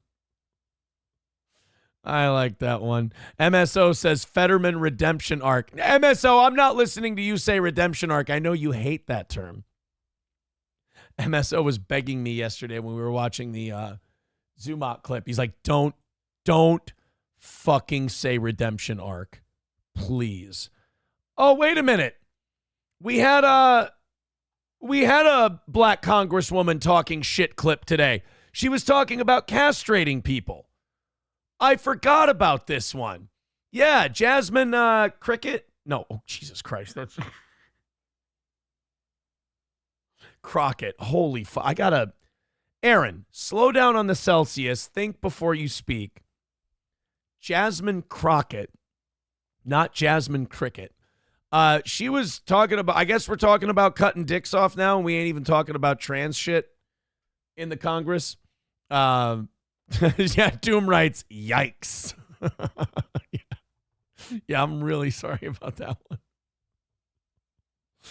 one. He says, Freudian slip there, huh, Aaron? No. By the way, we're considerably over for the week. Doom, do you have any good clips that you want us to play? I feel like the Clippers should get a little love this week. Steel Toe has raised a lot of money for Steel Toe derangement syndrome, and I think USA ID, Steel Toe, STMS ID should be out there this week. Coltrane with $1 says Fetterman basically said yesterday that he's not criticizing Trump until he crossed a line he had. They asked him why he's been quiet. Oh, okay. Let's go to Ryan the Garbage Man. Soon may the Fetterman come. All right, let's see what Jasmine Crockett had to say about castration, cutting off dicks. I tell you what, this Congress, I'm going to admit, Democrat or Republican, it seems like it's pretty fucking lit, homeboys. You got people are yelling tranny, tranny, tranny. You know, you got old Jewish guys going, I don't know what any of this means, but what if they come for the IRS next? You've got people talking about castration. You got, what else you got going on in Congress? It's been pretty fucking crazy. Let's see what else we got here. We got Jasmine Crockett going off. An extra episode today of Black Congresswoman talking shit. The faux outrage for me, it's as faux news that I'm hearing, because somehow she's confused though. She thought they meant the word for. She didn't know that there's faux, F-A-U-X, that means fake. She thought they were all saying for. She's like, man, I ain't faux news. Now, you guys, and when I say you guys, I am referring to my Republican colleagues, pretend. That's funny. When we say you guys, we mean blacks. Sorry.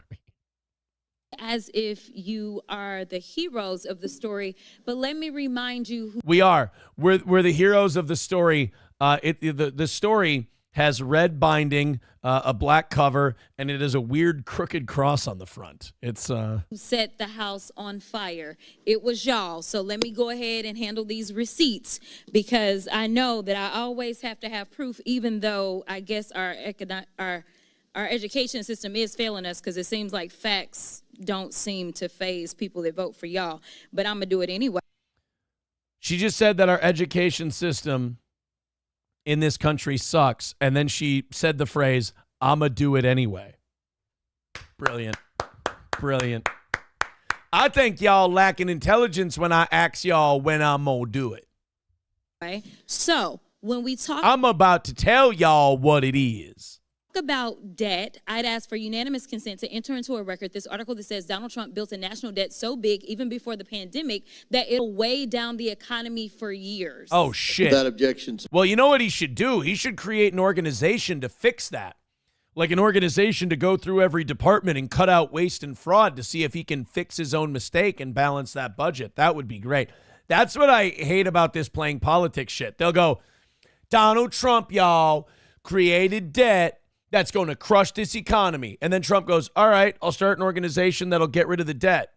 Donald Trump is a dictator, y'all, who's just going to be shutting down the government left and right. Ordered. Thank you so much. In fact, it talked about the fact that he ran up our debt almost $8 trillion. It was estimated to be $7.8 trillion at that time. And this is it's actually the third biggest increase ever. Miss Crockett, please don't look up what 2 and 1 are going to be, because one of them's going to be Barack Obama. Just stop reading. You know what? Here's something you need to learn in Congress. When you get the answer you want, stop reading. Under any presidential administration, so I don't understand how y'all gonna play the heroes. I also want to just kind of be clear about some basic level setting of civics, because it seems like civics is evading us. I love this. I want to talk about civics and being civil, y'all. So when y'all retards come up to me who don't know what the fuck you doing and digging around for your dick and shit, I want to talk to you about being civil, y'all.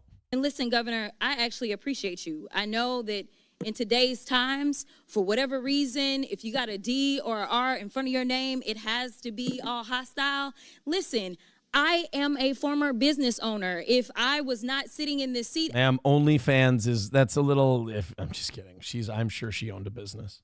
I would still have my law firm, but we have rules, right? So I'm not allowed to practice law. I'm not allowed to do a lot of other things because ethics decides that that's not really a good thing, to make sure that the American people can trust that I don't. Ma'am, are you just like airing personal grievances here, or are we going to get to something? This is a weird episode of Black Congresswoman talking shit.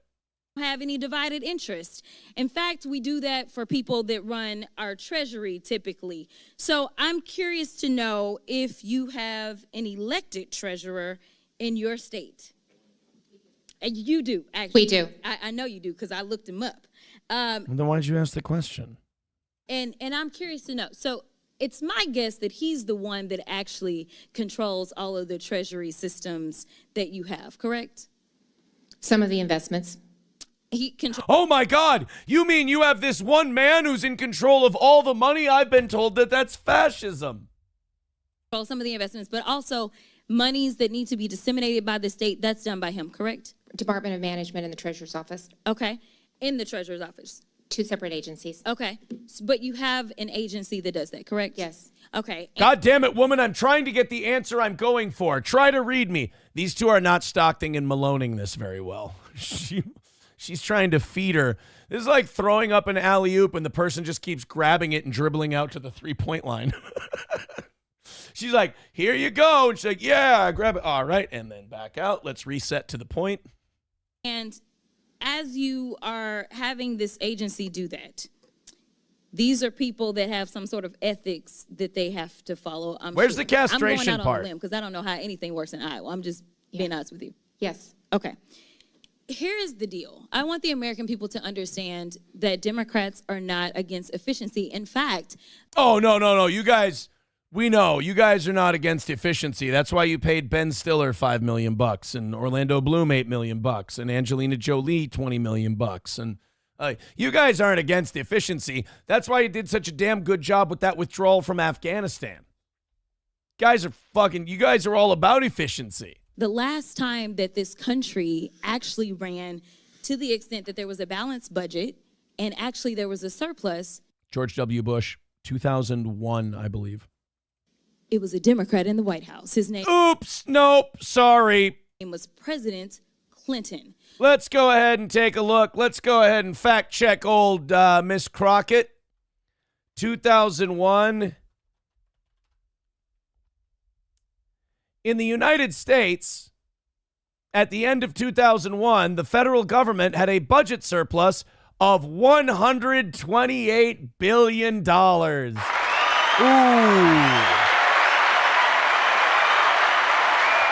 Oopsie doodle. I think what she meant to say was Bill Clinton set the budget in 2000 for 2001. But the last time we had a budget surplus, a Republican was in office. Take it, you gotta watch how you say your shit here. So we are not against this. What we are against is this idea that we will evade the Constitution or we will evade our own constitutional... First of all, you'll evade the Constitution to do the shit you like to do. Your president tried to cancel student loans 3 or 4 different times extra constitutionally, and the courts had to slap him down. So don't act like you're against going against the Constitution. You just don't like that they're picking out your shit. In fact, it's not even an invasion. At this point, it feels as if y'all have just decided that y'all are going to castrate your constitutional duty and hand it over to someone who is unelected. It doesn't matter how You hear that? We're going to cut the dick off of our constitutional duty. many cheerleaders. Well, you guys will like that because then you'll let it play basketball. There you go. I thought Democrats were pro-castration these days, and then it gets to be a power forward in the WNBA. Weird. He had on the field campaigning for him. That doesn't mean that he gets to go in and sit atop any of our agencies. And the fact that we had a vote today and we asked to bring him in because we have... Weird. It's almost like you guys create these rules in government, and then when they get used against you, you bitch about them.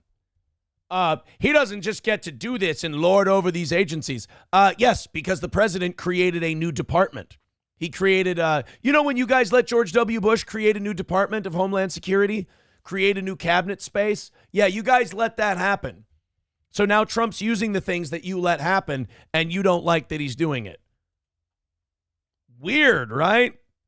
Hey, remember when you guys got rid of the filibuster because you didn't want those dirty obstructionist Republicans stopping you from passing legislation and getting Supreme Court justices approved? Thanks a lot. That paved the way for that anti-Roe v. Wade Supreme Court you guys love so much. Thanks for getting rid of that filibuster. God damn. She's good, though. I will say this. I like her because I don't think she's a hack. I don't think she's like Adam Schiff or any of those people. I think she's genuine. I just think she's stupid. And I don't think that should be a crime. Hardly. Let's go to Waylon with $1. He says, I believe in Joe Hendry. If everyone believed in Joe Hendry, the world would be a better place. Then we've got ex-April's Parents Hobby Farm with $1. Says Fetterman died in the 1860s on the east side of the Bighorn Mountains during Red Cloud's War, now known as Fetterman's Fight, where they were all brutalized and scalped. I'm looking that up. Fetterman's Fight. A battle during Red Cloud's War on December 21st, 1866, between a confederation of the Lakota, Cheyenne, and Arapaho tribes and a detachment of the United States military. All 81 men under the command of Captain William J. Fetterman were killed by the Native American warriors. At the time, it was the worst military disaster ever suffered by the U.S. Army on the Great Plains, to which Custer said, fuck that, I'll show you. The Lakota Alliance emerged victorious, and the remaining U.S. forces withdrew from the area. Los Federales with $1 says an oldie but a goodie. We'll check that out in a second. Dive Bar with $1 says, if I tell you it cost $100 billion and it only cost $80 billion, that is not a surplus. You're still $100 billion out of pocket, and they'll spend the $20 billion on other nonsense. Zen Man with $1 says 2 things Democrats love: killing babies and cutting off dicks. Weird. Yeah, they're really not in a position to discuss castration as though they don't like it. Did we have a budget surplus in 2002? No, because we had all the military spent. Fuck me to death. 2002 federal budget was projected to have a surplus of ended up with a $157 billion deficit in August of 2002. It was a significant change in the projected outcome. I'm sure a lot of that had to do with 9/11, the military spending, and also the economy crashed because the dot-com bubble burst. But yes, George W. Bush was the last president to preside over a surplus. Can you hear me? All right. This is an oldie but a goodie. Someone sent this to us. I think Los Federales sent it. Do you have any timestamps? Go to 6:35. Okay, good, because it's a 19-minute thing. 6 minutes and 35 seconds. And good. So this is a Los Angeles Police Commission Zoom call from 4 years ago. Okay. Hello, can you hear me? Hi, yes. Black Lives Matter, defund the police. I find it disgusting that the LAPD is slaughtering peaceful protesters on the street. I had 2 friends go to the protest in Beverly Hills a couple days ago, and the protest was peaceful until the police showed up with their excessive violent force, shooting rubber bullets and throwing tear gas. Is this what you think of protecting and serving? Because I think it's bullshit. Fuck you, Michael Moore. I refuse to call you an officer or a chief because you don't deserve those titles. You are a disgrace. Suck my dick and choke on it. I yield my time. Fuck you. I like that he was polite in saying he yields his time.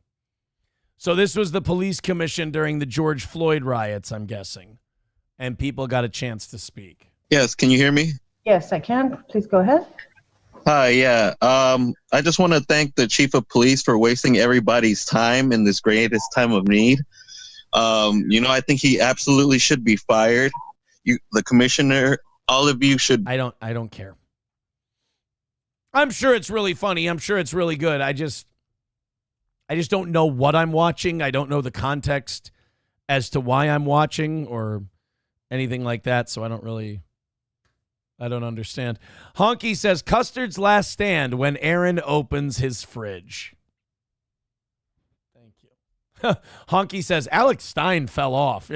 Yeah, why did Alex go full Black Lives Matter on that one? I just don't understand. We talked about this one a little bit ago. And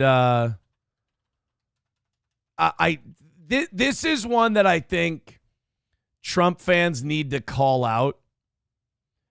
Because this is going to make you look bad. This is going to give the media kind of the story they're looking for, which is, all these Trumpers, they're going to take matters into their own hands and they're going to go rounding up illegals but they're going to end up rounding up innocent people and, like the Batman copycats.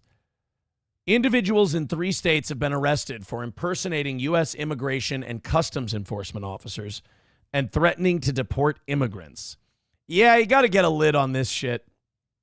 Police apprehended 2 Temple University students wearing shirts with police and ICE in white lettering on Sunday after they attempted to enter the institution's Johnson and Hardwood residence halls earlier in the day. Impersonating law enforcement officers is a crime. This behavior and harassment of Temple community members will not be tolerated, school officials wrote in a statement. The Philadelphia Police Department and Temple University Police swiftly responded to the incidents and initiated a criminal investigation.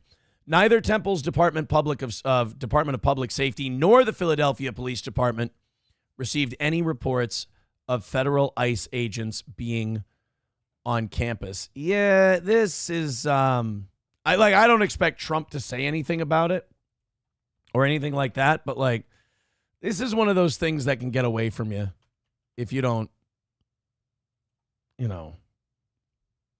if you don't get a handle on this stuff. I don't think it's not going to bring anybody down or anything like that, but you don't want to see innocent people get rounded up and taken away, and because that's the kind of shit that you said wouldn't happen. So these retards who think they're helping, no. These are like the Jussie Smolletts of the MAGA world. Hey, guys, go check out the Steel Toe Shop. I'm going to put the link in the chat here and pin it to the top. There you go. Johnny just put his shirt up there. He's got a new shirt. It's, here, I'll just show it to you. We've got the steel toe plain logo shirts, the steel toe plain logo hoodies, the Save Gordy hoodies, the Save Gordy shirts. A lot of those have been selling. I thought the plain ones would be the most common sold, but the Save Gordy ones are really kicking their ass. We've also got the steel toe mugs. You've got the generic Johnny shirts, but Johnny just made a new one, and it's the Exotic Meats tee. It's the JEMM, Johnny's Exotic Meat Market, home of the cuck ham for when you'd rather watch them eat. It's available in multiple colors: yellow, gray, red, blue, and white. Johnny just put that one up. Johnny's in charge of his own merch. I don't make his merch. He gets all the money from his merch. If you want to check that out, the links are in the chat. Or you can just go tinyurl.com/STMS merch. Go for it. Dive Bar says, I'd rather get drunk and donate $300 to get my mug. Well, in fairness, numero uno Josh Denny fan is getting a hoodie, a t-shirt, and a mug if he stays in first place. Adam Simon is getting himself, I believe, a hoodie, and Flinty Gecko and Gray Duckling right now are on the, where are they? They're mugs for those two. There you go. Go check it out. Click, grab your stuff, and get it delivered to you in solid time. And they do international delivery as well. Let's talk about our friends at All Care Towing, 320-253-5203 for our friends at All Care. Of course, All Care Towing with a great selection of trucks and wreckers that can come pick up just about any vehicle or piece of equipment that you have and you need picked up. That's All Care Towing, 320-253-5203. Nobody quicker than All Care Towing. I'm going to go visit my boys at All Care Towing today, Tim and the crew. I hope you never need to, but if you do need a tow, nobody better than All Care Towing, 320-253-5203 for All Care Towing of St. Cloud. And then, of course, we have Midland Armory in downtown Foley, Minnesota. Ask them about their sale on Glocks that they have right now. Very specific models, price, cost plus sales tax for Steel Toe audience members. Contact Midland Armory today. Talk to Derek, talk to Tracy, ask them about it, and see how you can get in on that Glock deal that they have currently. 320-493-8018. That's 320-493-8018 for Midland Armory in downtown Foley. Whether you're talking about ammo, optics, knives, parts and gear, and so much more, shop online or visit them in downtown Foley, Minnesota. That's Midland Armory, midlandarmory.com. And Stoney's Bar. Stoney's Bar in downtown Rockville. Of course, it's Thursday. That means $2 cans at Stoney's. It's Thirsty Thursday. I highly recommend the Ultimate Bloody Mary. You're going to love it. Go there for Super Bowl Sunday. Watch the game. Have a great time. Bring your pals. Do a little, throw a few side bets in there on like a game of pool, a game of darts, whatever. At Stoney's Bar in downtown Rockville. Cocktails, beers, pizzas, the Ultimate Bloody Marys. It's all waiting for you. And it's a fun party. Every weekend they've got live music, live bands. Go hang out. Stoney's Bar in downtown Rockville. Dive Bar says, how far is Adam behind? We need a rally. Oh, yeah, people were donating to Adam's cause yesterday to have Adam beat numero uno Josh Denny fan. Let's take a look. What do I have? Adam at 297. And numero uno Josh Denny fan is at 359. So numero uno's at 359, Adam's at 297. That means he's about $60 away from first place. $60 away is old Adam. Go ahead, check that out. You want to throw a couple bucks in for Adam? Go ahead and do it. Donald Trump signed a latest executive order. I think this is another one of those whole keeping the promises he made to the people who voted for him. This was something that he was passionate about. This is something a lot of Trump followers have been passionate about. It is official. If you receive federal funding in any way, shape, or form, no allowing trans women to play sports with the girls. It is officially out if you receive any kind of federal funding. You know, I agree with this because if you privately fund your thing, you can make whatever rules you want. But if you're going to take federal government money, you're going to follow federal government rules. And Trump says these are the new rules. Let's go ahead and take a look.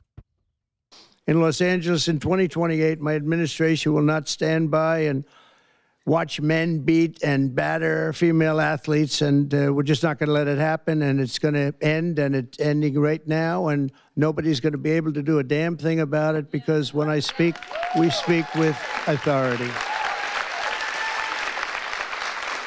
I actually, the fact that this is something we need to do and the fact that this is an applause break, to me is actually really a bummer. I don't know how you feel about it, but the fact that this wasn't common sense when it first got pitched is really a downer for me because I think it shows the decay, to be quite honest. I mean, the fact that this became a debate, this is such a common sense issue. Should someone who's been a boy for 16 years and has been a girl for 1 be able to play basketball against girls competitively? No. On the playground? Sure. No problem. But competitively, when we're talking about conference championships, state finals, when we're talking about possible college scholarships, and you can impact all of that from these people who have worked hard their entire lives to get to where they are, no. It never should have been allowed. It never should have been debated. This should have been something that was so easy to answer. The fact that this became an issue that we had to address shows how asleep we've been culturally. And for the same reason, just to make sure, I'm also directing our Secretary of Homeland Security, Kristi Noem, who's also she's out there with you, Greg, a fantastic job. She's unbelievable. I was watching her riding yesterday. Easy, Don. Easy, Don. Let's not have another grab her by the pussy moment. She's actually fantastic. I was watching her the other day. She was in the shower. And I said, boy, you know, for a woman her age, still stacked. She's still got, she's got tits like a model in her prime. A horse, he was as good as I was watching. I think they're real. Anybody. She's very good. To deny any and all visa applications made by men attempting to fraudulently enter the United States while identifying themselves as women athletes, try and get in. Oh, so that's going to, okay, I see why he did that. So now when the Olympics are in LA in 2028, they're not going to, those boxers that won gold medals or whatever, they're not going to be allowed to get in. That was dirty the way that Algerian male boxer got to fight females, because remember when people brought it up at first, they're like, hey, that's a biological male. They tried to tell us, no, it's not a biological male. You see, they were born with this weird thing, but they gave this big long answer. You're like, oh, well, fuck me, I'm wrong. And then it turns out that they had falsified a lot of medical records, and the truth was that they were born male. Fuck it, just the lies to protect it. And by the way, the only reason you're lying to protect them is because you know it's fucked up. Otherwise, you would just go, well, here's their medical history, and being trans is fine, and here you go, she can fight. Into the games, maybe where they are unable to get into the games. Okay. I mean, that was a big one that he was promising on the campaign trail. Again, people can bitch about this all they want, and they can say, oh, it's unfair, it's so terrible, blah, blah, blah, blah, blah. But this is something that he asked for, or promised, rather. People were asking him for it, and he promised it, and he did it. Like, this shouldn't be coming as, everyone's acting so surprised. Like, this, that means you're surprised that a guy's doing what he told you he'd do.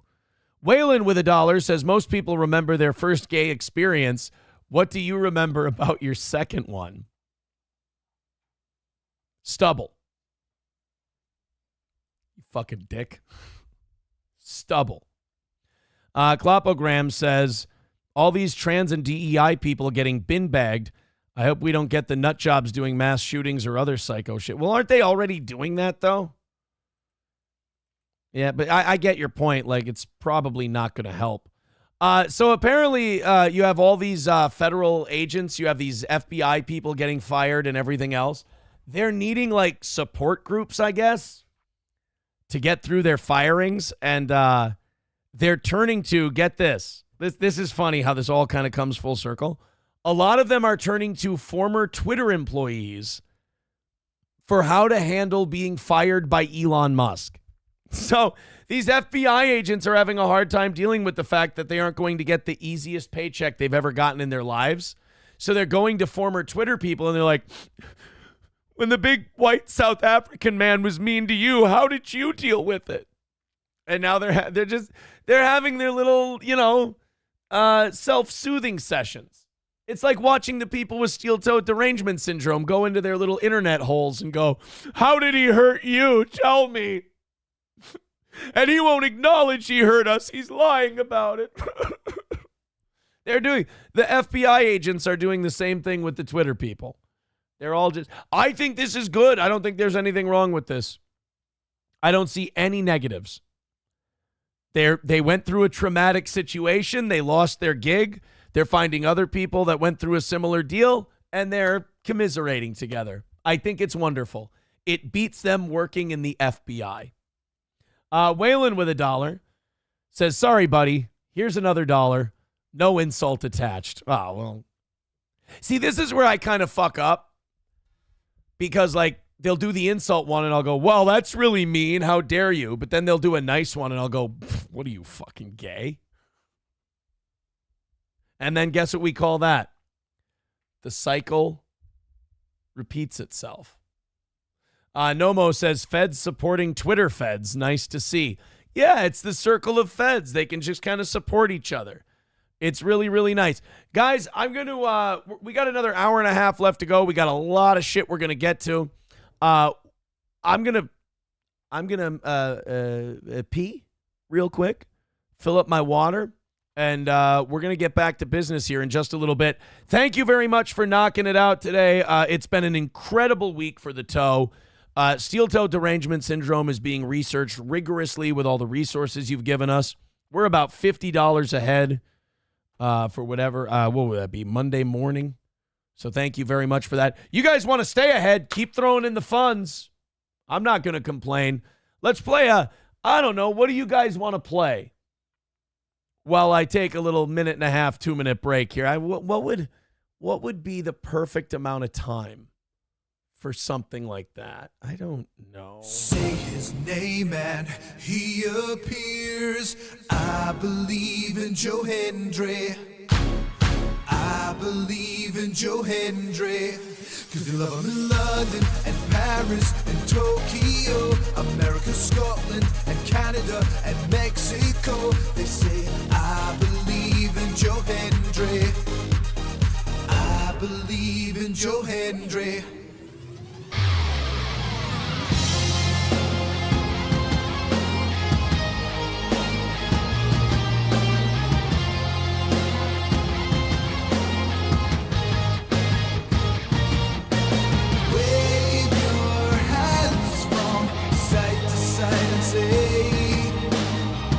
I believe in Joe Hendry.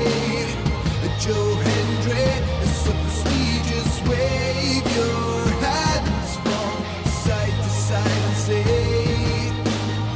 oh, I believe in Joe Hendry. In Joe Hendry and the prestigious one.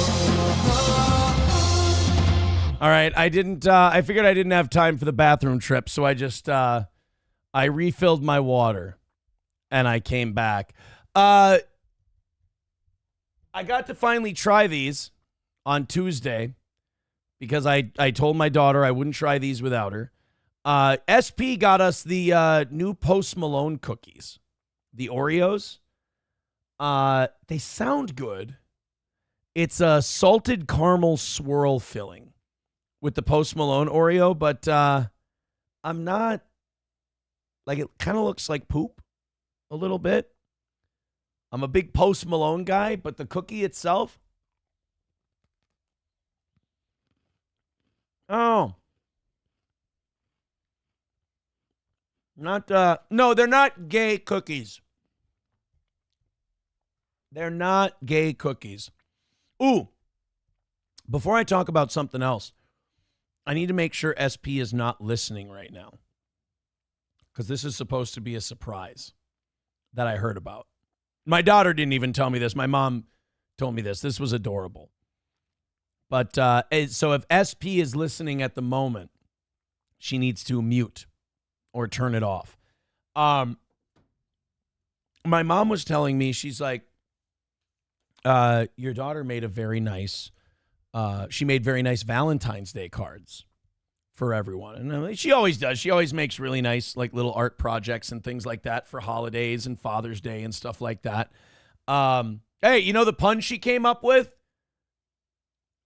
You're for Father's Day, you're the best dad by par.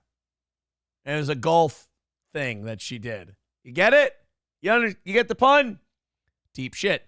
So she made cards. My mom said, she made Valentine's Day cards. She's very excited about them.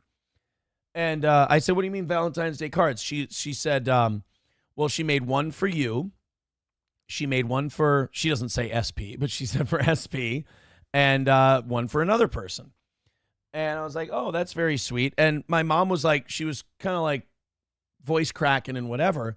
And she goes, yeah, the one she made for, again, I'll say SP. My mom doesn't say SP, but she goes, the one she made for SP says something to the effect, I'm paraphrasing now. She said, thank you so much for making my dad happy again. And I was like, there's some shit kids do that, like, you think of your kids and you just always think of them as just these little things just running around. You know, you don't think of them as like growing, and, you know, you always have this idea of your children as the little kids running around the house, you know? So when you find out they do something, you know, like really fucking adorable and kind of like evolved from where they see them, where you see them, it kind of hits you from out of nowhere, and it's very, very touching. And I thought that was really sweet. You know, that's like, you know, Ashley, my mother, other people, they're just like, yeah, you know, they always, it's kind of gay. They'll be like, oh, I'm so proud of you. They're like, I've never seen the kids happier. And you're just like, God damn, that means, like, people can say, you know, like, oh, you've grown so much, or oh, you've done so much better. And you'll go like, yeah, whatever. But when they put it in the terms of your children, and then, you know, when they put it in the terms of, like, you know, what your children say about you and things like that, it just weighs a little more, you know? It just means a little more, I think. Cute. There's people in the chat going, then why don't you lose weight and have smaller tits for them? You fucking cunts. Dr. Silverwolf with $5 says, I seriously hate you. I've been listening to this song on my own time, and I'm even back in the warehouse waving my arms and singing along like an idiot. That's the whole point of Joe Hendry, is to have you doing this shit. Everybody, hands from side to side and say, I believe in Joe Hendry, 'cause Joe Hendry is so prestigious. Wave your hands from side to side and say, oh, I believe in Joe Hendry, and the prestigious one. Yeah, that's what you're supposed to do. Don't be ashamed of that, ever. Dr. Silverwolf. Das Optic Nerve for $1 says, for the kids pun. Oh, thank you. Labglass says, you really cannot keep a fucking secret, can you? No. I told SP to turn the show off. Plus, she has a meeting early this morning, so I don't think she would have heard that anyway. Don't worry. Don't you worry. Labglass says, Aaron, you'd better watch TNA tonight. He's having a concert. What the fuck are you on about? Are you serious? There's going to be a Joe Hendry concert on TNA tonight? Dr. Silverwolf with $2 says, damn it, Aaron, so much for no feelings before 10 o'clock. Oh, it was very touching. I was so happy to hear that. That was a really nice thing. Klopogram says, look, Trump is even helping Democratic influencers lose weight, says Klopogram. Really? Let's take a look-see. By the way, with all the ones and twos and shit coming in, I have no idea how far ahead we are right now. I know we're at least 40, 50 bucks ahead. But I'll have to count later. Chevy fan says, didn't SP call you a faggot yesterday? Yes, but I'm eating a cookie on air like an unprofessional fat guy. She was in her sleep, and I woke up, and I kind of tossed and turned a little bit. I don't know if you know this, but I'm a bigger dude. And as I tossed and turned, she was still asleep, but it was annoying enough that in her sleep, she was sleep talking, and she went, "Oh, go home, faggot." My baby is a racist when she's sleeping. Probably when she's awake, too. Probably when she's awake. Somebody, too, says, yeah, you're a bigger dude, fat ass. See, that's not nice. See, we were trying to be fun and playful with it, and you just mean. It's just mean. And this is just radio. Clopogram says, look, Trump is even helping Democratic influencers lose weight. Let's take a look. Oh, my God. Democratic influencer Olivia Juliana claims she has lost 50 pounds because she can't afford to eat since Trump won the election. This is true, actually. I'm going to back her up. She was actually eating 450 eggs a day. She just picked a terrible time to start that diet. It was just bad news. All the egg theft and the chicken murder. I'm actually down 50 pounds because I can't afford to eat in Trump's economy. Do we ever actually saying this? Come on. I've never heard of her before. Olivia Juliana. She looks like when a skinny actor has to be pregnant or fat and they put makeup on her. Olivia Juliana. Olivia Juliana was at the White House shaking Biden's hand. Oh my God. I did not see that coming. Okay. All right. Works as a political director for Gen Z for Change. Oh, so we don't have video of her saying that she lost 50 pounds because of Trump? Oh, she's also claiming that RFK Jr. is so unhealthy and his appointment to Health and Human Services Secretary is dangerous. She also claims she is now on Ozempic for her obesity. Wait. Whoa. She's saying, so that was January 18th, 2 days before the inauguration. So she's saying that since Trump became president, she's dropped 50 pounds because she can't afford food. But she said 2 days before the inauguration that she was on Ozempic. Oh, that's so interesting. So she might be a lying fat bitch. Here we go. This is her. I've never seen her talk before. I don't even know who this is. Let's get to know her. This is from a couple days ago.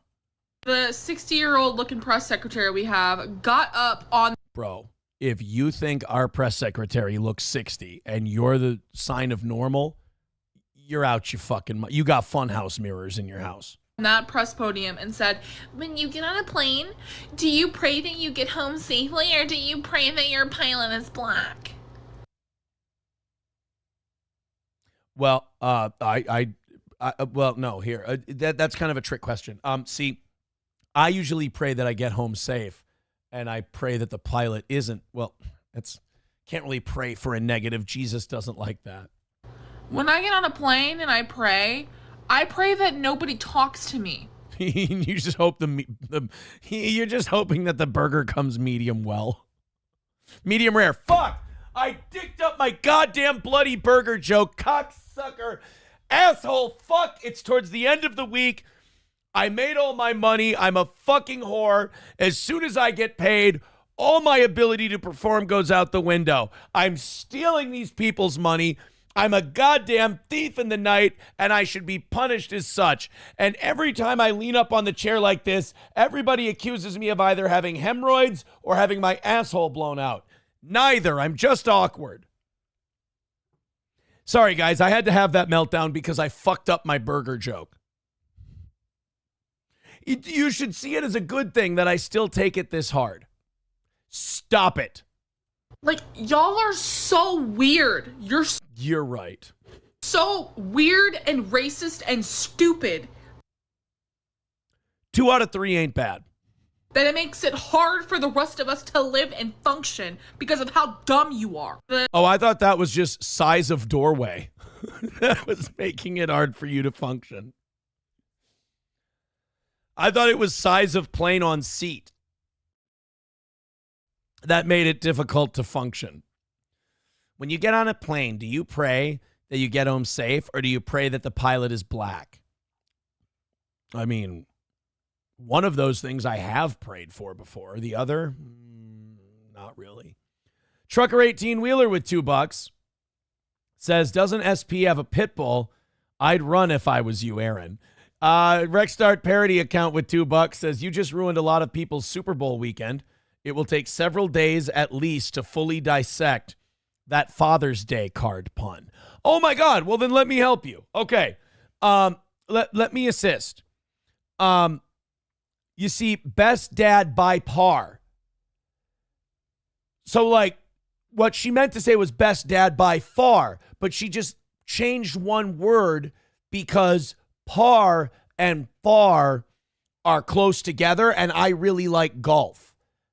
So that's where, does that make sense? I just don't want to ruin anybody's weekend having to, untangle that. That's all. Numero uno, Josh Denny fan says, I'm way behind on the show. Chad just tweeted that the AC event is canceled. Oh, Jesus Christ. Are you fucking kidding me? Pull your fucking heads out of your ass and throw a cocksucking event for 60 people. Jesus, titty fucking Christ. 60 people in a goddamn bar. Adrian and I used to do shows at a place called Darwin Tavern. It was a setup bar, meaning you brought booze and they would give you a glass with ice and soda in it, and you would pour your own hard liquor. They served beer and wine, and you got I don't know how the fuck this is even legal, but it was a setup bar. And we would have, I think they only fit like 75 people in there. We'd sell it out every time.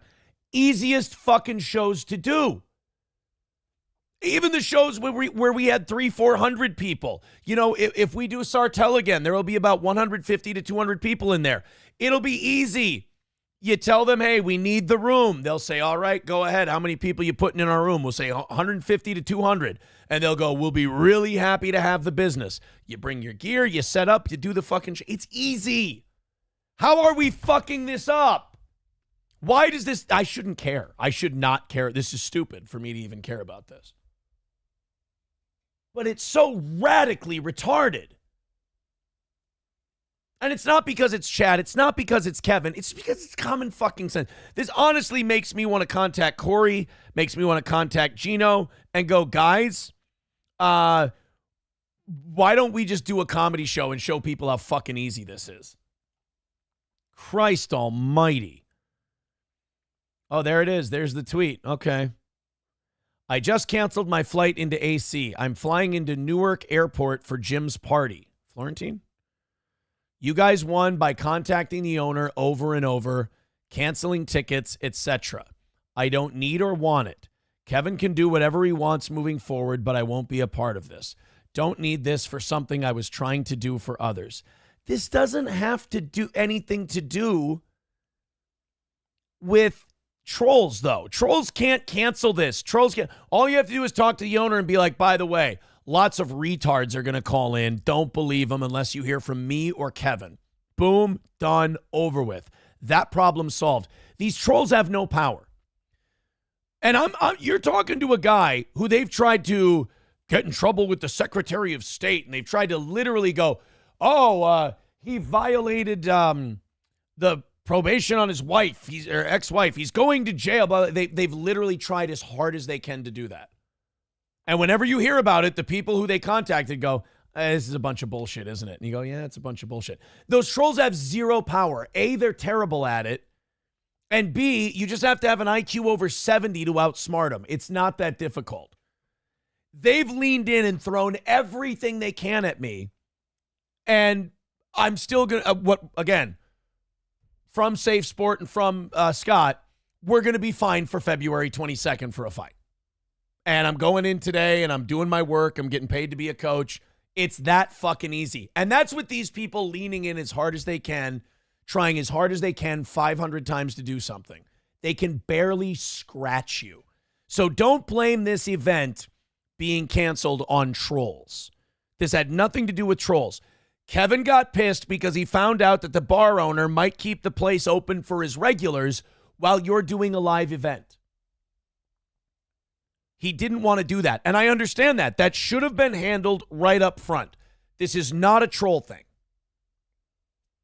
This is a mismanagement on a grandiose level thing. And if there's any blame that should go to Kevin, the blame should go to Kevin for not following up and not being involved in this off the air. That's about it. But I don't think Kevin cares enough. And I agree with this guy on Twitter. Fuck all the people that got hotels, flights, and took paid time off from work. Yeah, I mean, there were people who wanted to go to this. Fuck, man, I should call Gino and I should just pick up this event and see if we can go. Just to show people how easy it is to do one of these. I just call him and be like, hey, you want to meet me in Atlantic City? We'll pick up the event. Pick up the tickets, the whole deal. And we'll just do a show. Turd Burglar says they're blaming haters for poor planning. Dude, I have experience with these people. They have zero impact on your life. The best they can do is write fan fiction. They're desperate. It's actually funny. And then you and the people in your life laugh at them.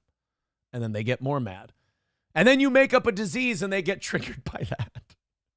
Clopogram says, Aaron, because I took you out, because I look out for you, this might help you out, buddy, to limit all these bullies picking on you. I don't have any bullies picking on me. I have big-time fans who can't deal with their affections for me. Nomo says, Chad got beaten by himself. It's a terrible trait with us Gen Xers. Do it, embrace the shit show, and fuck around. Nomo says, pick up the fumble. I definitely will not be able to do it. What time would I have to get there? My daughter has a dance she's going to on, or a school like event dance thing on Saturday. Yeah, I don't think so. Fuck. I could throw something together at the red carpet though for Saturday or Friday night, tomorrow night, and we could probably easily get at least 75 people there over the overnight. Turd Burglar says, get in touch with Blade. I don't know who Blade is. I'm not sure who Blade is.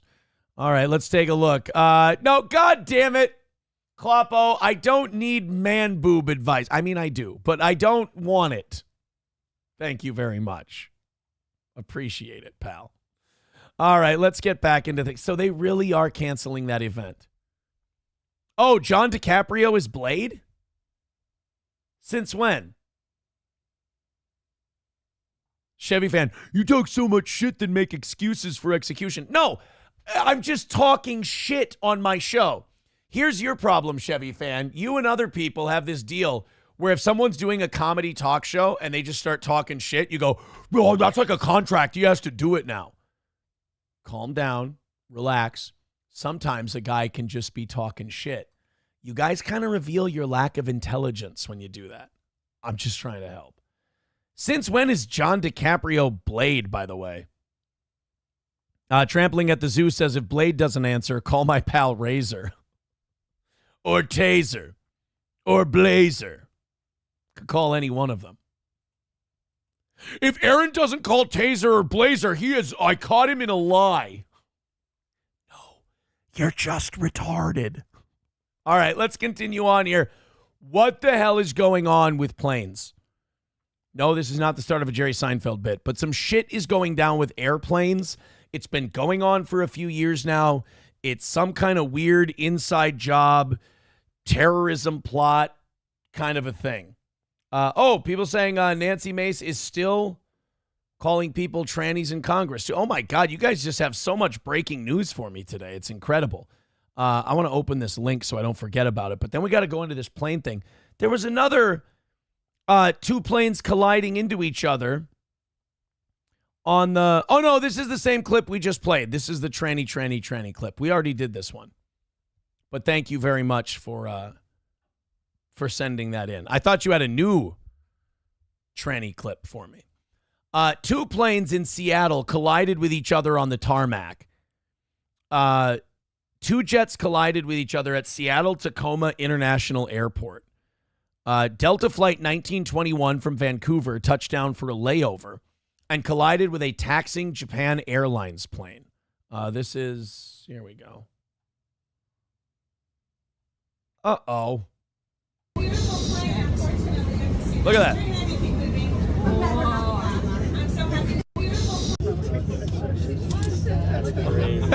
It just crashed into it. It just bumped into each other. Now, is that even, can you even call that an air traffic control problem? I don't know if you can because they're not in the air yet. This is a ground traffic control problem. That's just a visual thing. Hey, you're a giant plane. You're going that way. Hey, look at that giant plane right there. Should we maybe slow down? It looks like we might hit it. Nah, fuck it. We'll be fine. Numero uno, Josh Denny fan with $1 says, I'm 7 minutes behind. Did you say for them to throw a, and I quote, a cocksucking event for 660 people? Oops. I didn't know that. I did say that. You're right. I said for 60 people. But yes, I did say a cocksucking event. I don't mean a cocksucking event. I meant a cocksucking event with the, oh boy. Oodles of Toodles, I can too leave the state. I just got to call my boy and tell him, hey, I'm leaving the state. You'll be like, you're good. I think next week or 2 weeks from now, I have my last phone call on that deal. And it's all over with.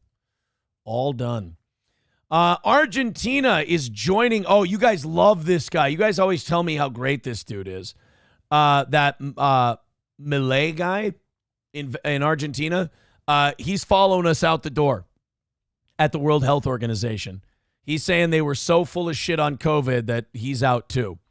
The United States is leaving the World Health Organization, and we should, because the World Health Organization is clearly the Chinese are their overlords. For sure.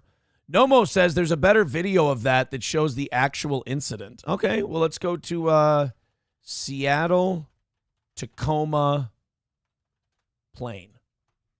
We'll find it. Yeah, see, what I have right now is just this.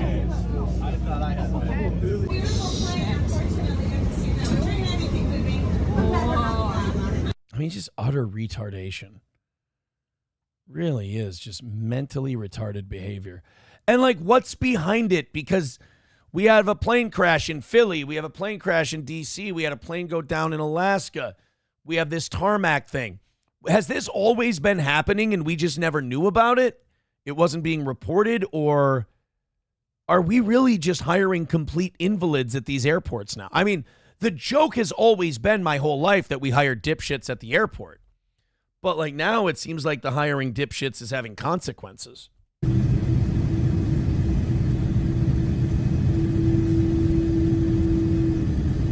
Oh, yeah, here it is, right here. Fucking hell, guys. Pull your heads out of each other's asses for 5 seconds.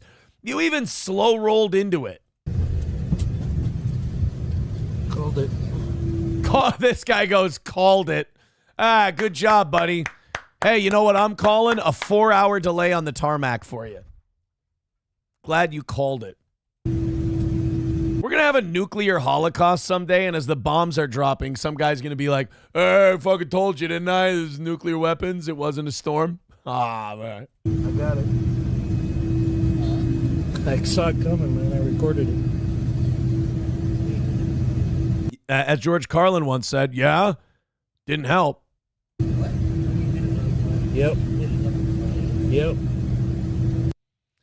Well, aren't you an aviation master? You mind going out and filling out a air traffic controller job application, buddy? Would be extremely helpful.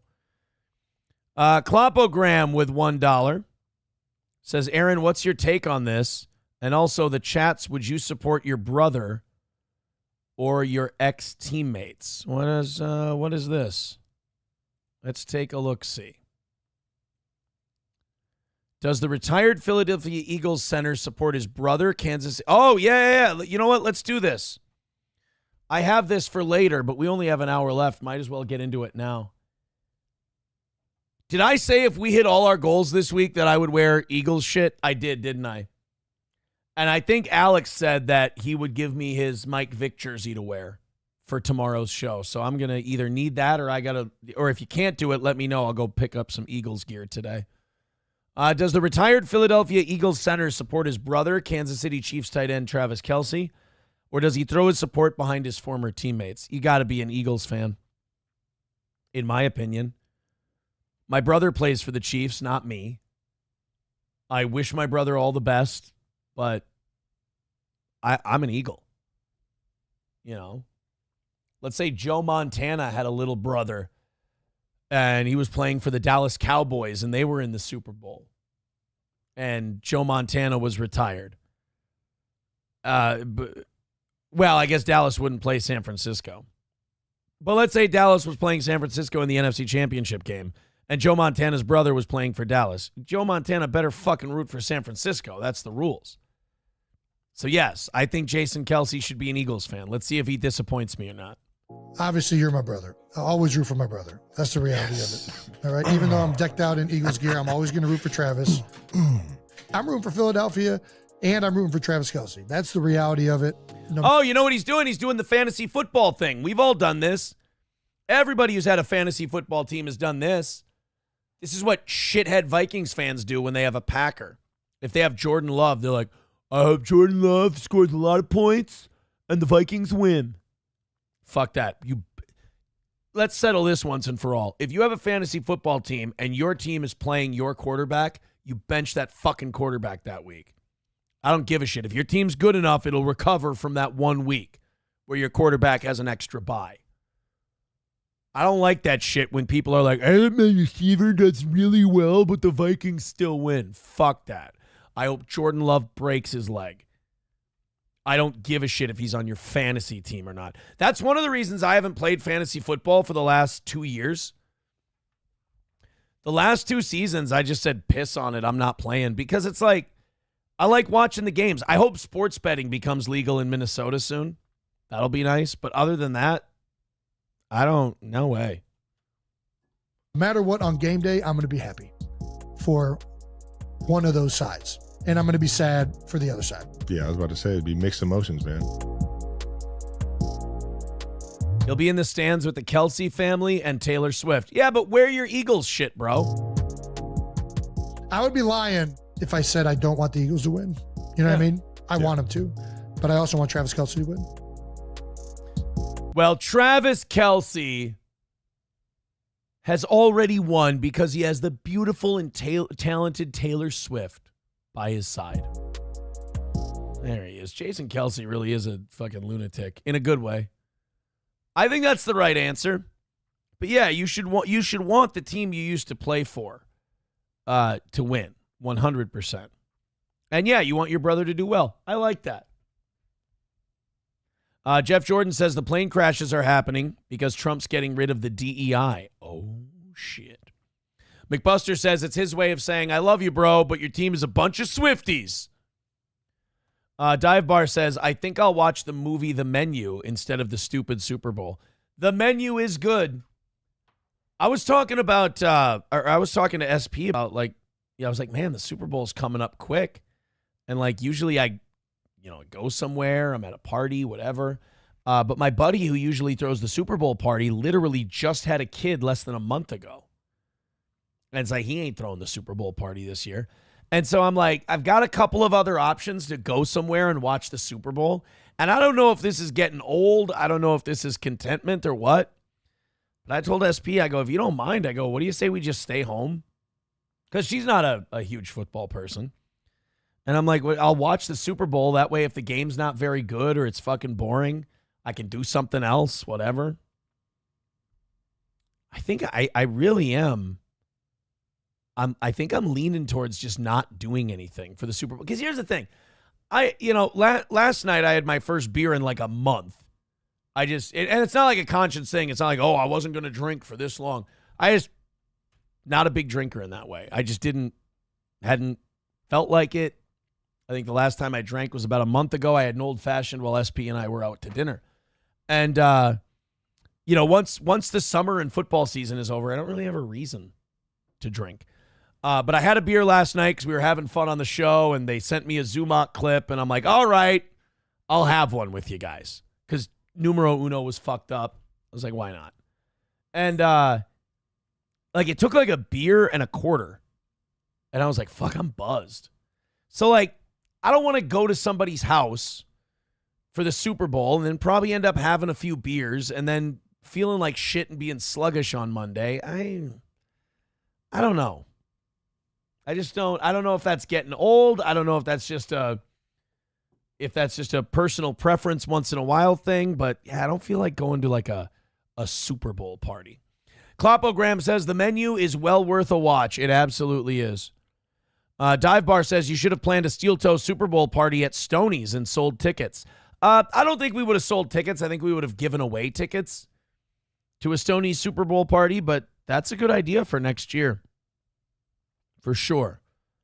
For sure. Yeah, if you guys have time today or tomorrow or this weekend, definitely check out the menu on Netflix, especially if you like Ralph Fiennes, because he's very, very good in that movie.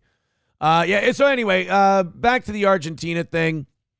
Javier Milei is ordering Foreign Minister Gerardo Wertheim to withdraw Argentina from the World Health Organization.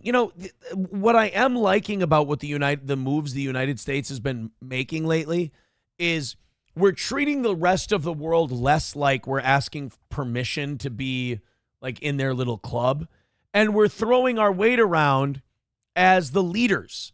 Like, what's the point of calling yourself the superpower or being the leader if you don't lead? And instead of us going, hey, what should we do with the World Health Organization? We go, hey, you guys fucked up COVID and you're slaves to the Chinese. We're out. And then Argentina goes, yeah, I think we're out too. Like, the United States can impact that kind of change, but we just don't throw our weight around like that anymore. So I think it's a good point. If you're not getting, and this is Trump's kind of his big thing, if you're not getting out of the deal what you want, then pull out of the fucking deal. Chevy Fan says, Aaron initially thought the menu was just food commercials. No. Thought it was a lovely Ralph Fiennes movie. Waylon said, with $1 says, you're not going to a Super Bowl party because someone would kick your ass just because? I'm beloved. I have friends. I shouldn't say coming out the ass. They're gonna take that the wrong way. I got people all over the place. I just that's the thing though. Like, if you don't that's the weird social plane you have to live on when you have, friends, family, loved ones. What you see, I just got invited. Somebody's listening right now. They invited me for a Super Bowl thing. And now I'm like, but I don't think I want to go anywhere. But the problem is, if you say no to people too many times, you stop getting the invite. So sometimes you got to say yeah, and you got to go because you're like, you're going to make an appearance and you want to get invited to the next one. And if you have something, you want them to go to it. But yeah, I don't want to do the Super Bowl party thing this year. I don't think. Approachable. Yeah, I see. Here we go. Here it is. He goes, you do not have friends coming out the ass. You have friends coming in the ass. See what he did with the out the ass, in the ass thing? It's a pun, everybody. It's a goddamn pun. Somebody said this curse of Imholt strikes again. I don't believe this. I am refusing to believe this news. This is a goddamn lie, and you fucking know it.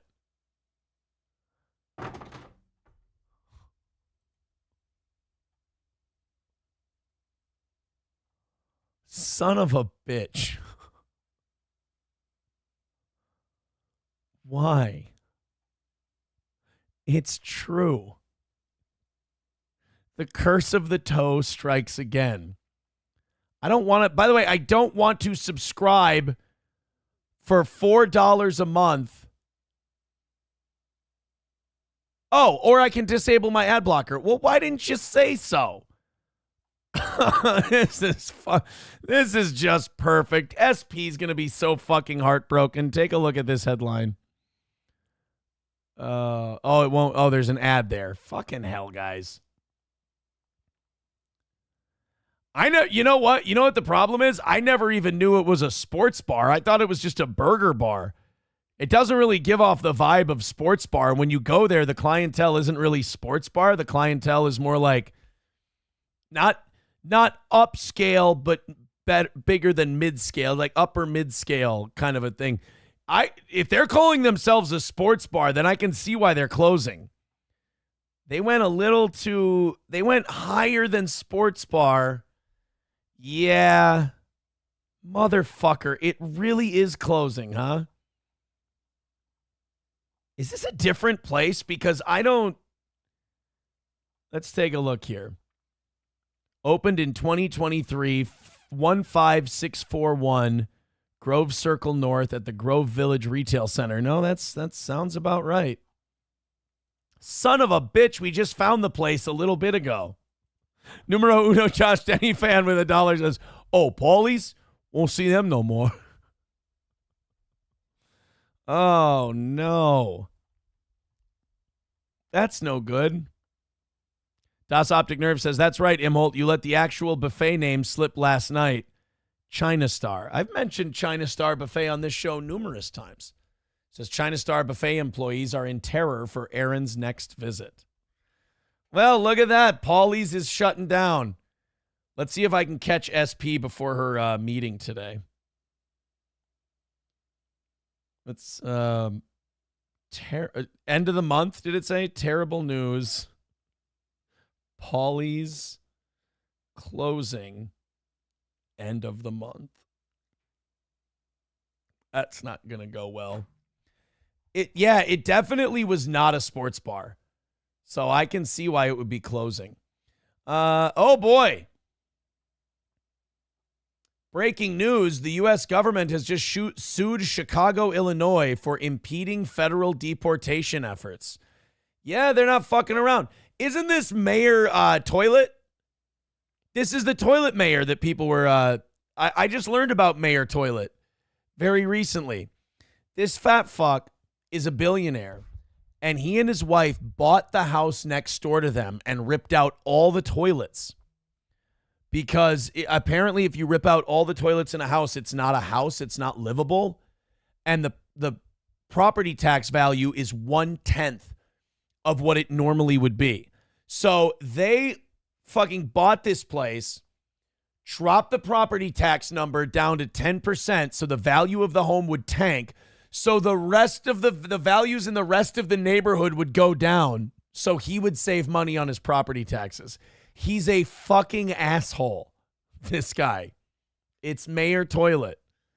They're being sued because they've been stopping ICE from doing their job on the deportation deal. Ryan the Garbage Man says, don't you dare go to Frida's Cafe in Wilmer.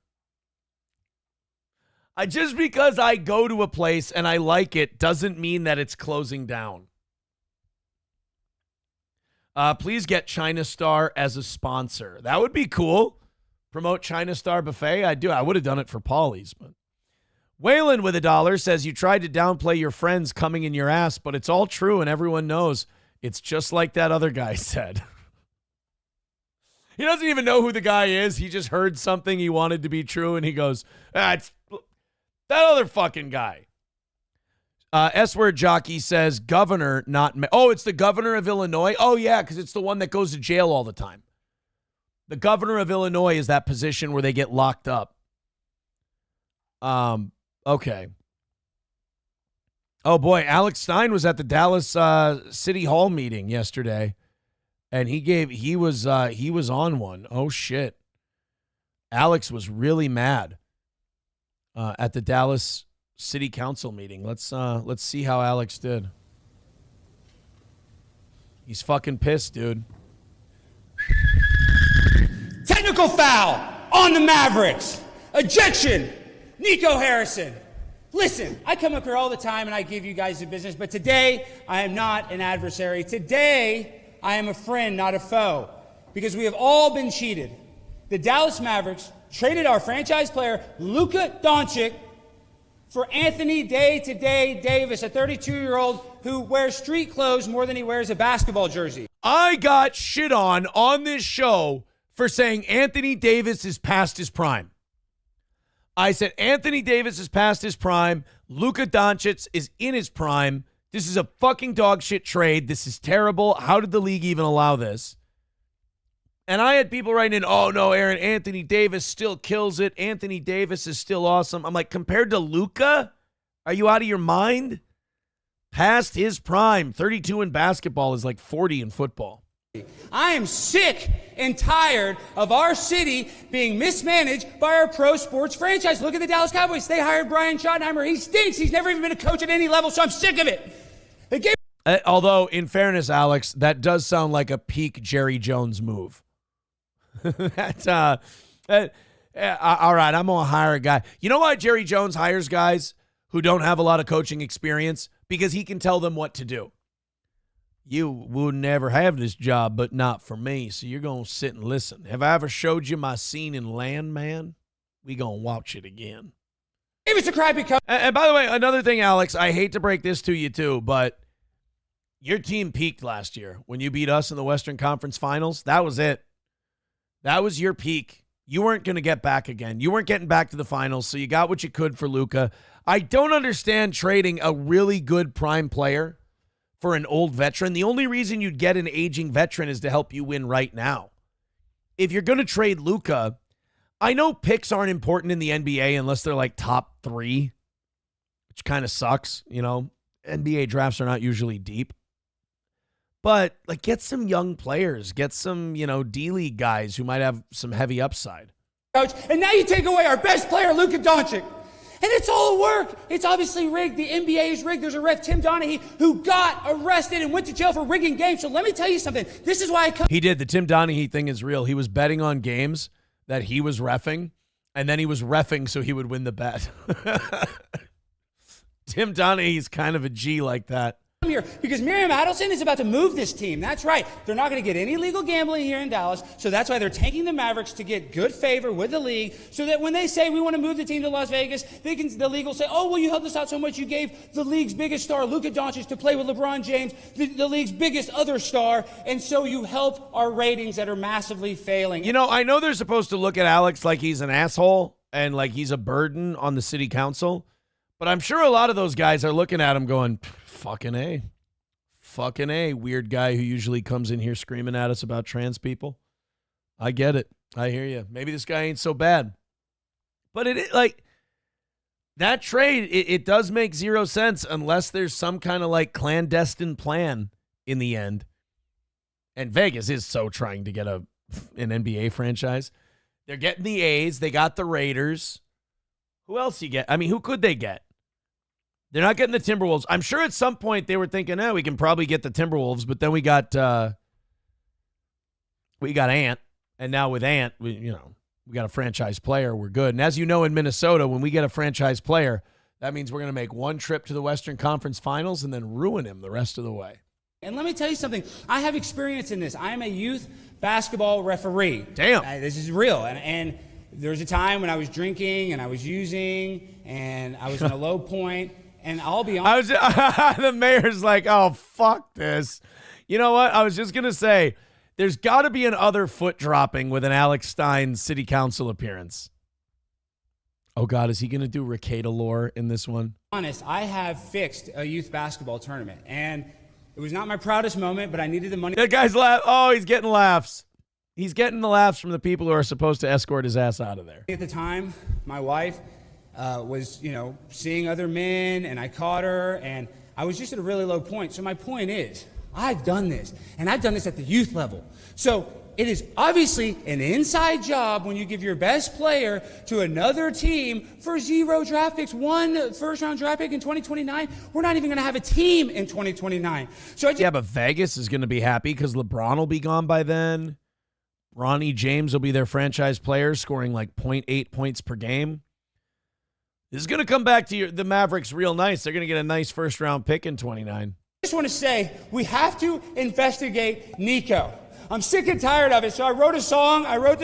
Oh, good. Nico, you stabbed us in the back. Nico, you also freaking whack. Mavericks, please don't leave our town. I don't give a damn if our new center is brown. I like the white guy. Why do you have to go? These damn basketball players don't freaking know. The whole league is at work. This is a freaking jerk named Nico Harrison, who is the manager. He needs to freaking go. Nico is a hoe. I love the Dallas Mavericks, and I wish we still had Dirk. Nico Harrison sucks. He is a stupid jerk. So, Mayor, don't let him move us.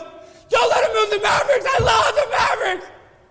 Nico Harrison, you suck, dude. I know you watch this, Nico. If I see you in the streets, it's freaking on-site, Pam. We're going to be yelling and screaming right in your face. He's hurting. He's hurting, and he wants someone to hear him.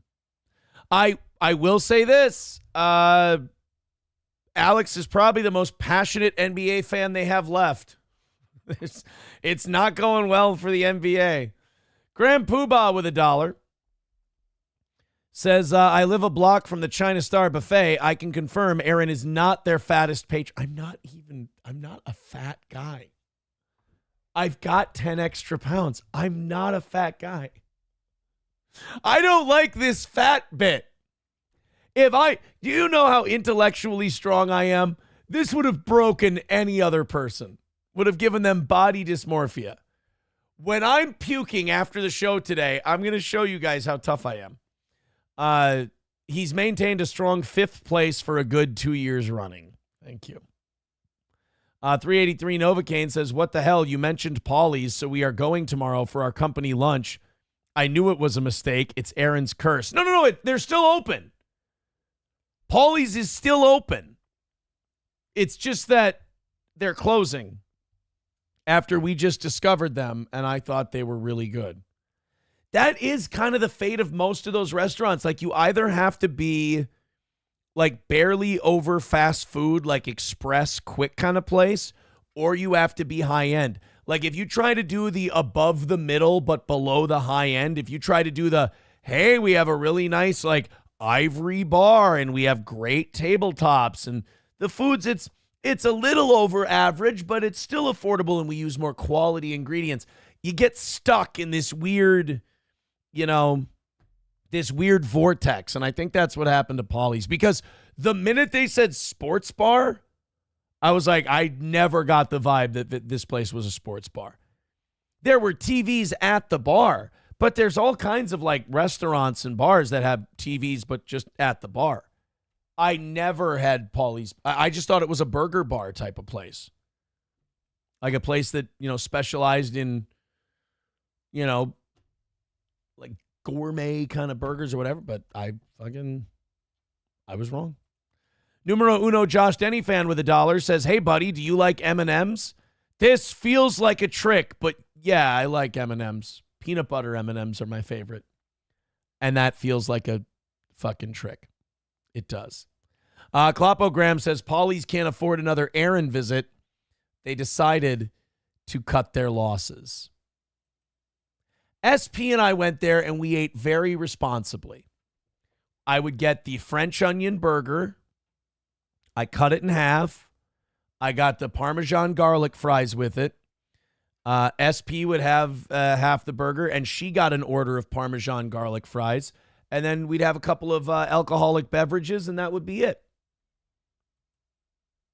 We were a profitable little venture for them. Numero uno Josh Denny fan with another $1, and he's got another link for us. He's into this Chad drama. That's for...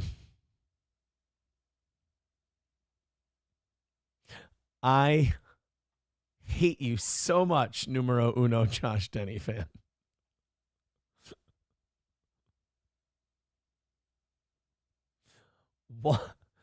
Why? Why did you get me to say I love M&Ms before you sent me that? Waylon with $1 says, I think this means I tipped you $10 total today. You like peanut butter when you go to the dog kennel. That's when you like peanut butter M&Ms. That was a reach. That was a reach. Klopogram says, I didn't say anything about SP. Oh, you're saying I'm the big fat tub of lard who cost them so much money when I went. Oh, of course. I should have known. Chevy Fan says French Onion Burger voted 2024 favorite meal of the cucks. Thank you, Chevy Fan. Well, that's terrible news that Paulie's is closing down. Nice little place that usually we go if we went on a date, like anywhere in the kind of the metro area. On our way back, we'd stop at Paulie's for something. And now they're going away. Now I can try that fucking Italian joint. That's not too far from there. What is it? I'm going to pronounce it wrong. Is it Boggio's? No, it's not that because that doesn't exist. Baggio's? In Maple Grove? Biaggi's? Biaggi's. I'm so not a wop. Jesus Christ. Yeah, I want to try this place in Maple. Now we can try that. Now that Paulie's is no more. Thanks, guys. That bummed me the fuck out. Approachable says, when you and SP get married, are you going to have an M&M cake? Yeah, I'm going to find out who did the Bisconti's cake, and I'm going to see if they specialize in candy cake. Hey, you guys looking to get out of jury duty? I've got a surefire way to do it. This guy in a New York judge has resigned after saying he can't be on a jury since he thinks all defendants are guilty.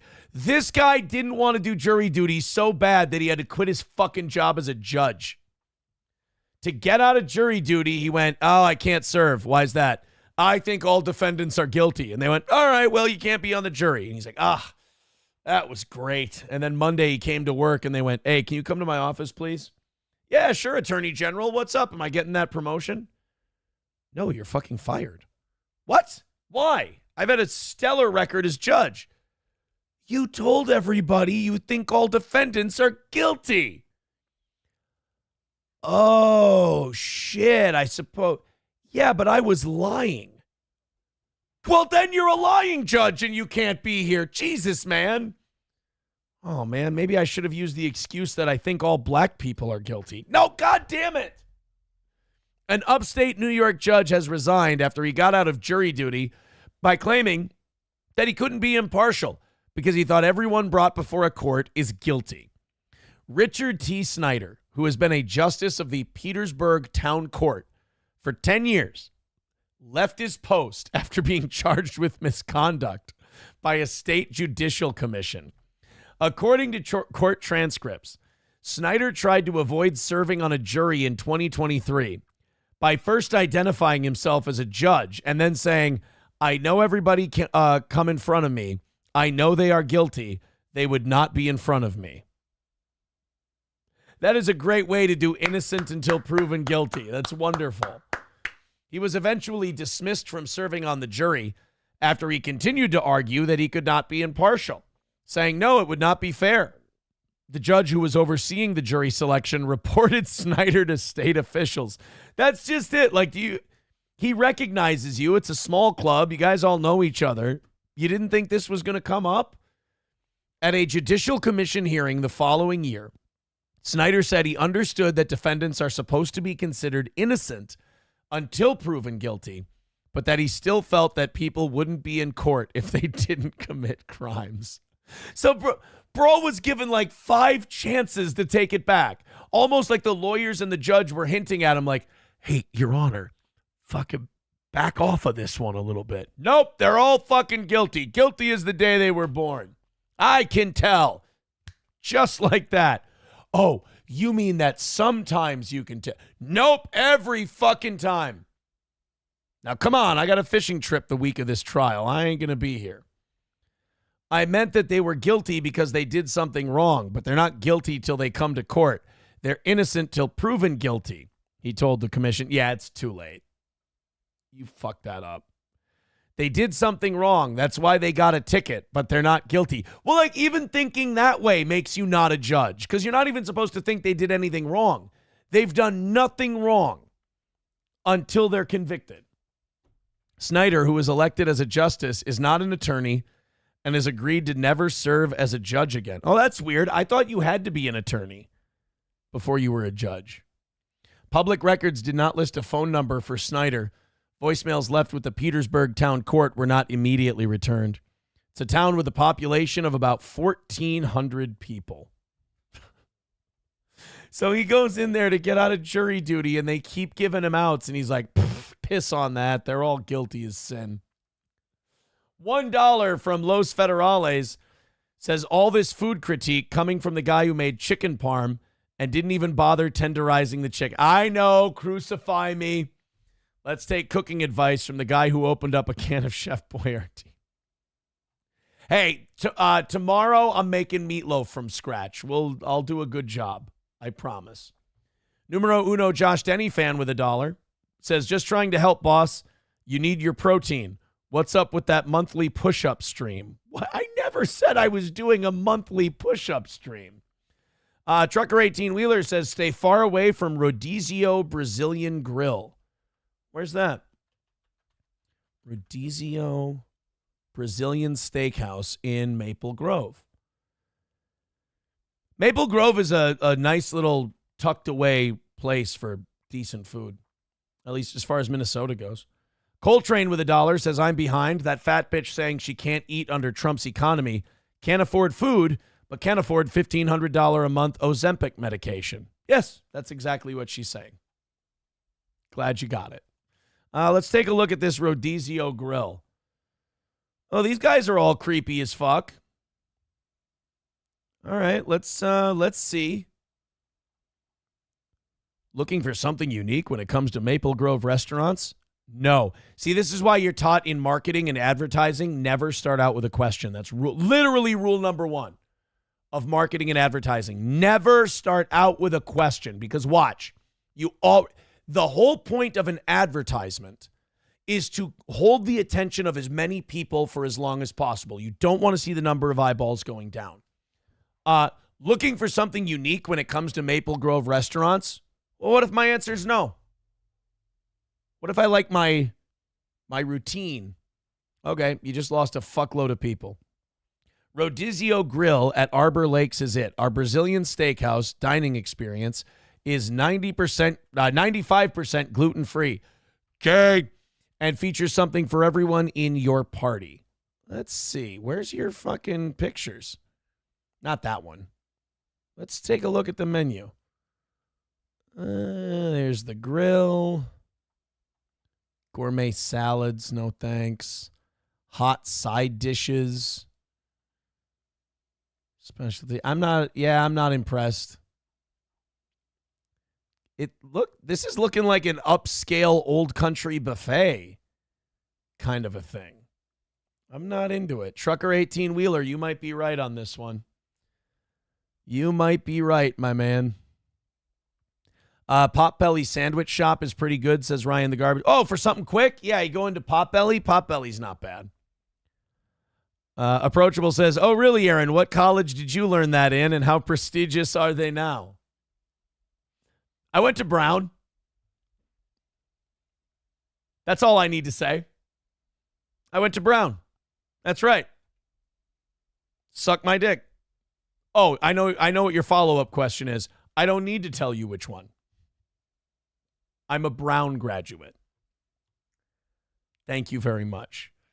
Silverwolf says I have thank you for the $5. He says I actually have a video of that guy if he got on the jury. Okay, let's check it out. Von Kaiser says they come around and carve shit off sticks for you. I've never been into the carving shit off sticks thing. $1 from Los Federales says, okay, let me get this straight. We're supposed to take advertising advice from the guy who streams out of his basement and hasn't done a thing to the set.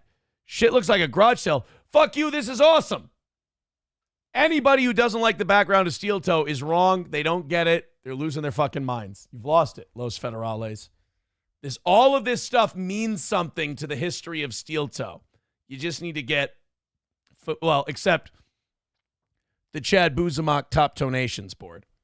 The one thing I should do is black out the background. I will tell you that. I should just do a simple blackout sheet. I don't want to paint it, but I should do a simple blackout thing and then put all this stuff up there. That's for sure. You're a Brown Eye graduate. Thank you. I appreciate that. All right, let's see the actual video of that guy getting on. Accused of shooting 3 little white women with a Winchester rifle from about 50 yards away. See, now he thought he was going to get off with that old I'm blind excuse. But oh boy, he had another thing coming. The jury will now go off and deliberate on... Guilty! That nigga is guilty! Sir, settle down. You have to go deliberate. I don't need to deliberate. Hang that nigga now. I got the rope right here.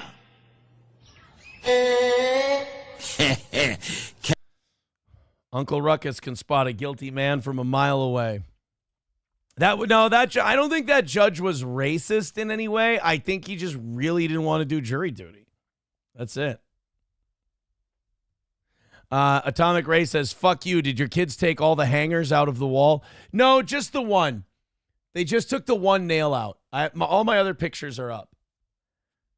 But it's like I go out in the garage and get them framing nails all the time for their crawl space.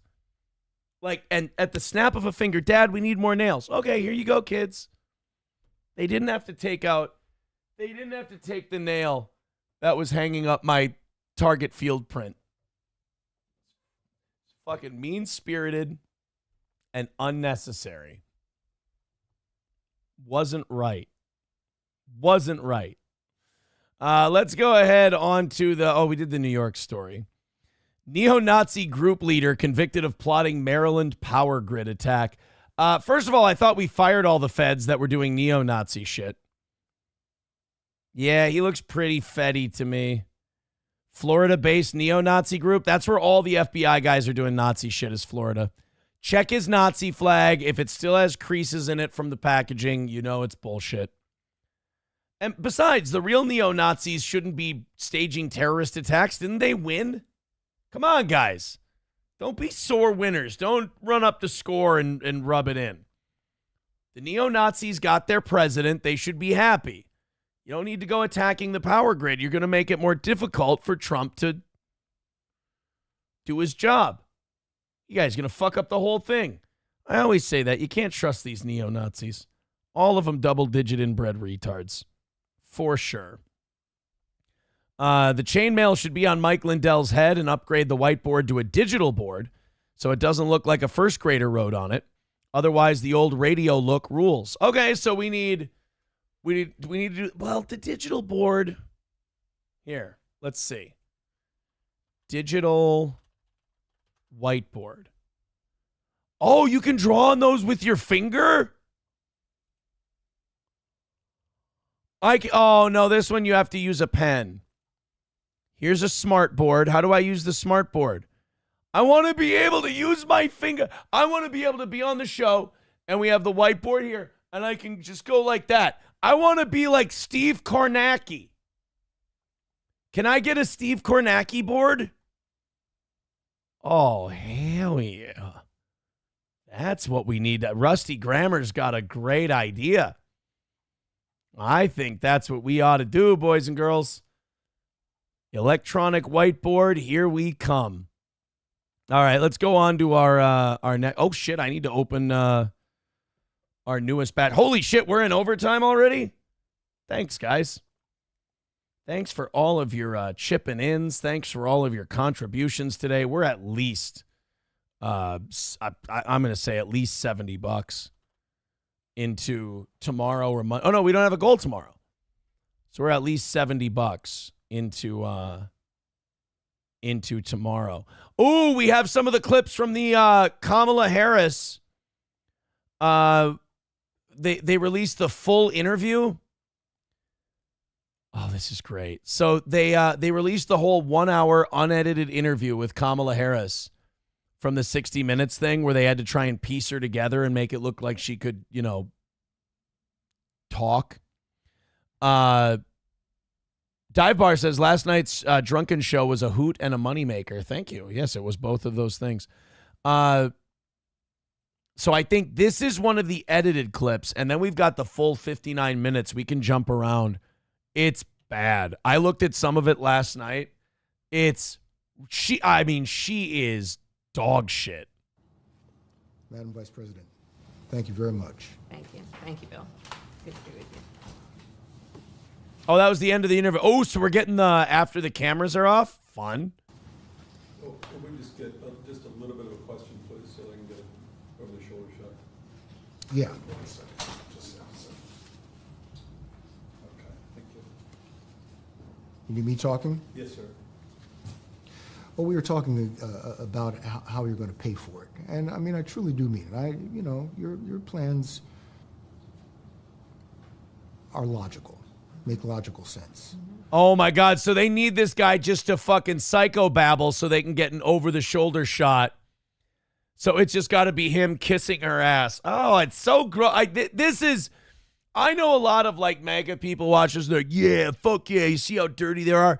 This to me is like sometimes going back and seeing how the sausage is made, and everything you see, you're just like, oh God, I knew it was like this. I don't want to watch it.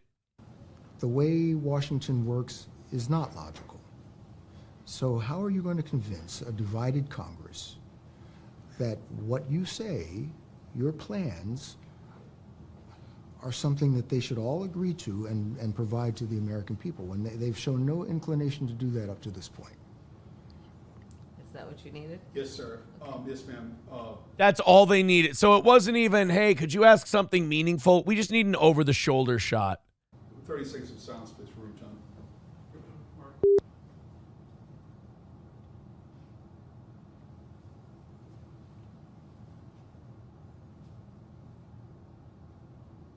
Oh, it's awkward. So they just stare at each other?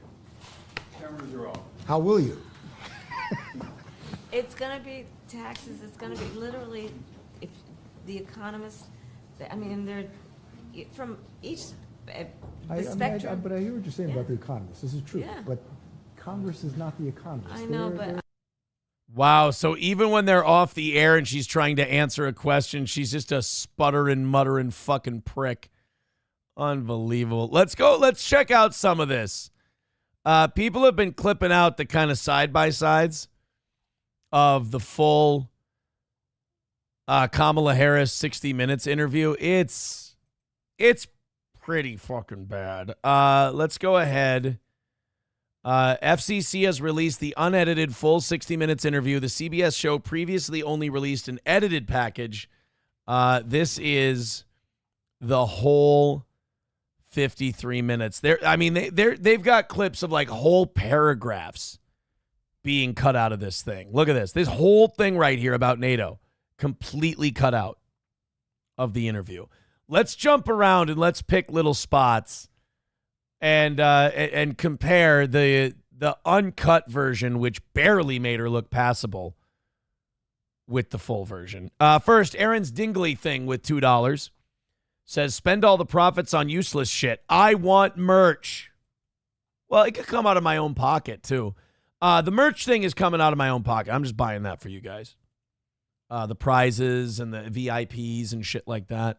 And like I said, not next week, but the week after, existing VIPs will be able to order their free item of merch, and we'll get on those deliveries.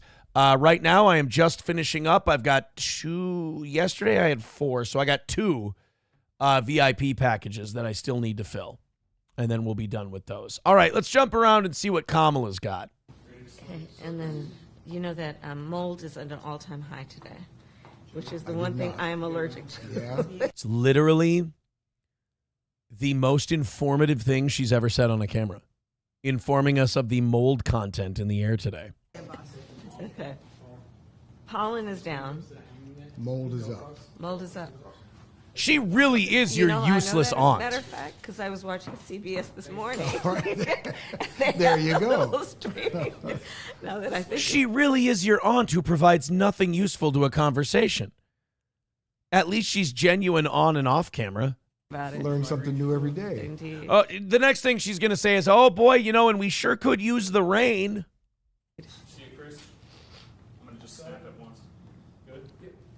Coming around. Done. All right, let's skip around here. Hamas attack on Yeah, on Israel. October 7th. So let's just start with Oh, she knows it's October 7, guys. She's not as dumb as you thought. Hang on 1 second, Bill. Yeah. Sorry, we had someone in the background. I'm afraid you're going to have to re-ask that. Okay, whoever's in the dining room? It was me. Okay. It's good to know that that on camera and off camera, this campaign was a complete shit show. So it's nice to know that this is consistent. So yeah, just to start with Israel. Okay. The events of the past few weeks have pushed us to the brink, if not into, an all-out regional war in the Middle East. What can the U.S. do at this point to stop this from spinning out of control? Well, let's start with October 7th.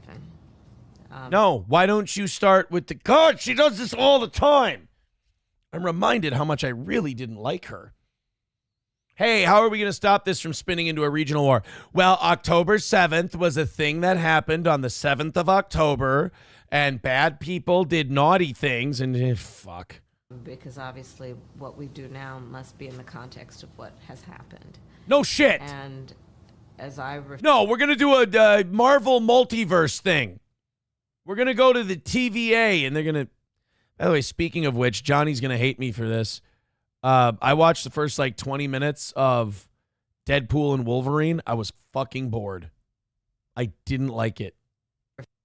Reflect on a year ago, and that 1,200 people were massacred. Young people at a festival, at a music festival. 250 hostages were taken, including Americans.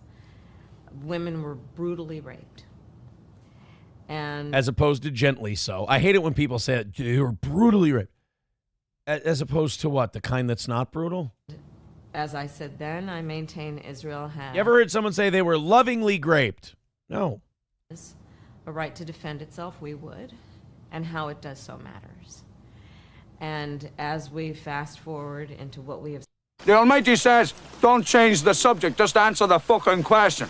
...seen in the ensuing weeks and months... Ensuing. Far too many innocent Palestinians have been killed. And we Okay. know that, and I think most agree, this war has to end. And that has to be our number one imperative. And that The question was, how do you stop this from spiraling out of control? has been our number one imperative. How can we get this war to end? Right. Well, critical elements of that are we have got to get a hostage deal and a ceasefire deal done. Right. We've all said that. How? We have to get aid in. We have to lay the path toward a two-state solution. Mhm. I do believe that we must maintain that as an objective, no matter how out of reach it seems at the moment. Right. He asked you, how are you going to do that? And the work that... At least, like, Trump may not give the most thorough answers, but at least he goes, we're just going to take it over. Like, Kamala's like, October 7th happened on October 7th, and then there was a thing, and then there needs to be a two-state solution, and we need to make sure. Right. How? Well, the word how was, the etymology of it came from the word ha in Dutch, and we just... Whereas they asked Trump, they're like, how are we going to stop this from spinning out of control? We'll just take it over and it'll be American. I mean, it's a dog shit answer, but it's an answer. What we have to do is also pay attention to what is happening every day in the region and put U.S. resources into everything we can do diplomatically and otherwise Right. to de-escalate what is happening in the region. We supply. What does that mean? I'm going to deploy Secretary Huzitz, and what we're going to do is sit down with both Netanyahu and the Palestinian Authority, and when we do that, we're going to discuss what we can do for Israel, what they need to make sure that their settlements that they've built are safe and not removed, but also a promise to the Palestinians who don't want to see any further settlements in the West Bank or Gaza Strip. We need a pledge from Israel that they will stop with the settlements. We also need a pledge of nonviolence from the Palestinians. The way we're going to do that is we will have to sit down with both parties either at the same time or separately to find the pathway to which that deal can be made that will be satisfactory to both parties. That's the breakthrough we need to have, and that's why we need a temporary ceasefire so we can be able to navigate those tricky diplomatic waters and get those compromises made. I'm retarded. I'm a dumb guy. And by the way, that answer is horseshit. It's better than your answer. All right, let's jump around a little bit and see what else she bravely answered. And I love the American people. Oh, shut up. A real close ally in Prime Minister Netanyahu. Oh, fuck, he's a war I criminal. think, with all due respect, the better question is, do we have an important alliance between the American people and the Israeli people? And the answer No, that's to that actually question- not an important question. It doesn't fucking matter at all. Why can't she ever answer a straight question? Every time she's asked a question, she's like, I think the better question is, shut up. You don't know what the better question is. Yes.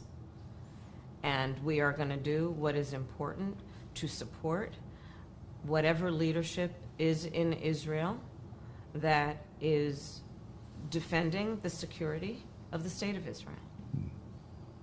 That doesn't, you didn't say anything. Are those working? Are the talk to you in your ear headphone things working or no? Shift gears here. Most basic of questions. 2 + 2 = A4, B6. Why do you want to be President of the United States? There are many reasons, but probably first and foremost, I truly believe in the promise of America. I do. Yeah? And I love the American people. Okay. You know, we are a people who have America. ambition and aspirations and As opposed to Guatemalans who dig in the dirt like retards. Everybody has ambitions. dreams and optimism and hope. If you look at the character of who we are and how we have achieved the strength. This is like watching someone do a fucking palm reading. Hey, generic qualities that everyone shares. America's special. That we have achieved. I believe in large part it is because of our character and our belief in the promise of America. And I'm running for president because I want to do everything that is possible to create an opportunity for people to achieve those goals, those ambitions, and those dreams. And that is why you will hear me talk about my plan for an opportunity economy. Anytime now, whenever you'd like, go ahead.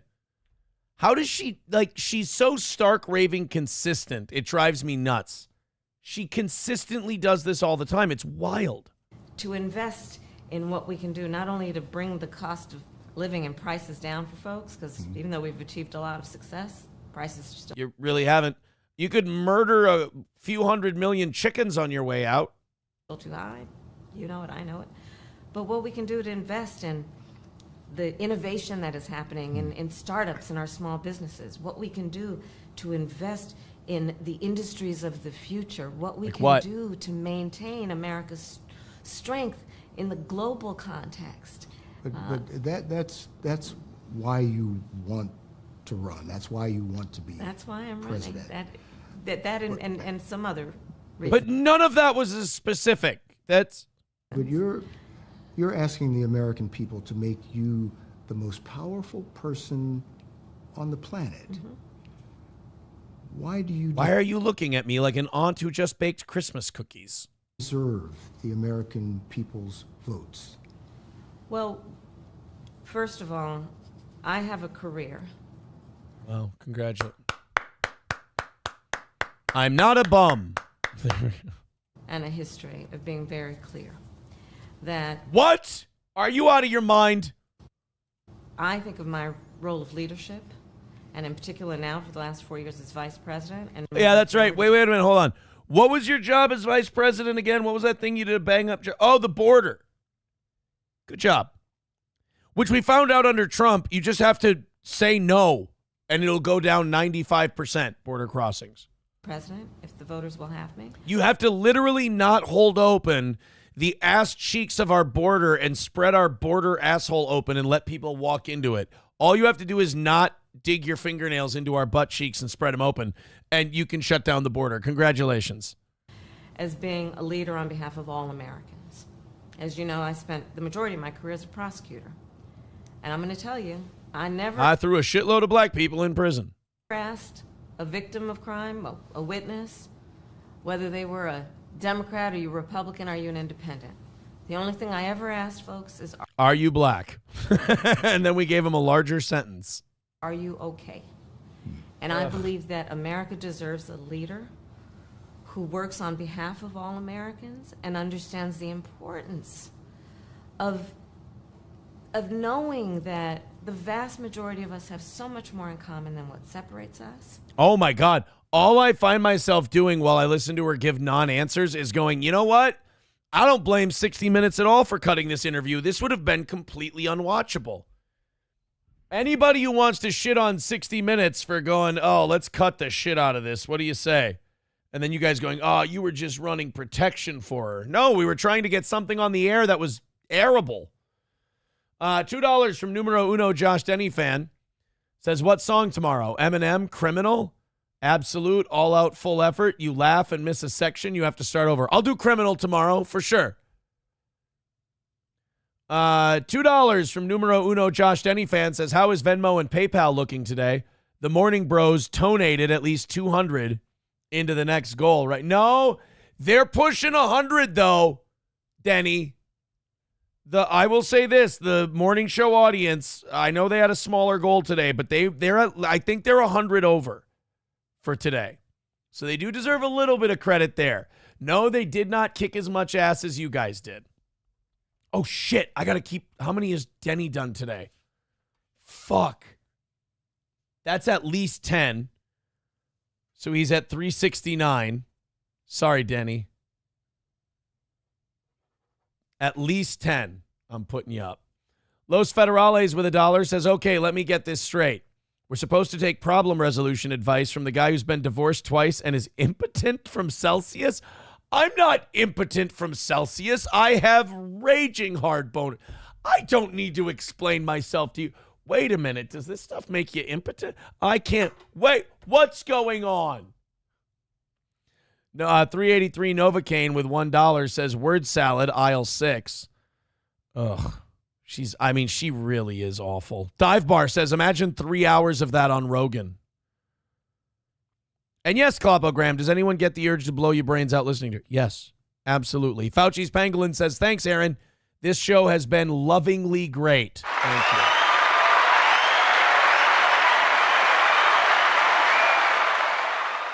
Oh, man. Yeah, Approachable's right. Watch that part where she's going to be the most powerful person in the world and she starts smiling like the Grinch. She really did. She just starts going, yes, I will be. I certainly will be the most powerful person in the world. Atomic Ray says, morning audience sucks dicks. Wow, the evening show audience is in here today invading and telling you guys you're their bitch. Well, they did well today. They knocked out the goal almost immediately. They've been nickel and diming us up by like anywhere from $75 to $100. I'm sorry, I can't shit on them.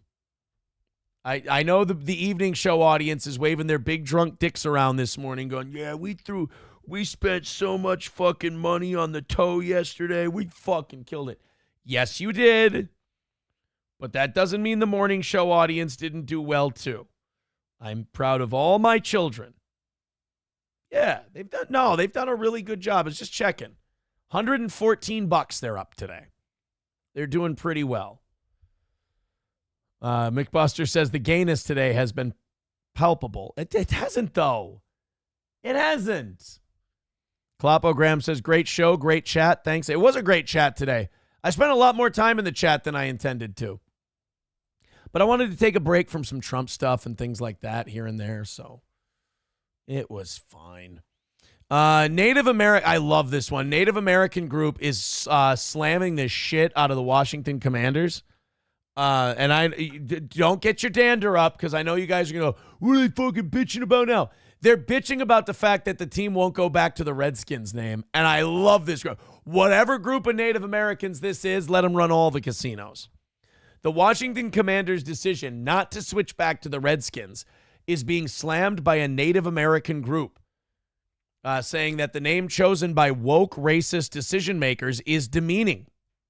Josh Harris, the majority owner of the DC franchise, recently confirmed the team would stick with the Commanders name, saying it had been embraced by our team, by our culture, by our coaching staff. That decision has angered the Native American Guardian Association, NAGA, arguing the Commanders' name is disrespectful and degrading to their culture and image.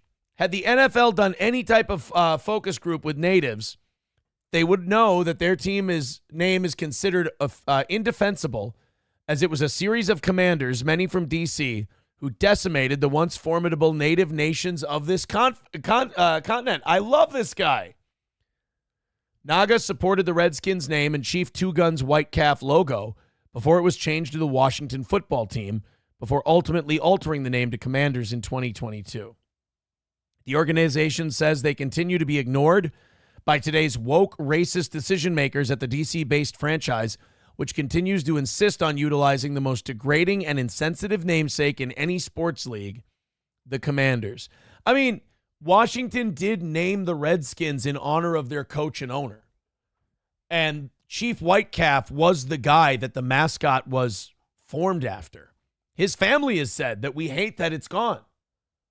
Not only that, it was only like 10% of Native Americans that actually gave a shit about the Redskins name being offensive anyway. 90% were like, it's totally cool. So yeah, I'm glad that some group is actually stepping up. I still think there's a snowball's chance in hell that they actually ever change the name back. I don't think they want to go back into that fight, into that argument. But it's nice to see that there's still groups out there who are like, yeah, fuck that. No, we love the Redskins name. It was a pretty cool name. I actually thought Washington Football Team was more badass than Commanders, but Eaton Clam says, I still say they should call them the Washington Filthy Savages. I think filthy would be a word they'd have even more of a problem with. McBuster says, Redskins it is. Also, Greenland is Elvis Island, and it's Gulf of USA. That's pretty rad, pro-America. Hey, guys, we do have a great Rumble Friday going on tomorrow. Apparently, I'm going to be doing Eminem's Criminal as karaoke at some point because numero uno Josh Denny fan is on top of the Chad Boozemock Top Toenations board today. So wait a minute. If Chad's canceling his big gig, does that mean he's not going to go fuck with Rob Saul's work? Oh, what a letdown. What a letdown. Guys, thank you very much for your time today. Thank you for all the contributions. You've been so kind. Do me a favor. Hit like, hit subscribe, and let's come back tomorrow and do a great one. I'm going to go, I got boxing tonight. I know that upsets a lot of people, so I like saying it. I have to go I have to coach tonight. I will be getting paid. I'm really sorry about that, too. It's not a lot. You shouldn't be so hung up on it. But I will talk to you guys tomorrow morning, and I'll let you know how it went.